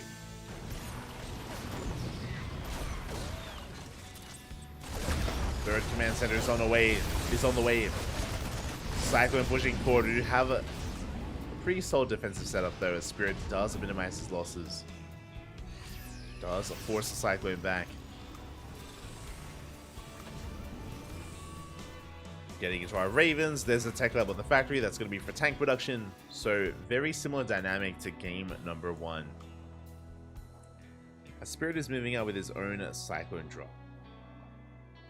He's moving out. Still no third base from Spirit. Clem, his is almost done at this point. Spirit has no idea. Is moving out. The medevacs, oh, they do come across each other. Managed to get a couple of hits on Clem. How good is the Cyclone Micro? How good is the drop play? Ooh, as we do pick up. We do get out of there. Boosting into the dead space. Clem, his third base has not been scouted, so Spirit doesn't know that he can be a little bit more aggressive and a little bit more assertive. Doesn't know yet. As he has not seen the command center. Drop does come back in. Oh, medevac getting very low though. Oh, and Spirit, he gets shut down. Clem shoots first. He had a higher Cyclone count, as he is up to how many Cyclones? 7. Soon to be 9. 9 Cyclones on the way. We should be stopping at 12 most. 12 at the most. We ideally don't want to go more than that. Even here, I feel like 9 might be the cap here for Clem. As he is now taking his third base and should soon be getting into tank production of his own. Yeah, there's the add-on swap. Tech lab is available, but I think that's going to be for the racks, not for the factory. Oh, we could actually go for factory. Yeah, there we go. Tech lab for the factory. Tank production is going to be commencing. We've stopped here at 9 Cyclones. And now tanks are underway. Meanwhile, Spirit does have the tank lead. We have 3 tanks to the 0 of Clem. Oh, a bit of a supply block for a moment there. We have our upgrades underway. Spirit working on his own third CC. Clem's is already on location. He does have a massive economic lead already. And now we do see his Cyclones marauding around. We could try to break our opponents, or we could just contain them on 2 bases and delay this third base for as long as possible. Clem could go for either one. Again, he could break this position with some auto turrets and almost said blinding clouds. Disables, interference matrix. We can matrix the tanks.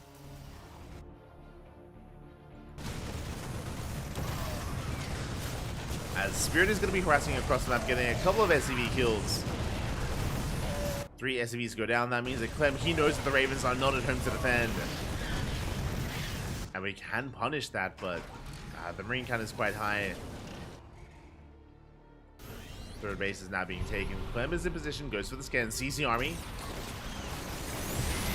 But does go for a big anti-army, so water starts are thrown down, and we can collapse on this army. And Spirit, he's getting picked apart. 2 tanks go down. From here, we can kite back. We fall back to the CC. Getting a lot of damage dealt. Oh my god. Bit of an overextension there out of Clem. Does bleed out all those Cyclones, but look at the trades here. We lose 10 Cyclones for 2 tanks, 16 Marines. Well worth it here for Clem, because behind this, he's already fully saturated. He already has a third base up and running. He has that economic lead. He can afford some of these losses. And Cyclones, they don't scale well into the mid-game anyway. Don't scale well. Because now we're getting to the tank phase of TVT. It's all about the tanks.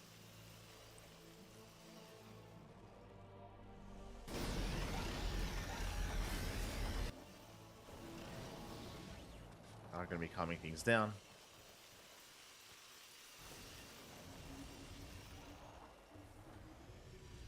Now, what's important here is that Clem, he did keep his Ravens alive. He just hunted down the Ravens of Spirit. So he is going to be in a bit of trouble. Spirit, I mean. Trying to build up. Trying to catch out a drop if at all possible. See Clem marauding around.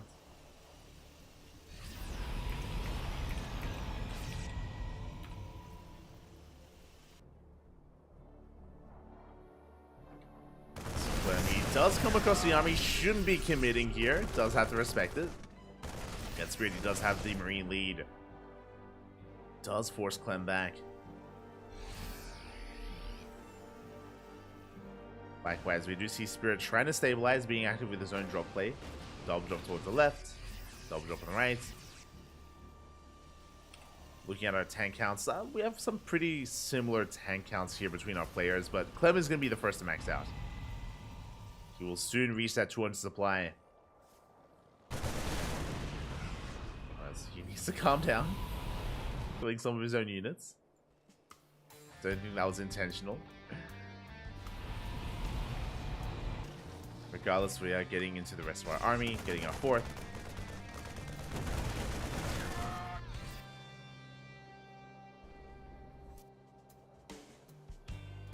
And Spirit, his move out has been spotted.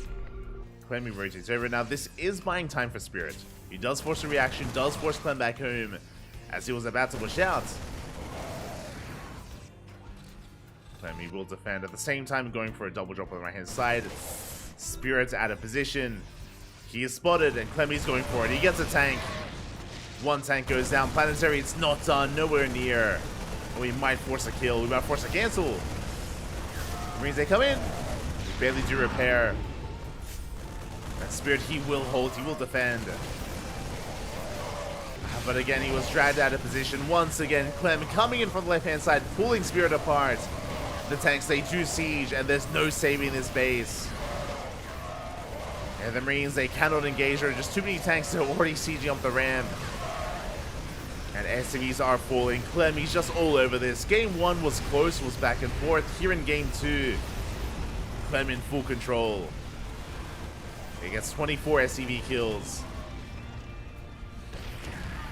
Spirit contained to 3 bases. We still have those Marines behind the planetary as well, getting even more SCVs. And Clemmy's rotating around. He knows what he wants, and he wants that fourth. But now the third. Reinforcements are on the way. Spirit, a base trade is maybe our best option here, but it's not a good option, just the only option. As our Spirit moves out, Clem moves in. And Spirit, he's committed. He's not turning around. He's knocking down rocks while he loses his third. And there's just nothing the Spirit can do.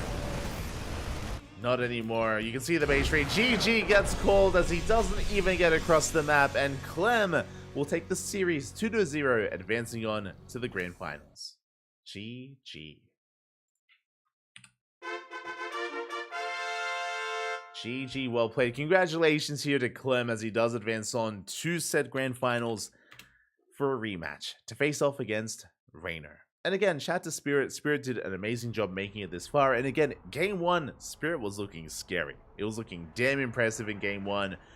Wasn't able to really close it out though. Clem was able to bounce back, was able to have a very good engage, cleaning up all those tanks outside of the natural base, if you remember, on Oceanborn. And Clem snowballed out of control. GG, well played. My condolences to Spirit. And with that, we have our finalists. It is going to be a rematch. It is a rematch from last week. I mentioned it before, but we did cast, of course, ESL Open Cup Asia. Sorry, ESL Open Cup Europe and Asia last week. And in those finals, it was Clem versus Raynor, and it was a very fast finals. It wasn't just a 3-0. It was a 3-0 in favor of Raynor, but it wasn't just a 3-0. Those are very fast games. Very fast games, non-stop all-ins out of Raynor, time and time again. And Clem was caught with his pants down over and over again. But that was last week, and now it's a week later. Now Clem can redeem himself, and I'm sure we'll have more of a back and forth. I'm sure we will have more of a dynamic matchup here. As Vita's on the way, and we will soon be ready for those grand finals. And once we do get into it, once we do embrace it, then predictions will soon be open. We'll get those predictions rolling here. For now, we're going to be going on a short break. Players that need time for those vetoes. We ourselves need time to prepare ourselves for the ZVT that's coming up. Again, last week, the finals was a little bit lackluster because it was just all-ins from Raynor.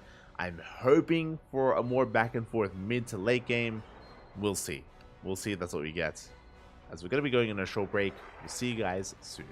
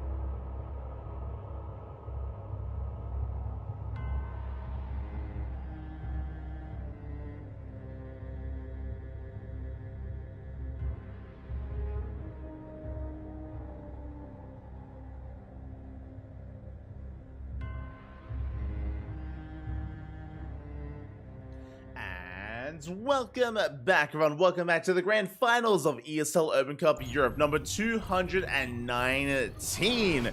This is it. It's been a long event so far. A lot of players got involved, a massive bracket, but we are down to only 2. And you may be wondering, oh, is this a rebroadcast from last week? No. This is, of course, a rematch from last week's finals.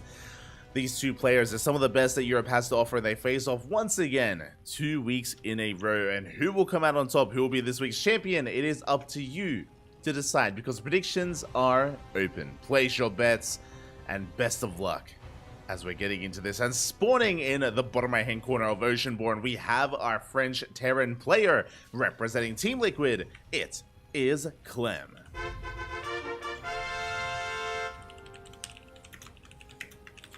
And spawning in the top left-hand corner, we have the Italian Zerg player, the Red Zerg representing Team Basilisk. It is Rainer.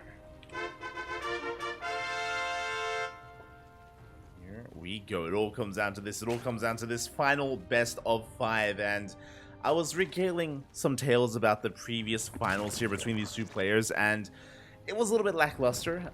Rainer did take down Clem 3-0 with a lot of roach-based all-ins, with a lot of just really crisp and punishing builds that Rainer went for. We'll see how things differ this week, as Clem is going for 2-Rax Reaper. Honestly, I haven't seen this build in a couple of weeks. It's been a while. So I am glad that we're able to see it once again. So 2-Rax Reaper here out of Clem. This is designed to contain the Zerg player on 2 bases, to delay the third for as long as possible, and to maybe even get some economic damage done as well. Of course, behind this, we could go for a 3rd Rax and go Mass Reaper and be a little bit more committed, but it should just be 2-Rax Reaper into a natural base. This should just be an economic opener overall. We should be expanding behind this and only producing 3 Reapers. As a reminder, it was a 15-15. 15-15 opener out of Rainer is going to be leading into faster Queen production, faster links as well.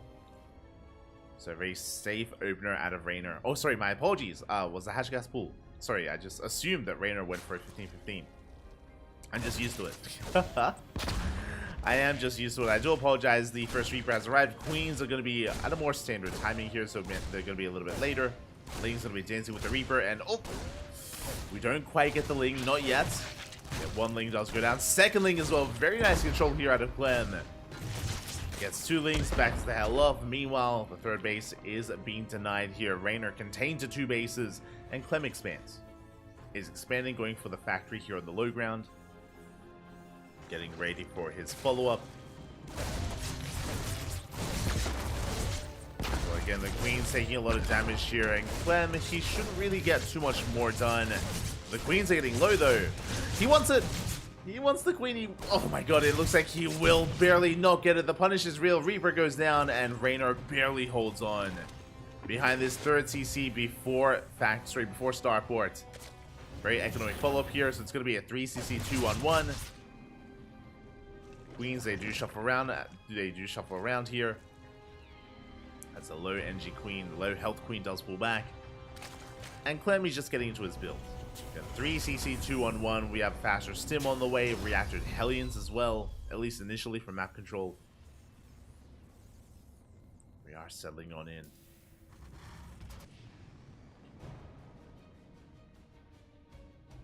We are settling into this.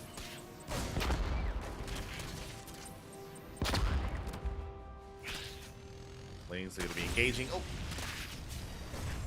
Dive, or they try to at least dive on top of these Reapers.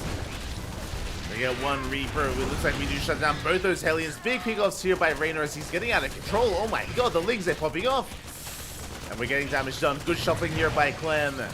Does lose 2 SCVs just barely. And can we get a 3rd? Not quite. We don't quite get the 3rd SCV. Again, that could have been so much worse, but Clem, he does lose a little momentum early on, bleeding out his Marines, his Hellions, his Reapers. He has lost map control, and Rainer is finally expanding. Now, what I will say, even though that was a good trade from Rainer, killing all those units, this 3rd base is so delayed. It is so late here for the Zerg.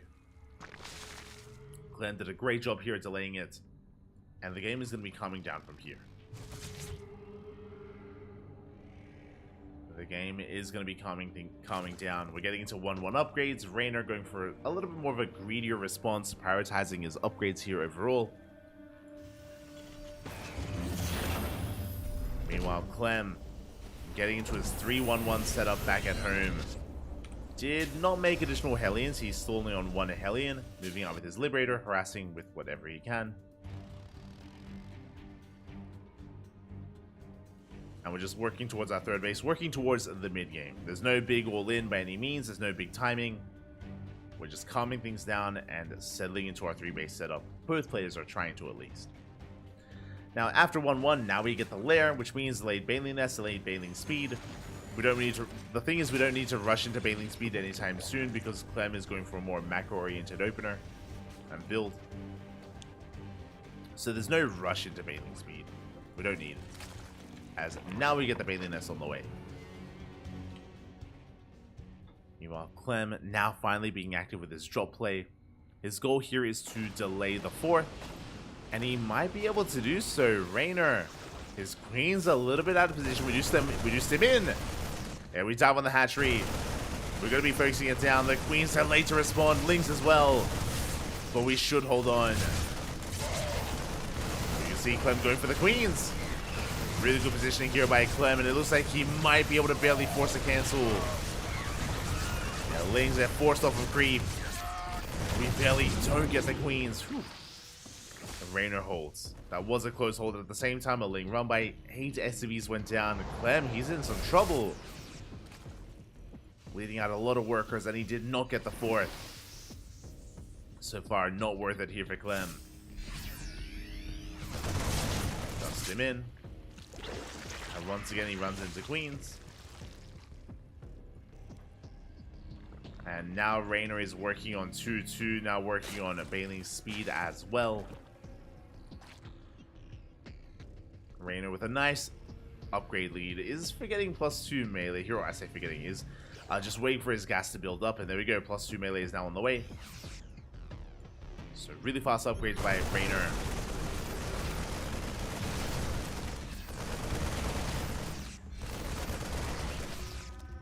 Them trying to keep up, trying to be active. He's gonna get surrounded. Good target firing on those Banelings, and forced to pick up, forced to get the hell out of there. Is forced to retreat.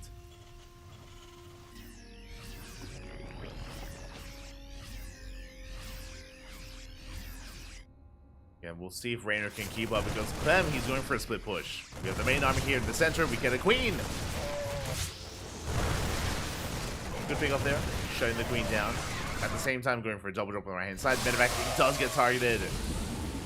Baneling Speed kicking in just in time. And Raynor, he will defend. He will hold.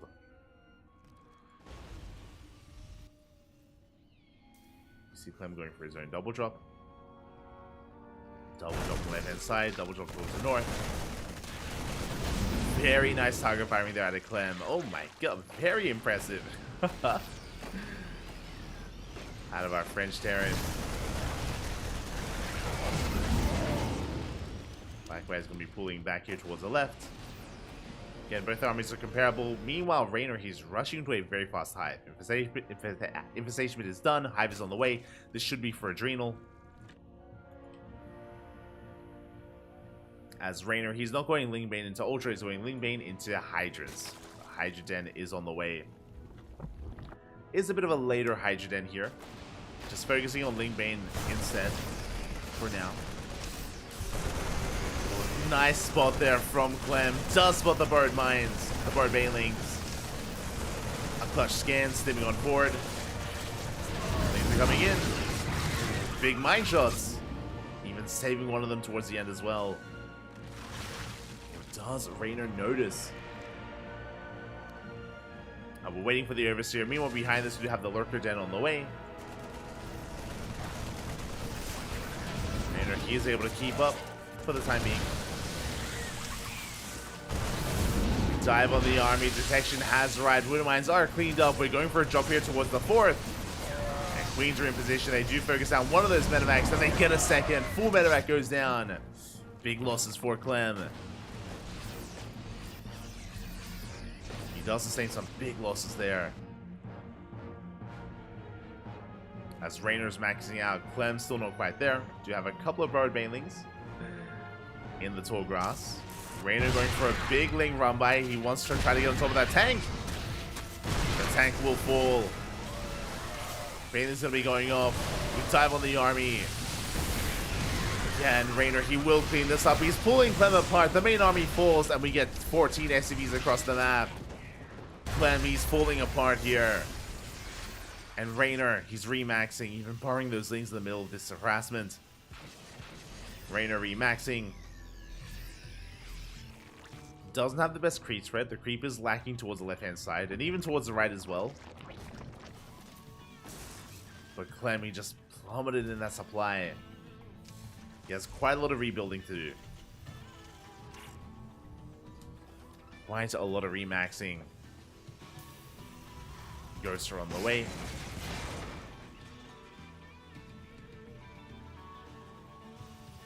Goes 2-2 is kicking in. We have 3-3 on the way for Rainer. Again, he's already got that hive.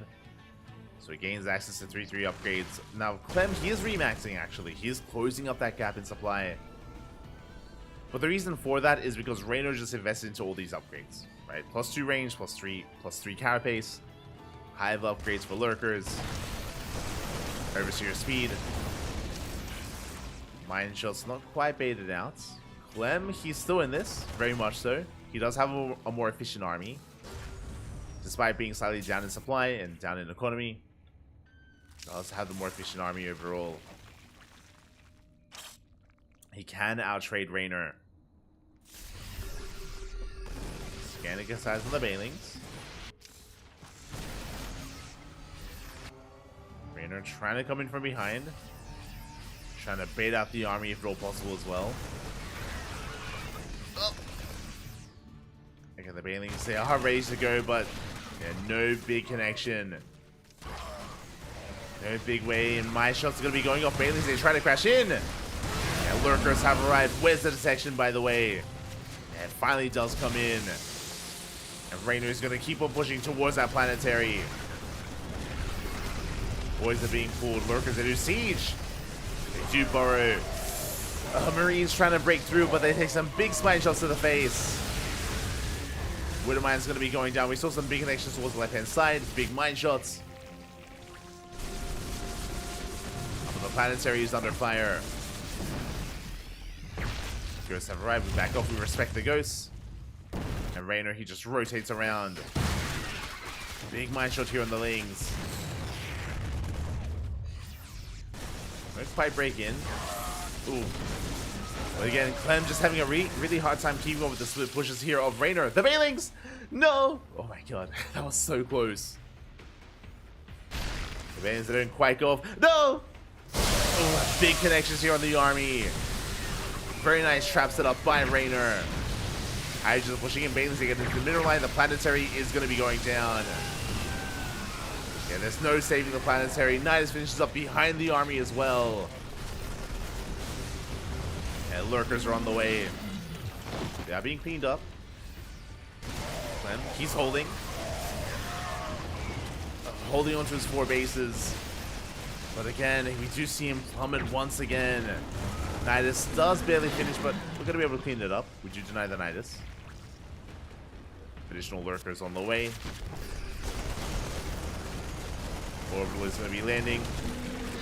Hydra's forced to burrow, forced to hide. Lurkers on the way. As Rainer rotates towards the center. A bit of an overextension here out of Rainer. Does have to pull back. Does have to rebuild at that lurker count. As we do see lurkers setting up here in between the bases. Meanwhile, lurkers do finish behind the army. Yeah, we're going for the planetary. Can we get a big Banelings once again going off the mines? A little bit too good. GG gets called, and Rainer, he will take game number 1. Taking a lead in this series. And again, Rainer, he was so fast this game. So quick to burrow Banelings time and time again. Setting up non-stop traps here for Clem, and at times he was just stumbling into them. Was not aware. Again, I'm sure he's going to be a little bit more on notice here, but Raynor, he was just pulling Clem apart. And initially, Clem didn't have a bad opener. Remember, he was able to get into his Reaper harassment. He was able to contain his opponents, able to get some damage done, but Raynor eventually stabilized. He eventually broke out and was able to keep up with all the drop play, all the aggression of Clem, and then some. So very impressive play, very well done there by Raynor. And with that, he does take a lead in the series, but it's only game 1. And it's a best of 5. We have, I'm sure, many more games ahead of us. Many more games to come.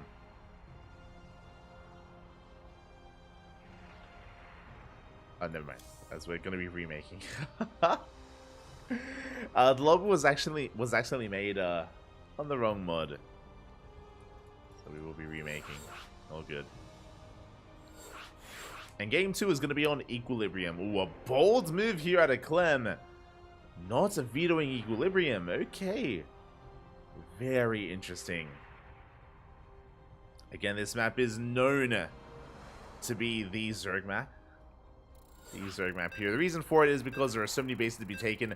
The goal base can also be taken quite early on as well. And it's quite difficult to punish, quite difficult to aggress upon the Zerg. They can have a little more freedom here. We'll see. We'll see if Clem can bounce back.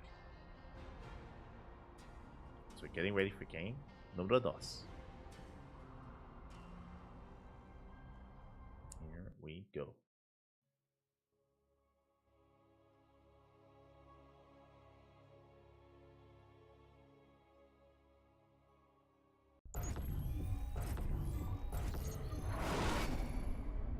As spawning in the top left-hand corner of Equilibrium, we have our French Terran player down in this series. But this is a best of 5. We have plenty of opportunities to bounce back.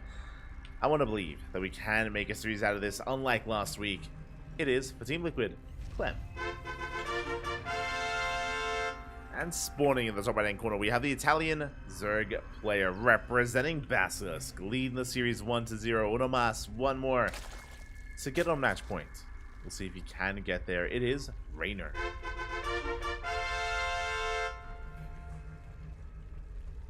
Here we go.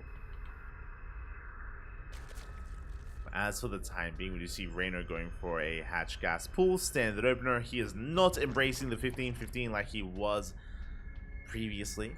Do like that Raynor is mixing it up. Meanwhile, we do see Clem going for a much more standard opener this time. As a reminder, Clem did open up 2 racks Reaper in game 1. This time we see none of that. None of the sort. Is going for a racks expand instead. Let's go. Is going for a much more standard opener. Meanwhile, we do see our players just settling into this. And to briefly talk about the map itself, about Equilibrium, we spoke about the goal base, and the goal base is set up here towards the south. Can be taken as a 3rd, can be taken as a 4th, can even be taken as a natural at times, and this goal base can be quite difficult to punish. Likewise, we do have plenty of base to be taken. This map can be split in half quite easily, can be hard to punish either the 3rd or the 4th base. And as a result, we've seen this map vetoed more often than not, so I'm a little bit surprised to see it through. A little bit surprised to see it make it through the vetoes. We'll see what Clem has in store for us. Is he going to play mech on Equilibrium? He might. Clem, he has been embracing mech, and he didn't whip it out in game 1, but I would not put it past him to whip it out at some point in this series. Oh boy. And now that it's on the mind is all I can think about. We'll see. We'll see if Clem embraces the mech. As for now, is moving out with his Reaper. Getting a scout off, getting eyes on Raynor.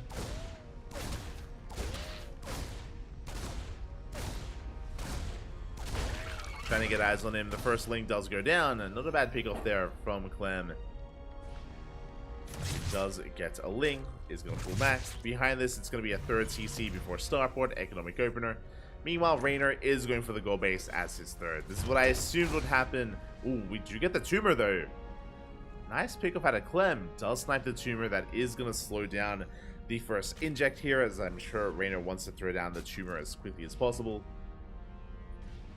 As Clem is getting into reactored Cyclones. Now, this could just be double Cyclone into Hellion. This can still be Bio.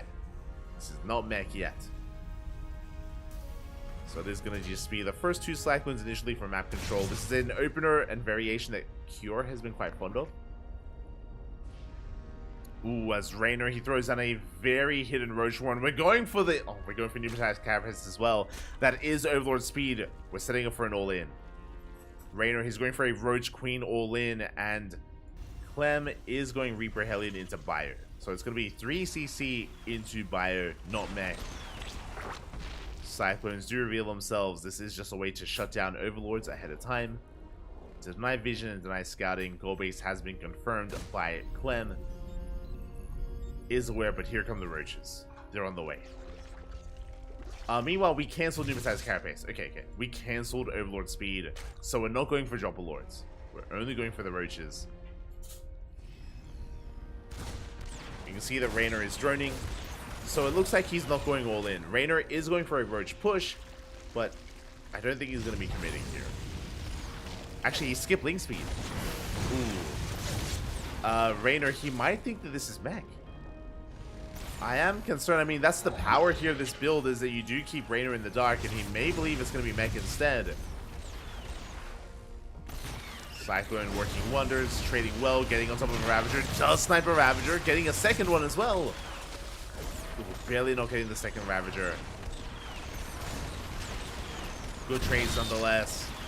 Yeah, you can see the Cyclones just having their way with Raynor here. Getting another Roach.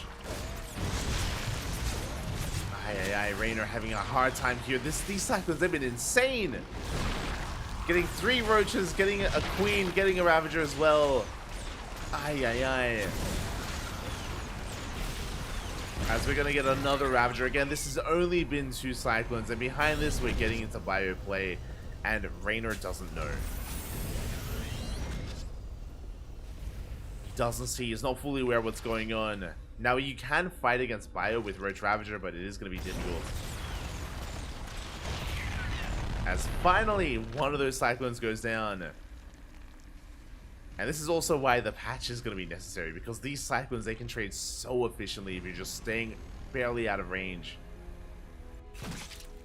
There is 0 cooldown on the lock-on, so they can pop off.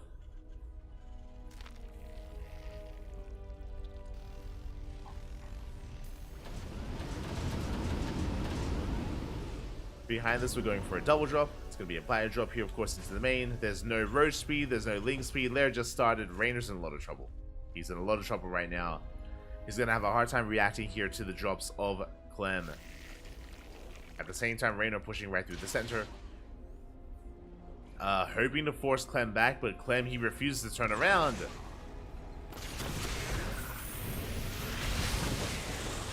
Does refuse. Boys are being pulled. Can we repair? It looks like we barely cannot. Debo does fall, but the double drop, it gets into the main base and we're getting out of control. Drones are falling and there's nothing to stop this double drop. We may just end the game here and now. Queens are falling left and right. At the same time, Roach Ravager trying to bust into the main. But we're running out of steam. Roaches are falling. There's a tank in the back line. Big tank shots going on. The Roach Ravager is crumbling. And again, this Bio army barely forced to be lifted. But we get 27 drones. Raynor, he's hurting so much right now. Across the map, he gets cleaned up. He does get 18 SCVs, but Clem has a massive worker lead. He's far ahead here in the economy. And Raynor, he does at least have the gold, which helps. Does have a gold base, does have a rich resting gas geyser as well. So he does have a chance, but things are looking bleak. Things are looking bleak here for Raynor as he's trying to stabilize. And Clem, he's free to do whatever he wants. Here we go, he's going for a drop. Double drop towards the south, double drop towards the north. Raynor, he needs time to stabilize. Really get it.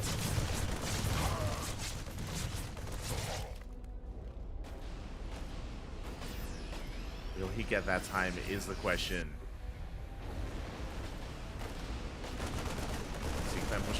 side. Gets an Overlord. Does get an Overlord, dives on top of the Ravager, and oh, barely doesn't get it.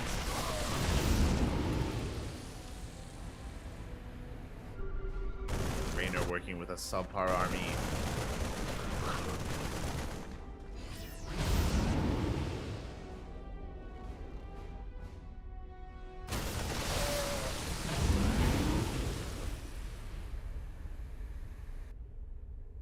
As we do see Clem backing up. Is going to retreat. Is going to retreat from here. And what's important is that Clem is just building up with 3 bases. We have a 4th on the way, but he's just amassing a bio-tank army, making 2 tanks at a time. And this bio-tank force that moves out, I'm not sure if Raynor can ever stop it. We'll see. We'll see if he can pull off a miracle, as Roaches are going to be going down. They're getting picked off here, one after the other, by Clem. Reinforcements have arrived.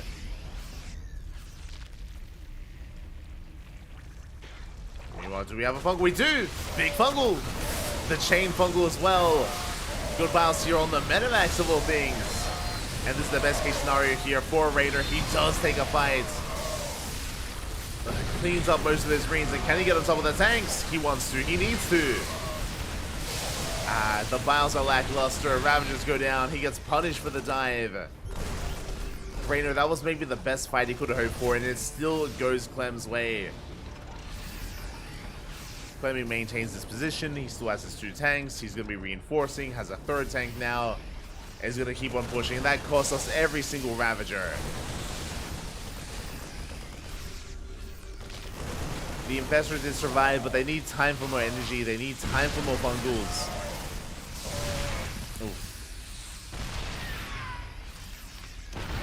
Big tank volleys going up. Biles are going to try to connect. They take down one of those tanks.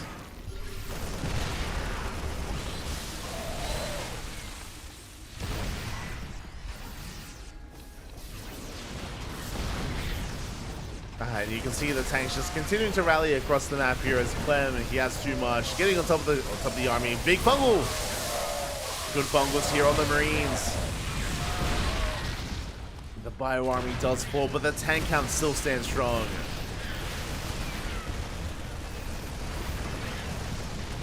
So we barely pile down one of those tanks. There's 1 Fungal remaining. Oh, the Fungal not quite gonna land. Takes down the Medivac. Gets one Medivac. The gold base is being denied. We are denying mining here from the gold. Clem diving on the army, getting even more roaches. How many tanks do we have? 6 tanks? Can Raynor hold? Does pick up a tank. Does pick up a tank there that did on siege. Oh, as we're trying to force the issue here, we're diving on top of the army. We go on, we get all 3 tanks just barely, and Raynor, he will survive. Ooh, very important there that he reset the tank counts. Clem, he still maintains his position, but only with 1 tank. Significantly weaker. And Raynor, he's holding. Setting up first round. Raynor, he did double expand. Getting his 3rd, getting his 4th, getting his 5th. Tank gets sniped. Raynor, we're weathering the storm here, just barely. Ghosts are on the way, not making things easy. We'll bleed out a tank. We're trying to get into Ling Bane. Baneliness is on the way, +1 melee finishing up, or halfway done. Clem is going to back off, and just taking a moment here to catch our breath. Clem is on a 4-base economy. Raynor likewise is on 4 bases, but he's getting a 5th, or he's trying to get his gold base up and running. Back underway.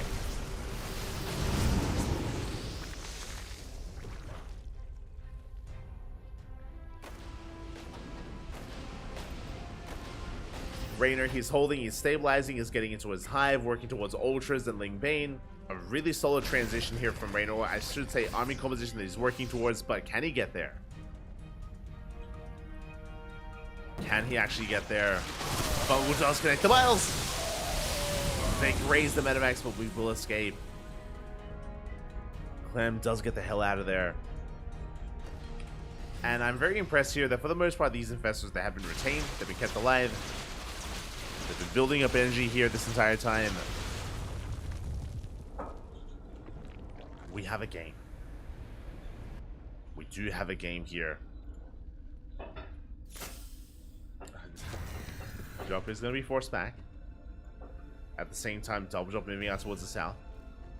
Raynor, can he keep up? Does have a couple of queens in position. Ready for the fungal.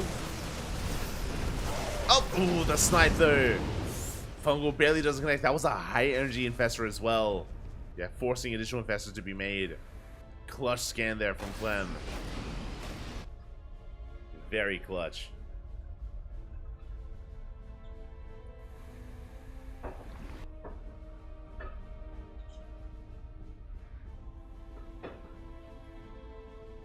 Now we do see Raynor getting in position, taking another base. Once again, primed here for that fungal. Yeah, it looks like we do end up bleeding out one of those infestors. We clean up every single marine. Nice catch out of Raynor. The Wiles don't quite connect. That did cost Raynor 2 fungals though. That is a resource that we have to bear in mind. Yeah, Clem a little bit paranoid, going for the mass scan. Fest is moving forward. Roach counterattack here is getting out across the map. Gets a tank. A tank, the turret, of course. A couple of Widow Mines. Roach is pulling back.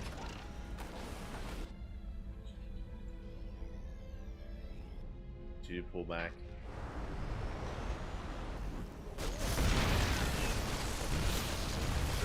As these roaches are going to be thrown away at the end. Again, they're dead supply. We're fighting our army, getting into more Link Bane, getting into more Ultras. We even forcing some friendly fire towards the end. As Clem, he does manage to establish this goal base. Getting his 5th, now getting his 6th base up and running. The creep is lackluster. Taking a bit of a moment to just wind things back now that we have a bit of breathing room here. The creep has been stifled because of the aggression, but is now getting back up and running. It's looking okay for Raynor. Solid okay on that one. Meanwhile, his melee upgrades are lacking as well, just because of the kind of opener, because of the commitment into roaches. As a result, the melee upgrades, the carapace upgrade. Okay, carapace is looking good here for Raynor, but melee is delayed. Adrenal still not researched. Surprisingly, not researched. And hopefully Raynor does invest, as he has the money for it, by the way. Am I blind? They wouldn't have it. Okay. I was like, hold up. Something's not quite right. Regardless, Clem pushing forward. Going into Lib Ghost. Lib Ghost is going to be the ideal composition here, or tank. Mech Ghost here from Clem. Tanks, Liberators, Ghosts. Anything and everything.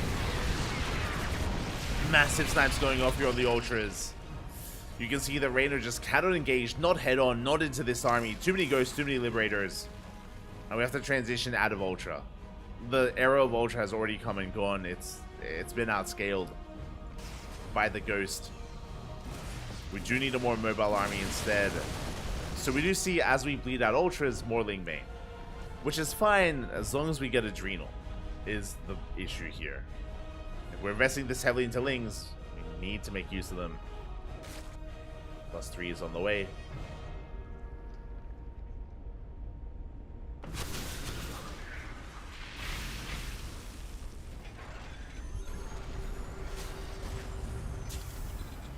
On the way, armies gonna be bouncing of each other, not quite committing, but just posturing, looking for a way in. At the same time, a Ling Ultra counterattack comes in. We're not gonna get much done though. We got one tank. We get some Marines, maybe an SCV here or there, but not ideal as Raynor. He's actually gonna be committing. You can see here the Ghosts, they're getting stoned away. Do pick up a couple of them. Couple of ghosts go down. At the same time, the Lings, they finally get into the middle line. The SCVs are going down. And they're finally getting damage done. Bailey trying to zone those ghosts away. 15 SCVs fall. CranKy will clean this up. Oh, we coming from behind. We get the fungal. Big fungal on the ghosts. Massive catch here. The vials, they connect as well. Oh, Clem having a rough trade. Very rough trade there for Clem. Bleeding out a good chunk of those ghosts.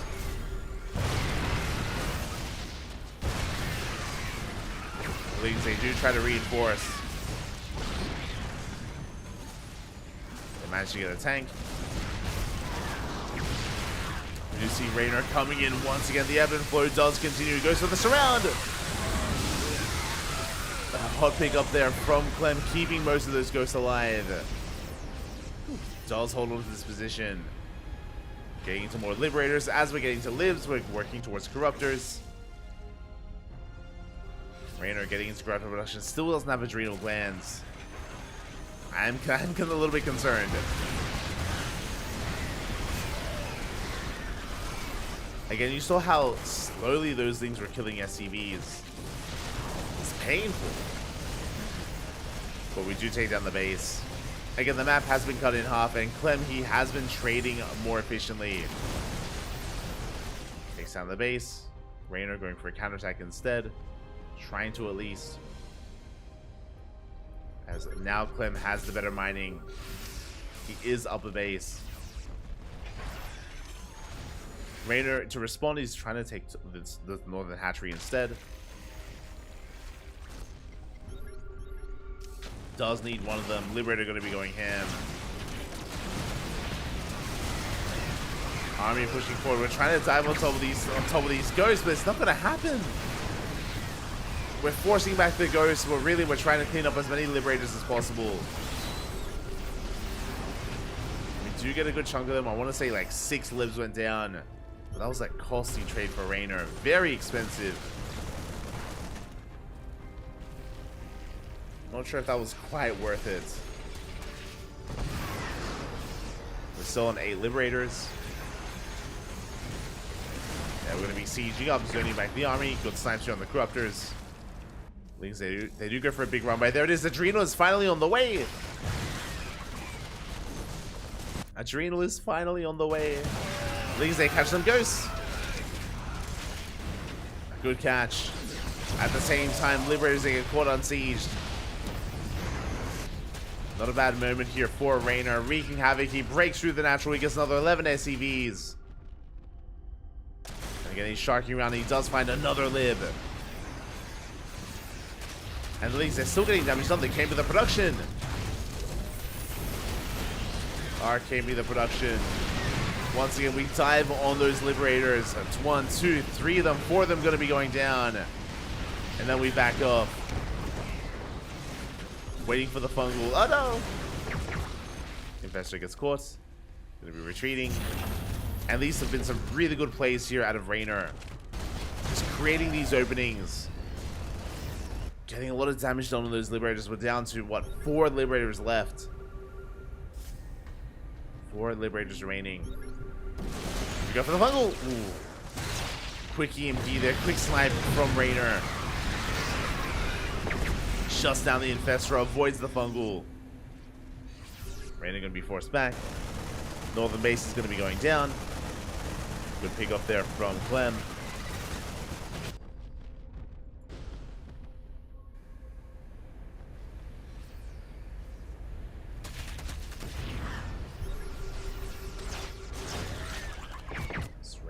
Is going to be threading another dive. You can see here that Clem is still just mass reproducing these libs. And Ghost, once again, we're going to be able to catch him out though. Liberator's going to be going down. We preserve the Ultras. We do barely preserve those Ultras. Raynor, I feel like we might be overextending a little bit here. Raynor, he has to wait for reinforcements. You can see him plummet in supply. Raynor is running out of money. No shot. Where are the gases? He needs gases. Raynor, he's running out of gas. He's running out of resources. Raynor, his drone count is solid, but he needs to prioritize these gases. Nuke here towards the north. We're oversaturated. The mining here is subpar for Raynor. Nuke is on the way. Raynor does notice. Again, suddenly for a moment there, Raynor, he just could not keep up with his losses. Trading too poorly. Another nuke here. The chain nukes are popping off. This southern base, we have not taken the gases. And again, Raynor, he is struggling. Big mine shots going off on the ultras. And Clem, he's breaking through. Clem with a lot of momentum on his side now. Forgetting about the Liberators, going into Vikings. Shuts down every single Corruptor. Corruptors fall, Northern Hatchery went down, nuke went off. We need gas. The reality, we need gas. Raynor, he has minerals, but again, no gas income, or very limited gas income, I should say. We're out of gas here. We have 2 gases mining towards the center, and we have gases left open. Yeah, there we go. Gases are now being taken. Raynor now realizes, but is it too late?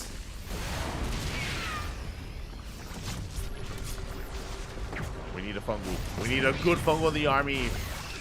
We get it! We do connect with 1 fungal at least before we pick up. Yeah, 1 fungal is not good enough. We pick up, we get the hell out of there. The rest of the army's coming in. And Raynor, he's in a lot of trouble. He cannot keep up. Not anymore. He's being broken. Hatchery is going down. Yeah, Hatchery is falling. Clement's maxing out. Ooh, brutal mine connections. Oh, no, no! Big mine shots towards the end. Raynor, he just can't keep up. The mine shots are too good. Tries to collapse on this army. Once again, look this around. No detection. 0 detection here. The Ghosts, they survive. They break on through, and we have a series because Clem is tying things up. Again, Raynor, he was doing okay with it for himself, but over time was trading far too inefficiently. And just didn't have the economy to back up his losses.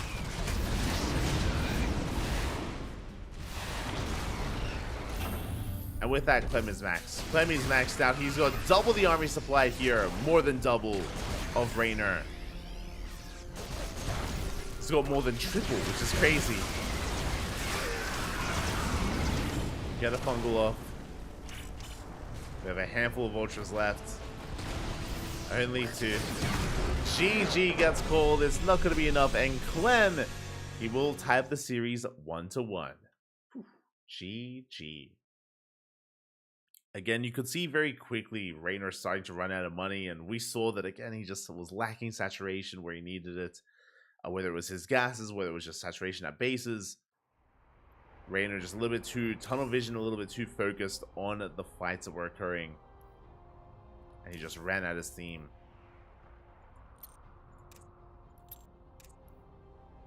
Likewise, Clem was trading very efficiently throughout. Really solid game there out of Clem. Very well done. From the beginning, again, the initial Roach Ravager play from Raynor, he should have died then and there. Let's be real. He should, like, the game should have ended at the 10-minute mark, but somehow, someway, Raynor, he survived. He weathered the storm. And now we're tied up. Now we're tied up 1-1. And we're getting ready for game number 3. As a reminder, it is a best of 5. So we have plenty more games ahead of us. Have more games to come.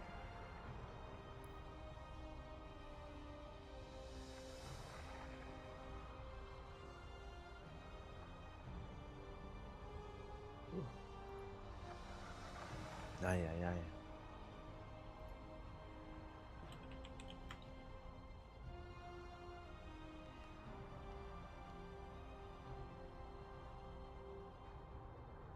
So I'm just setting things up here for tomorrow as well.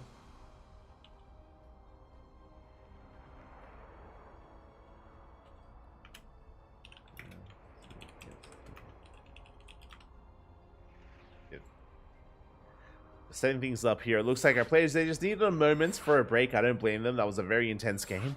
Very intense game. They needed a moment to breathe, but now we're getting into game number 3. Again, this is still best of 5, so we're here to determine who takes a lead, not who takes the series in general. And game 3 is going to be on hard lead. Hard lead is coming up next.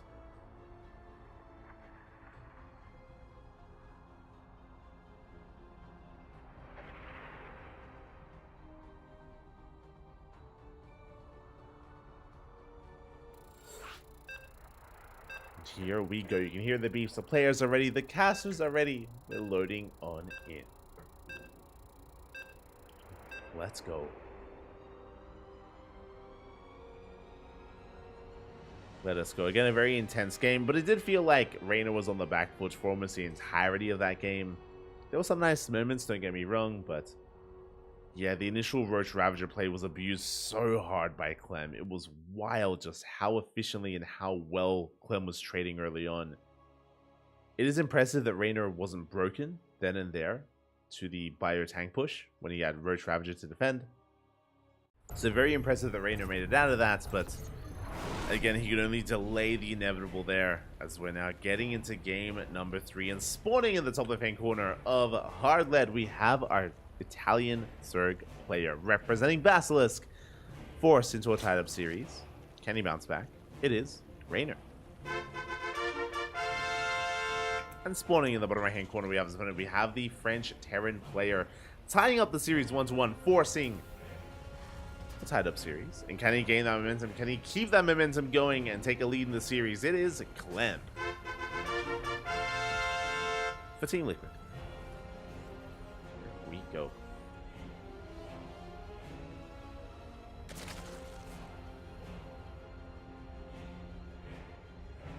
Is going to be Clem. Behind this, Hatch Gas Pool standard open out of Rainer. Likewise, Clem going for a Rax expand as well. No 2 Rax Reaper, not this time. Not on hard lead.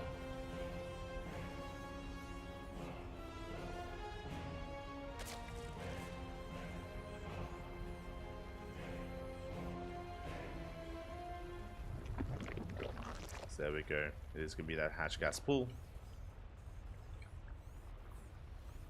Getting into our build of choice. And we're going to be settling in towards the mid game. Again, hard lead is a smaller map, shorter rush distance by ground. I'm curious if we are going to be using that to our advantage here. Rainer, he tried to go for roach aggression in game number 2, but he failed to do so. He didn't quite end up committing. Now would be a good map for that sort of thing.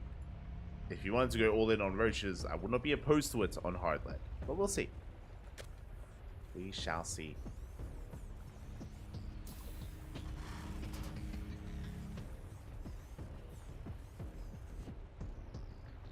And behind this, we are just going to be chasing down that drone, delaying the 3rd CC, or the 3rd hatchery, apologies, of Rainer. Going to be trying to delay it here. Rainer going for the hatchery. It looks like he will get it. Barely on location. Does pull it off.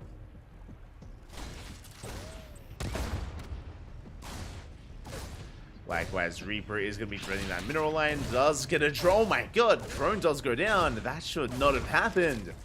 We get a drone, we get a Ling. Nice damage dealt here by Clem.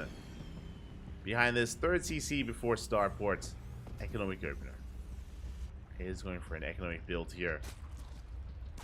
Nothing too wild this time from Clem.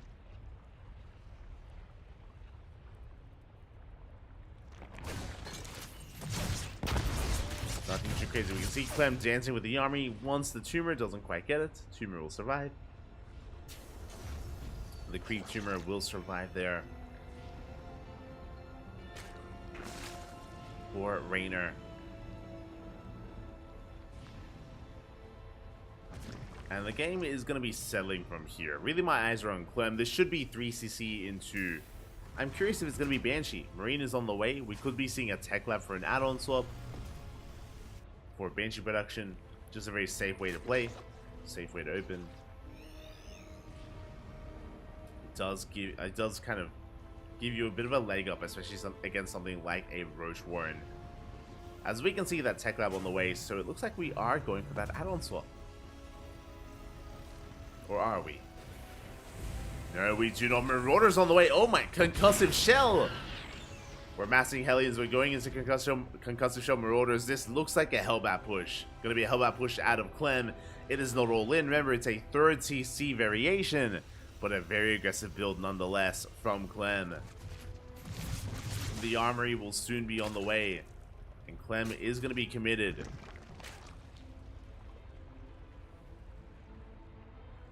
Meanwhile, Raynor going for a very early lair. That was a, what, 4-minute 15 lair timing? Jesus. Very early lair there from Raynor. Meanwhile, the armory is finishing, or it's on the way. The Hellbat push is going to be upon us. How many queens? How many queens do we have? 7, soon to be 8 queens. That's okay. We have a handful of lings. Gases are being taken. 4 gases, actually. I'm curious. This could just be a lair into a bathing nest. Could just be a safe build out of Raynor. I am curious as here come the Hellbats. And Marauders, they do reveal themselves. The queens are being focused down. 1 queen falls. We're going to get the second and the third queen as well. Big pickoffs. The medevac does survive. And Raynor, he's in a world of hurt. Hellbats are morphing in. Again, the medevac is very low. But we are committing. We're going straight for the drones, straight for the queens. We catch them. We get a 4th, we get a 5th queen. So many queens are going to be falling, and this is getting out of hand. This is getting out of control. Raynor with the fast lair is going into Mutas. He's not going for a bathing nest, he's going for a spire. The lings, they're going to be cleaned up. A very good trade here from Clem. Shuts the lings down, shuts them down. He will be leading out every single Hellbat. But look at the trades. That was 40 lings and 5 queens for 8 Hellbats, 2 Marauders, 2 Marines, and a Reaper. Just in general, a much better trade here from the Terran. But is he ready for what comes next? Because it is that Spire. Now, with the dead queens, quickly checking how many queens we have. Okay, we have 6 queens left. We have 3 to inject, 3 to spread creep. We're okay. We are okay. Clem behind this, getting into bio play. Getting into bio production. Hellions rotating around. Do manage to catch a couple of those tumors. Tumors are going to be falling. And the Spire is done. And quickly checking the vision. Clem, he has not seen the main base. He does not know that Mutas are on the way. And Mutas, their potential. There's no turrets in the main, no turrets in the natural. There's no reason to throw down turrets. Clem has no idea what's going on. But he's also working on his own push. Stim is done. Oh, hello? Wait, what? Stim is done.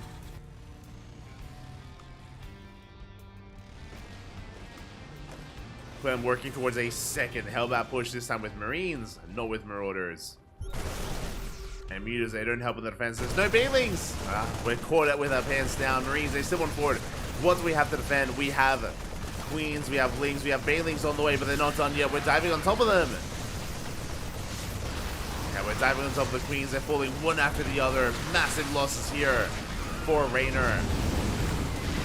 Banelings are done, but a beautiful spread here of those Hellbats. Mutas, they do get across the map, but the Marines, they're popping off. They're snowballing out of control. There's no engaging with them. There's one Baneling. And the Mutas, they're getting some damage done, but only a handful of SCVs. Good target firing, good positioning as well. And Clem, he's snowballing out of control. This is game-ending damage here from Clem. He gets the Baneling Nest.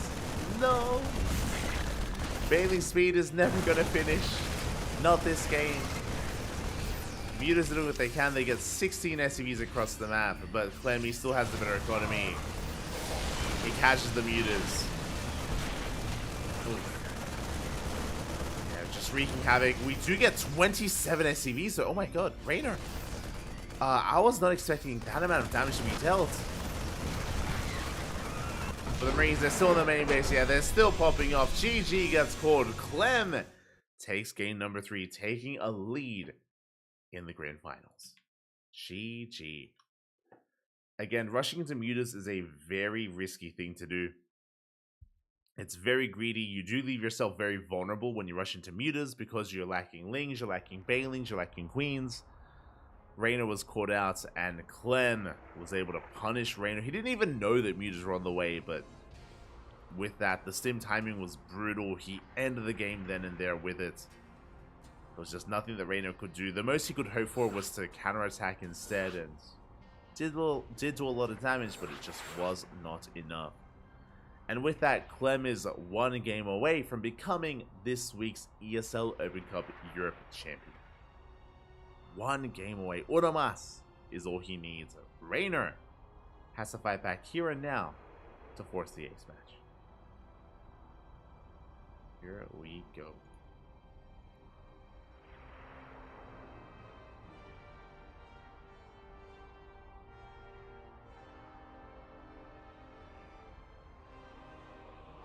Here we go. Reynor letting us know that he needs a couple of minutes. I don't blame him. Reynor, he needs a little bit of time here to gather his thoughts, to take a breath, to really calm things down before diving into the next game. So we're going to be going on a break as well. Again, Reynor does need it, so we're going to give him a couple of minutes here. Take this moment to hydrate Hydra, stretch roaches, massage your Marines, get some snacks, get some water, and we'll be back soon with game number 4. See you then.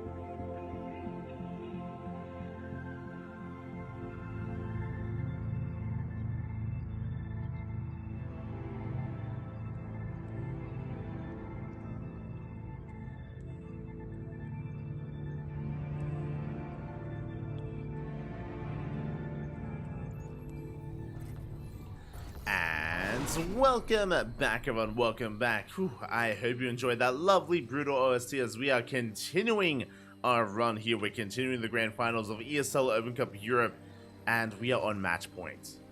Potentially one more game is left, or two more, depending on how this goes. As we're getting into this and spawning in the top right hand corner of Solaris, we have our French Terran player, the Blue Terran, representing Team Liquid, leading the series 2-1, one game away from winning it all and becoming this week's champion. It is Clem. And spawning in the bottom left hand corner, we have as opponent, we have the red Zerg player, the Italian Zerg, representing Basilisk. He needs to fight back here and now to force the ace match. The pressure is on. It is Raynor.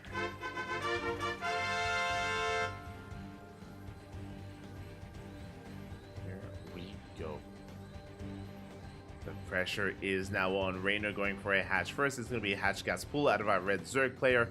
Clem opting to go for a Rax expand. Okay, once again, no 2 Rax open out of Clem.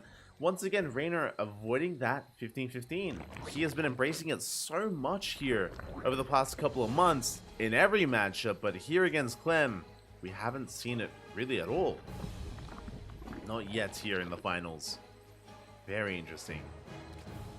Again, just opting to go for more standard openers for the time being.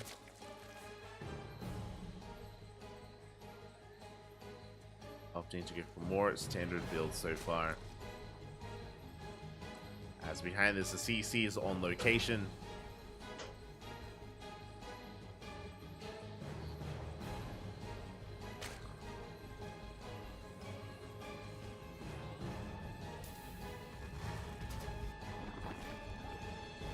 And we will be settling on into this. Okay, so again, nothing too crazy in the early game. We are just producing our queens, getting into our lings, going to be joining on up. Raynor, he did ask for a break just before this. That's why, of course, it took us a little bit to get into game 4. And again, I'm sure, especially that last game was a little bit frustrating. Raynor, unable to scout his opponent, did not recognize that it was going to be a Hellbat push. And it was a Hellbat push specifically against basically fast mutas, against a fast Spire. It was so unfortunate for Raynor. Basically a build order loss in that last game. Raynor trying to spice things up and was punished for it. And even here, oh! Would you quickly throw down that gas, guys? Or would you save the drone, but the third base is delayed? Third base is going to be delayed. Reaver being forced back. Doesn't get the tumor, gets a Ling. And we should be able to expand on location. Hatchery is on the way.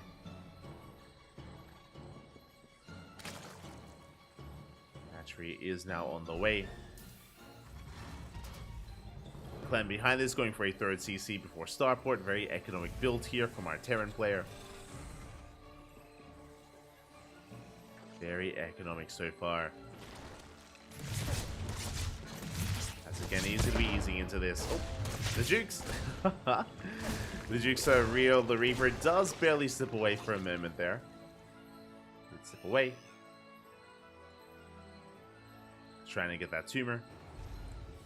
And we're following up this with, oh, okay, my apologies. I assumed it was going to be a 3cc into starport. This is a 3cc 2-1-1.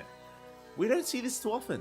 We do not see this too often at all. So, there are thoughts about the 3cc 2-1-1. For those that are curious, this is a stim timing with eventually medevacs. But this does hit a little bit later because of the faster third command center. So it's more economic.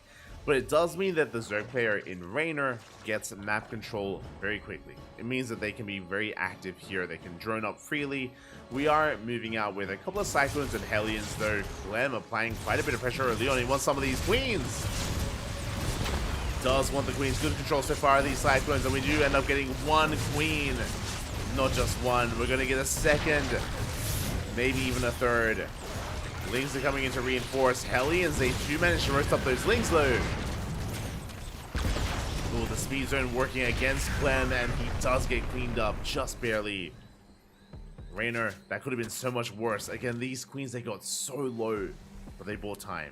They bought enough time. Lings came in. Raynor holds. Whew. Does hold. Behind this, Clem getting into double eBays, getting into double upgrades. Working towards that eventual medevac push. As the reactor's on the way for an add-on swap, Starport is finishing up. Lings are coming in, only 4 Marines! Uh-oh. Only 4 Marines, they get surrounded, SCVs, the boys are being pulled, SCVs are going down. Ooh, and this is becoming game-ending damage, this is too much! This is far too much, as Clemmy gets caught with his pants down across the map. The Hellions, they dive into the main base, drones are also going to be getting roasted. But that is 20 SCV kills, game-ending damage. Ay, ay, ay. The Hellions are doing what they can. They're going to get maybe an extra drone. Yeah, they get 9 drones in total. But Clem took a massive blow here at the natural base. 21 SCVs plus mules. That is brutal. And any kind of timing that Clem wanted to go for, I feel like isn't quite there. Not anymore. Not like this. With that Raynor, he does have an upgrade lead. Remember, 1-1 for Clem is delayed because of his dead SCVs. Third base now being landed. Bearing in mind that because he has a third TC, because it's already in orbital, he can recover. Not going to be an easy recovery here from Clem, but it is possible. It is going to be possible. Lair is now on the way, Bane Nest as well. Raynor getting into Ling Bane, nothing fancy, no fast Lair, no fast Spire.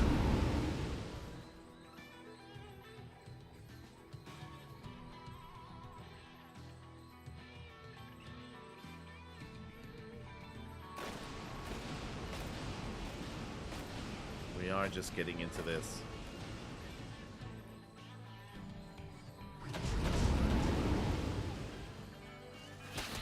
As we do see Lings once again harassing her across the map at the third base, denying any kind of mining. Drop play is denied. We do get 2 SCVs.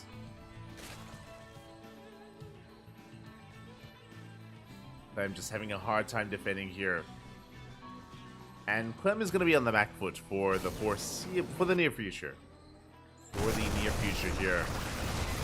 But maybe he can stabilize, maybe he can recover, but it's a long road to walk.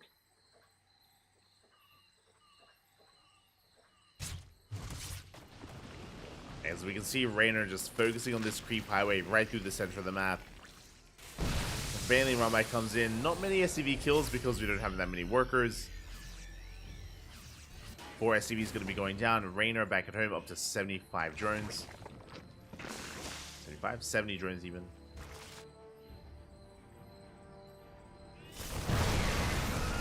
Ling Ramai, a little bit cavalier there by Raynor. Has to calm things down. Has to back up.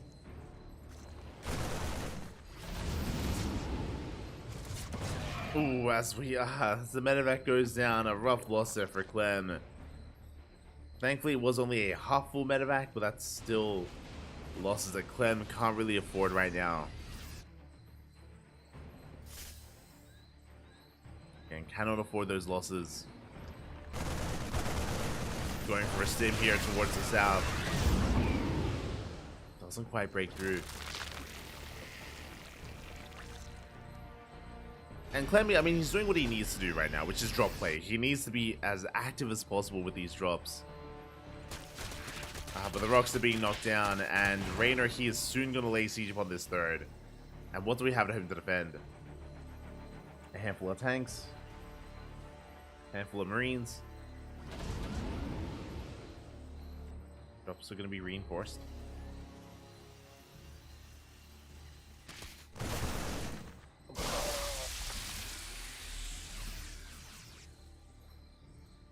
As the Baleen does connect.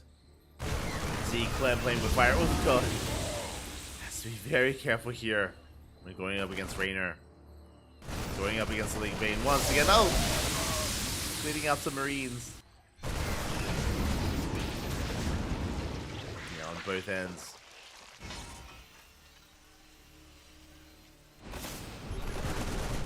Is going to be bleeding out again, just being as active as possible. He gets a couple of tumors here towards the north, picks up towards the south.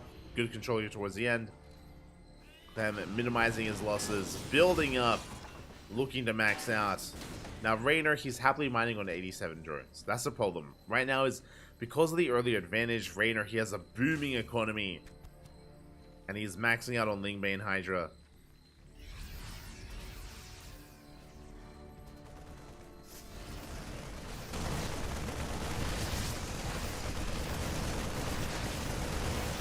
Clem is going to be committing to his push. Rocks have yet to be knocked down. Good splits here by Clem. Can he out-trade Raynor despite the deficit? 2-2 is about to kick in. 2-2 is on the horizon here for Clem.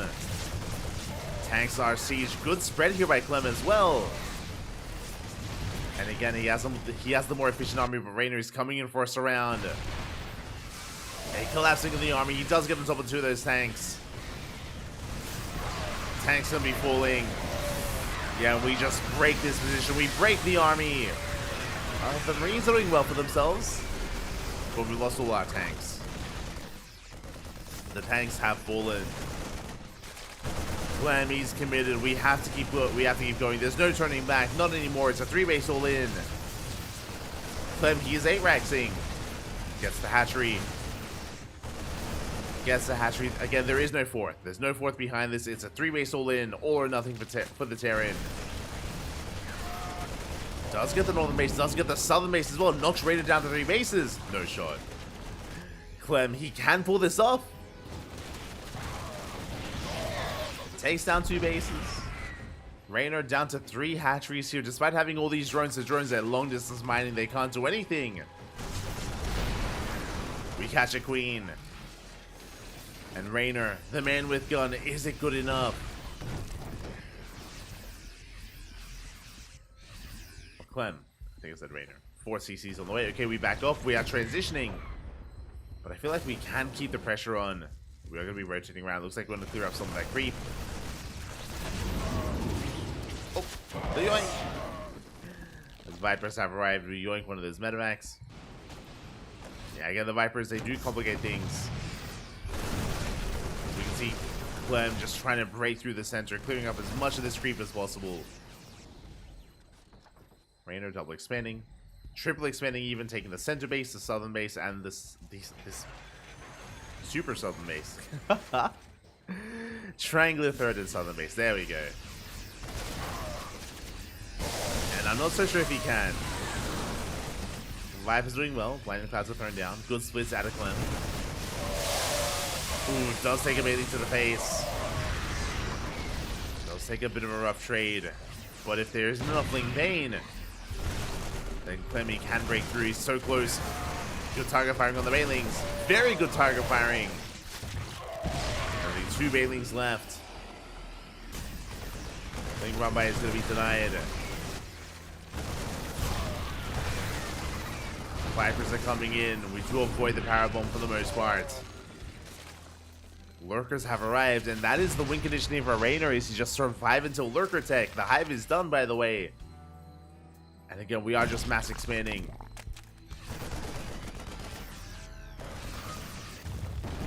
Raynor, he barely takes this southern base. He's going to be double expanding towards the north. He's 5th and 6th. Good yoinks here on the lives and on the tanks. Another tank going to be going down. Oh, Clem trying to collapse on this, but he just cannot. Yeah, the Lurkers, they trade too well. Breaking a defensive line of Lurkers, it's not going to be easy. Clem trying to brute force the issue won't be successful.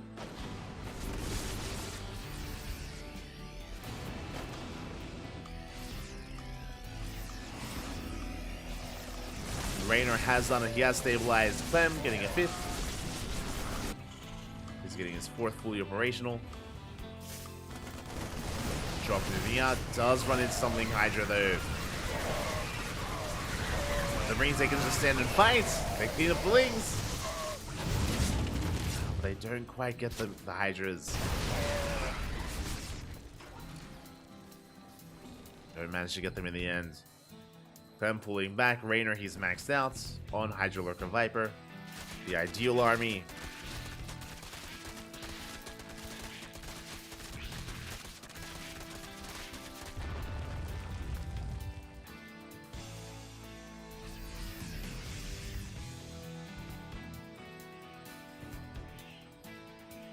And, I mean, Clem, he still needs to expand. If he's able to get another base up and running, then he can build up a bank, he can fight back.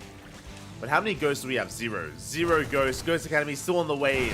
Vikings are amassing, but we just had the better army from the side of the Zerg. Massive spine shots going off. Take down the tank. At the same time, we push towards the left-hand side, towards the north.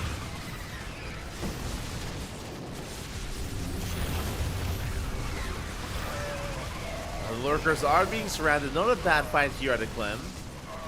Cleans up all the lurkers, at least towards the north. Towards the south, how we pick up another tank. The Vipers have been popping up this entire time.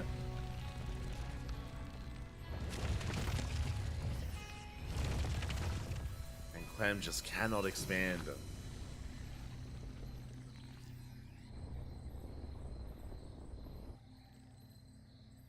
Just cannot take that base. Is trying to though.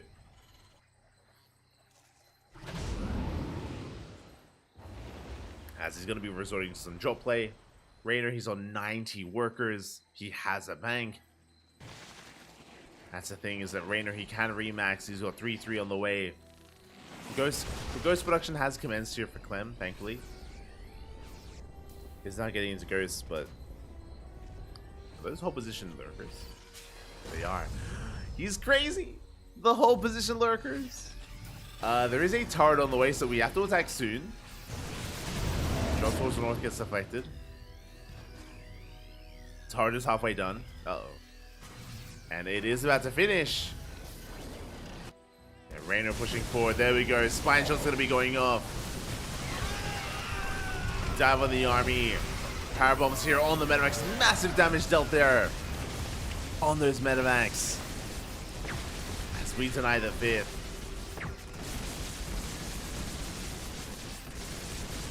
Do deny the 5th base. And keeping Clem on the back foot. And Raynor, he has a bank. Oh, the spine shot. Yeah, he's just pulling Clem apart. Coming in towards the north. Will collapse on the base. Third CC is going to be going down. We get 11, 12 SCVs. The command center does survive, but I can't say the same for the workers. Failings, they do burrow.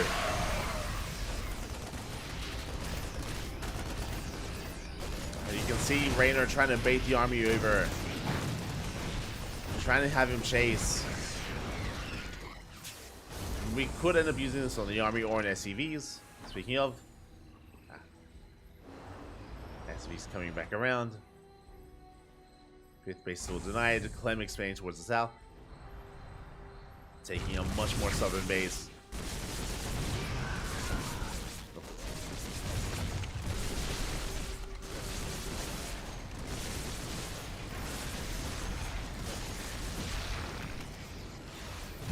Yeah, Lurker's gonna be falling. We collapse on the base once again. That's gonna be 9 more dead SCVs. And it looks like Raynor, he doesn't have enough to break his opponent, but he gets another tank. Crippling the army of Clem, and Clem, he just cannot keep up. Oh my god, massive daily connections there with the Burrowed Banes. And even though Clem should be able to barely hold on here, it does not matter. Clem, he's got half the worker count of his opponent, less than half the worker count of Raynor. He's got half the army supply. Raynor, he's instantly remaxing. And Clem, he needs time. I mean, again, like, it was just a brutal start here for Clem. He's been on the back foot the entire time after losing all those SCVs. It was 21 SCVs at the start of the game. He tried to go for an 8 racks 3-base all-in. Didn't work. Barely didn't work. And Clem has been on life support ever since. Oh, no. Now is not the time. Jesus. Okay, we're good. Yes, GG is going to be called, and Raynor, he does have the series at 2-2. We're going to the ace match. GG. Still apologize. There was a bit of a freeze there for a moment, but we are good to go. And we're going to the ace match. We're going all the way to game 5. Again, Raynor, he gains so much momentum early on. For those who weren't here for it, he was able to kill 21 SCVs with a Ling run by. And yeah, he just snowballed out of control from there. Clem, he was forced all-in. Did commit to the all-in. Was barely not able to break his opponent. And Did make things close. He was able to kill the 4th and the 5th of Raynor, so was able to make things close. But Raynor, he stabilized, and with that, Raynor, he ran away with it. And now we're down to game 5. We're down to the ace match. One way or another, the series will end, and we will crown a champion, and it's going to be ending on Alcyone. Ooh, a very Mac-oriented map. We've seen a lot of late game on Alcyone. Have seen a lot of late game.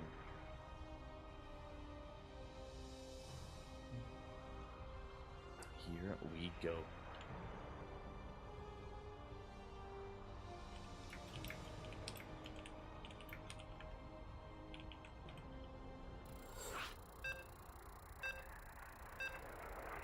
And you can hear the beeps. We are getting into that ace match, into that game 5. Let's go.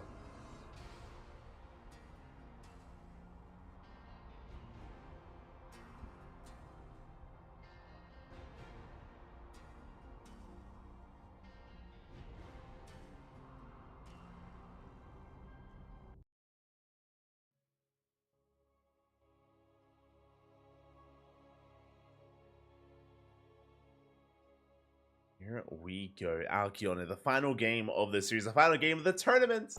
It all ends here. It's been a long cast and I am starving, but we're getting into game 5, and here we go. Spawning in the top right hand corner of Alcyone, we have our French Terran player, the blue Terran, forced into the ace match. Can he bounce back here and now? He needs to. If he wants to redeem himself after last week and become our champion, it is Clem. And spawning in the bottom left-hand corner, we have as opponent, we have the Italian Zerg player, the red Zerg, representing Team Basilisk. It is Raynor.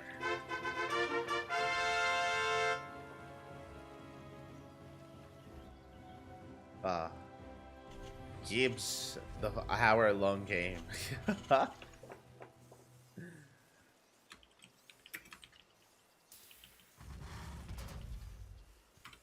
Este Colossal. But here we go, we are settling in. Again, it's going to be a hatch gas full standard open out of Raynor. Likewise, Clem going for a Rax expand. So nothing crazy here in the early game. No 2 Rax, no 15-15. Everything is looking as it should.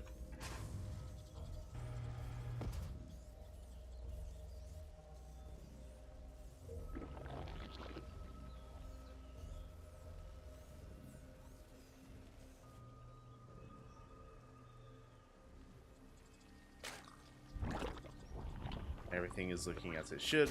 As again, behind this, we're just going to be easing our way into Alcyone. Again, Alcyone, known for its longer macro play. Reason for this is because it's very dependable on 3 and 4 bases, so pushing in and being aggressive early on is quite difficult on a map like Alcyone.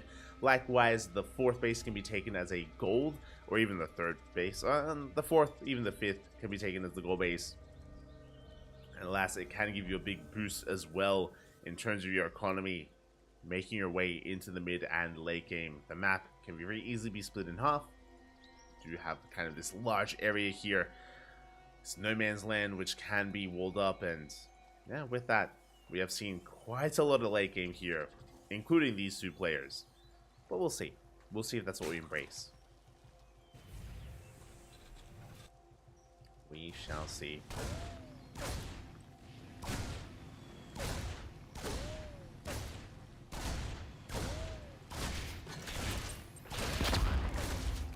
So we go, Reaper going to be dancing with the links. Oh!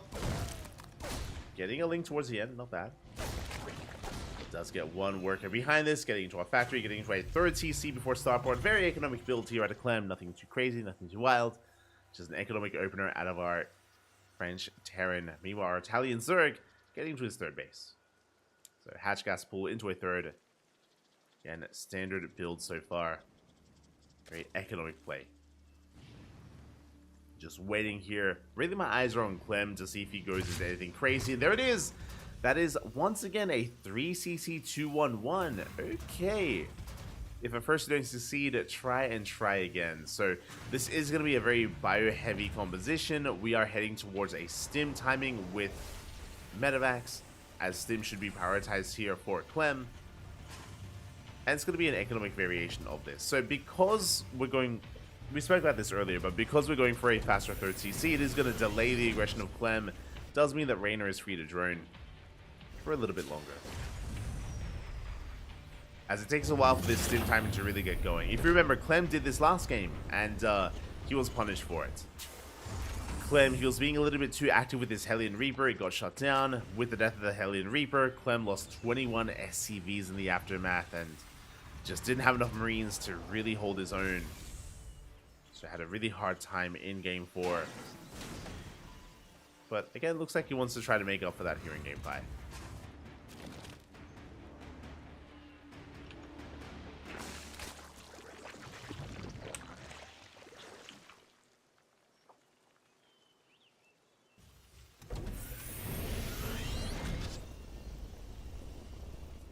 There's that Azul getting into Medivac production. Medivac's going to be on the way, getting into a 3-1-1 setup here. And we will soon be moving out with that drop.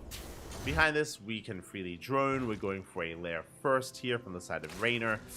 A little bit greedy here, a little bit risky, but there we go. Is going for the bathing nest as a pull-up. Very safe opener, actually. What I will say is that we won't be able to get into faster upgrades, faster Evo chambers like we did previously. So upgrades are going to be delayed in favor of Banelings and Baneling speed, which isn't going to be necessary here for Reynor. It's all about the Ling Queen to defend.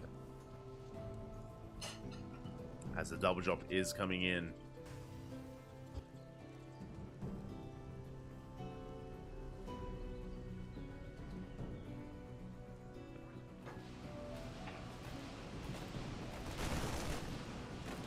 Double drop is moving out across the map. It does run into the Queens. Queen's going to be able to force this back. To force back the army. I'm going to have to rotate around. Bearing in mind, he does have stim. He does have diving potential here on Reynor. Speaking of, gets an Overlord. Stim's on board. Oh, has to respect the Queens. As you can see here, Reynor, he has had plenty of time to prepare. Has been able to run up to 64, getting his 4th base on a solid economy. And yeah, the double drop shouldn't be able to do too much here. This is also why like 3cc 2-on-1s are very out of fashion and out of favor, because sure they give you like this stim timing in the drop play, but because it hits so late, it's like Reynor is free to just drone to defend here with his Ling Queen. Like he's safe and sound. He's able to get into his own game. Sure, Clem is being active, but he's not really gaining any value here. As he does pick up some tumors. Behind this, reinforcing with more Marines.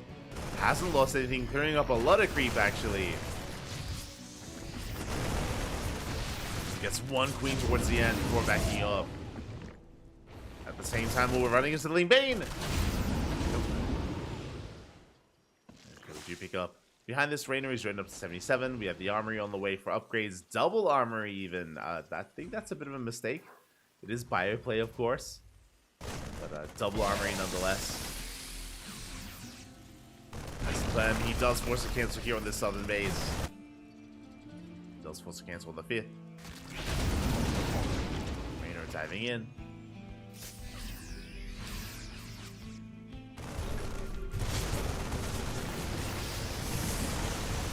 So we try to go toe-to-toe with the Queens, but the transfuse is too good. We keep the Queens alive.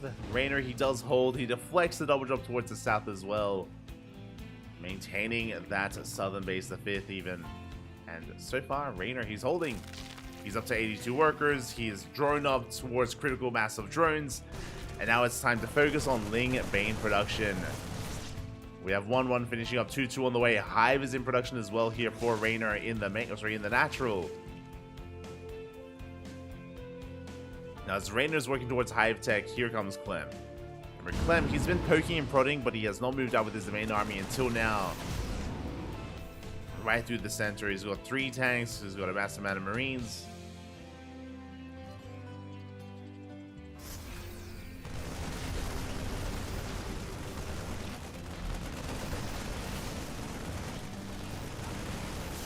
As as here we go. We do see Raynor collapsing on this. We do have a couple of tanks set up. Banelings will be connecting. And we do barely knock at any of the tanks. That was a bit of a blunder there from Raynor. The tanks, somehow they all survive. Raynor just collapsing the army in a bit of an awkward fashion. A lot of the Banelings were left behind. Yeah, premature attack from Raynor. And now Clemmy dives on top of the Banelings. He will break through. Banelings connect with the Widow Mines. And Raynor, he's in a lot of trouble. A massive attack here from Clem. Again, achieving so much already here. And can he break Raynor? He's so close. There's only a couple of Banelings left, but there we go. We have 8 more on the way. Mind Shield does connect on the Lings. Clemmy sims on forward.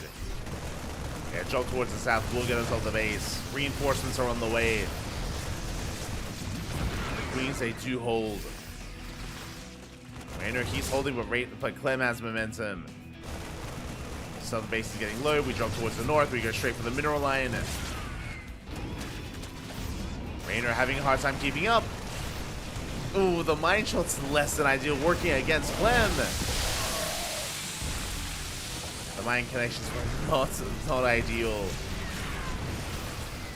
The Queens do overextend, and finally the Queens are going down. They run into the Widow Mines. Speaking of, oh my god, the friendly fire! Mine shots go off, the medevacs go down. Raynor, he's trying desperately to hold on here. Barely holding. But you can see the rally here of Clem. He smells blood in the water. He does know how close he is to breaking Raynor. And mine shot's going to be going off. There is a lurker gem, but no lurkers yet. Big connections here on the Queens. Oh my god, massive connections. And we shut down every single Queen. There's one Queen left that's barely alive. And it looks like Clem has done it. Clem, he has broken through. Again, that first fight from Raynor, he had the numbers to defend, but the angle of attack was really awkward. His Banelings were late, they were behind. These 2 tanks somehow survived. And after that first fight went in favor of Clem, that was it. That was GG. Again, for Raynor to commit as hard as he did and for him to not clean up the tanks was brutal. Now, we do have some lurkers on the way. But Clem, he's up 40 supply. He's up 50 supply. And 2 lurkers should not be enough. Shouldn't be enough. Yeah, 1 lurker goes down. We have 1 lurker left. The spread is too good. Banelings are rolling on in. Good splits out of Clem. Yeah, minimizes the damage, minimizes the losses. Again, we are still lacking some Marines and Marauders. Clem instead of reinforces towards the north. Goes for a jump. Does focus down the lurker. Ooh. Friendly fire is forced.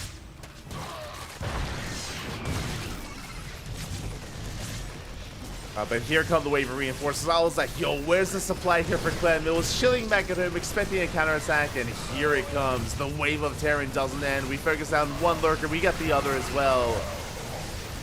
And Clem has done a GG. GG gets called with a bit of pause as well. And Clem, he will take the series at 3-2, becoming this week's ESL Open Cup EU champion. GG. Yeah, I'm happy guy. GG, well played. Congratulations here to Clem. It was an intense back and forth here between our players. Both Raynor and Clem had their moments, that is true, but Clem comes out on top. GG, well played. Congratulations here, Raynor. Again, he didn't have a bad start in this ace match, in this game 5, but that blundered fight was brutal, and things very quickly snowballed in favor of Clem, as he very quickly capitalized on that fight, got into the face of Raynor, out-traded him, was able to outproduce him as well. GG. GG, well played. Congratulations, and with that, we're done. I'm done. Oh god, this was... Fun fact, how long were we casting today? Like, I think today we had a 12-hour cast. earlier this morning we were casting ESL Asia, leading into Stars War 11 qualifiers. I think that was 6 hours, and then here this was also 6 hours. So 12 hours of casting. Just a normal standard day of CranKy Ducklings. Let's go. A lot of StarCraft here today, but that's how things usually are here on Mondays. GG, well played. I am gonna calm down and get some food. Gonna get some food, gonna get some rest, and we'll do it all again tomorrow. Tomorrow we're gonna be back. If you want some more StarCraft, oh, first, before I get ahead of myself, ESL Open Cup Europe is a weekly tournament. If you enjoyed the cast, next week we're going to be back with some more ESL action. But I believe next week I won't be casting EU, I'll be casting Americas. Next week is going to be Asia and Americas, as I'm going to be going back to Australia in a couple of days. So it'll be a little bit more awkward to cast ESL EU. We'll see. We'll see what happens. We'll see how we do approach it. But that is most likely what's going to be happening. Instead, our next cast is going to be in how long? I think in 12 hours, right? Double checking. My apologies, not in 12 hours. In 10 hours time, we're going to be live here on the channel with some Stars War 11 qualifiers. Stars War 11 Asia closed qualifier date. Wait, what? Oh, I see. Yes, we're going to be live here in a couple of hours with the Stars War 11 Asia closed qualifier, followed by the EU and NA closed qualifier, followed by some 4 Jumi show matches as well. So back to back, we have 3 broadcasts tomorrow as well, as things usually are on the CranKy Ducklings. You do love to see it. Do look forward to it here on the channel. Again, you can follow us on YouTube, you can follow us on Twitter, Facebook, Instagram, YouTube, and Discord.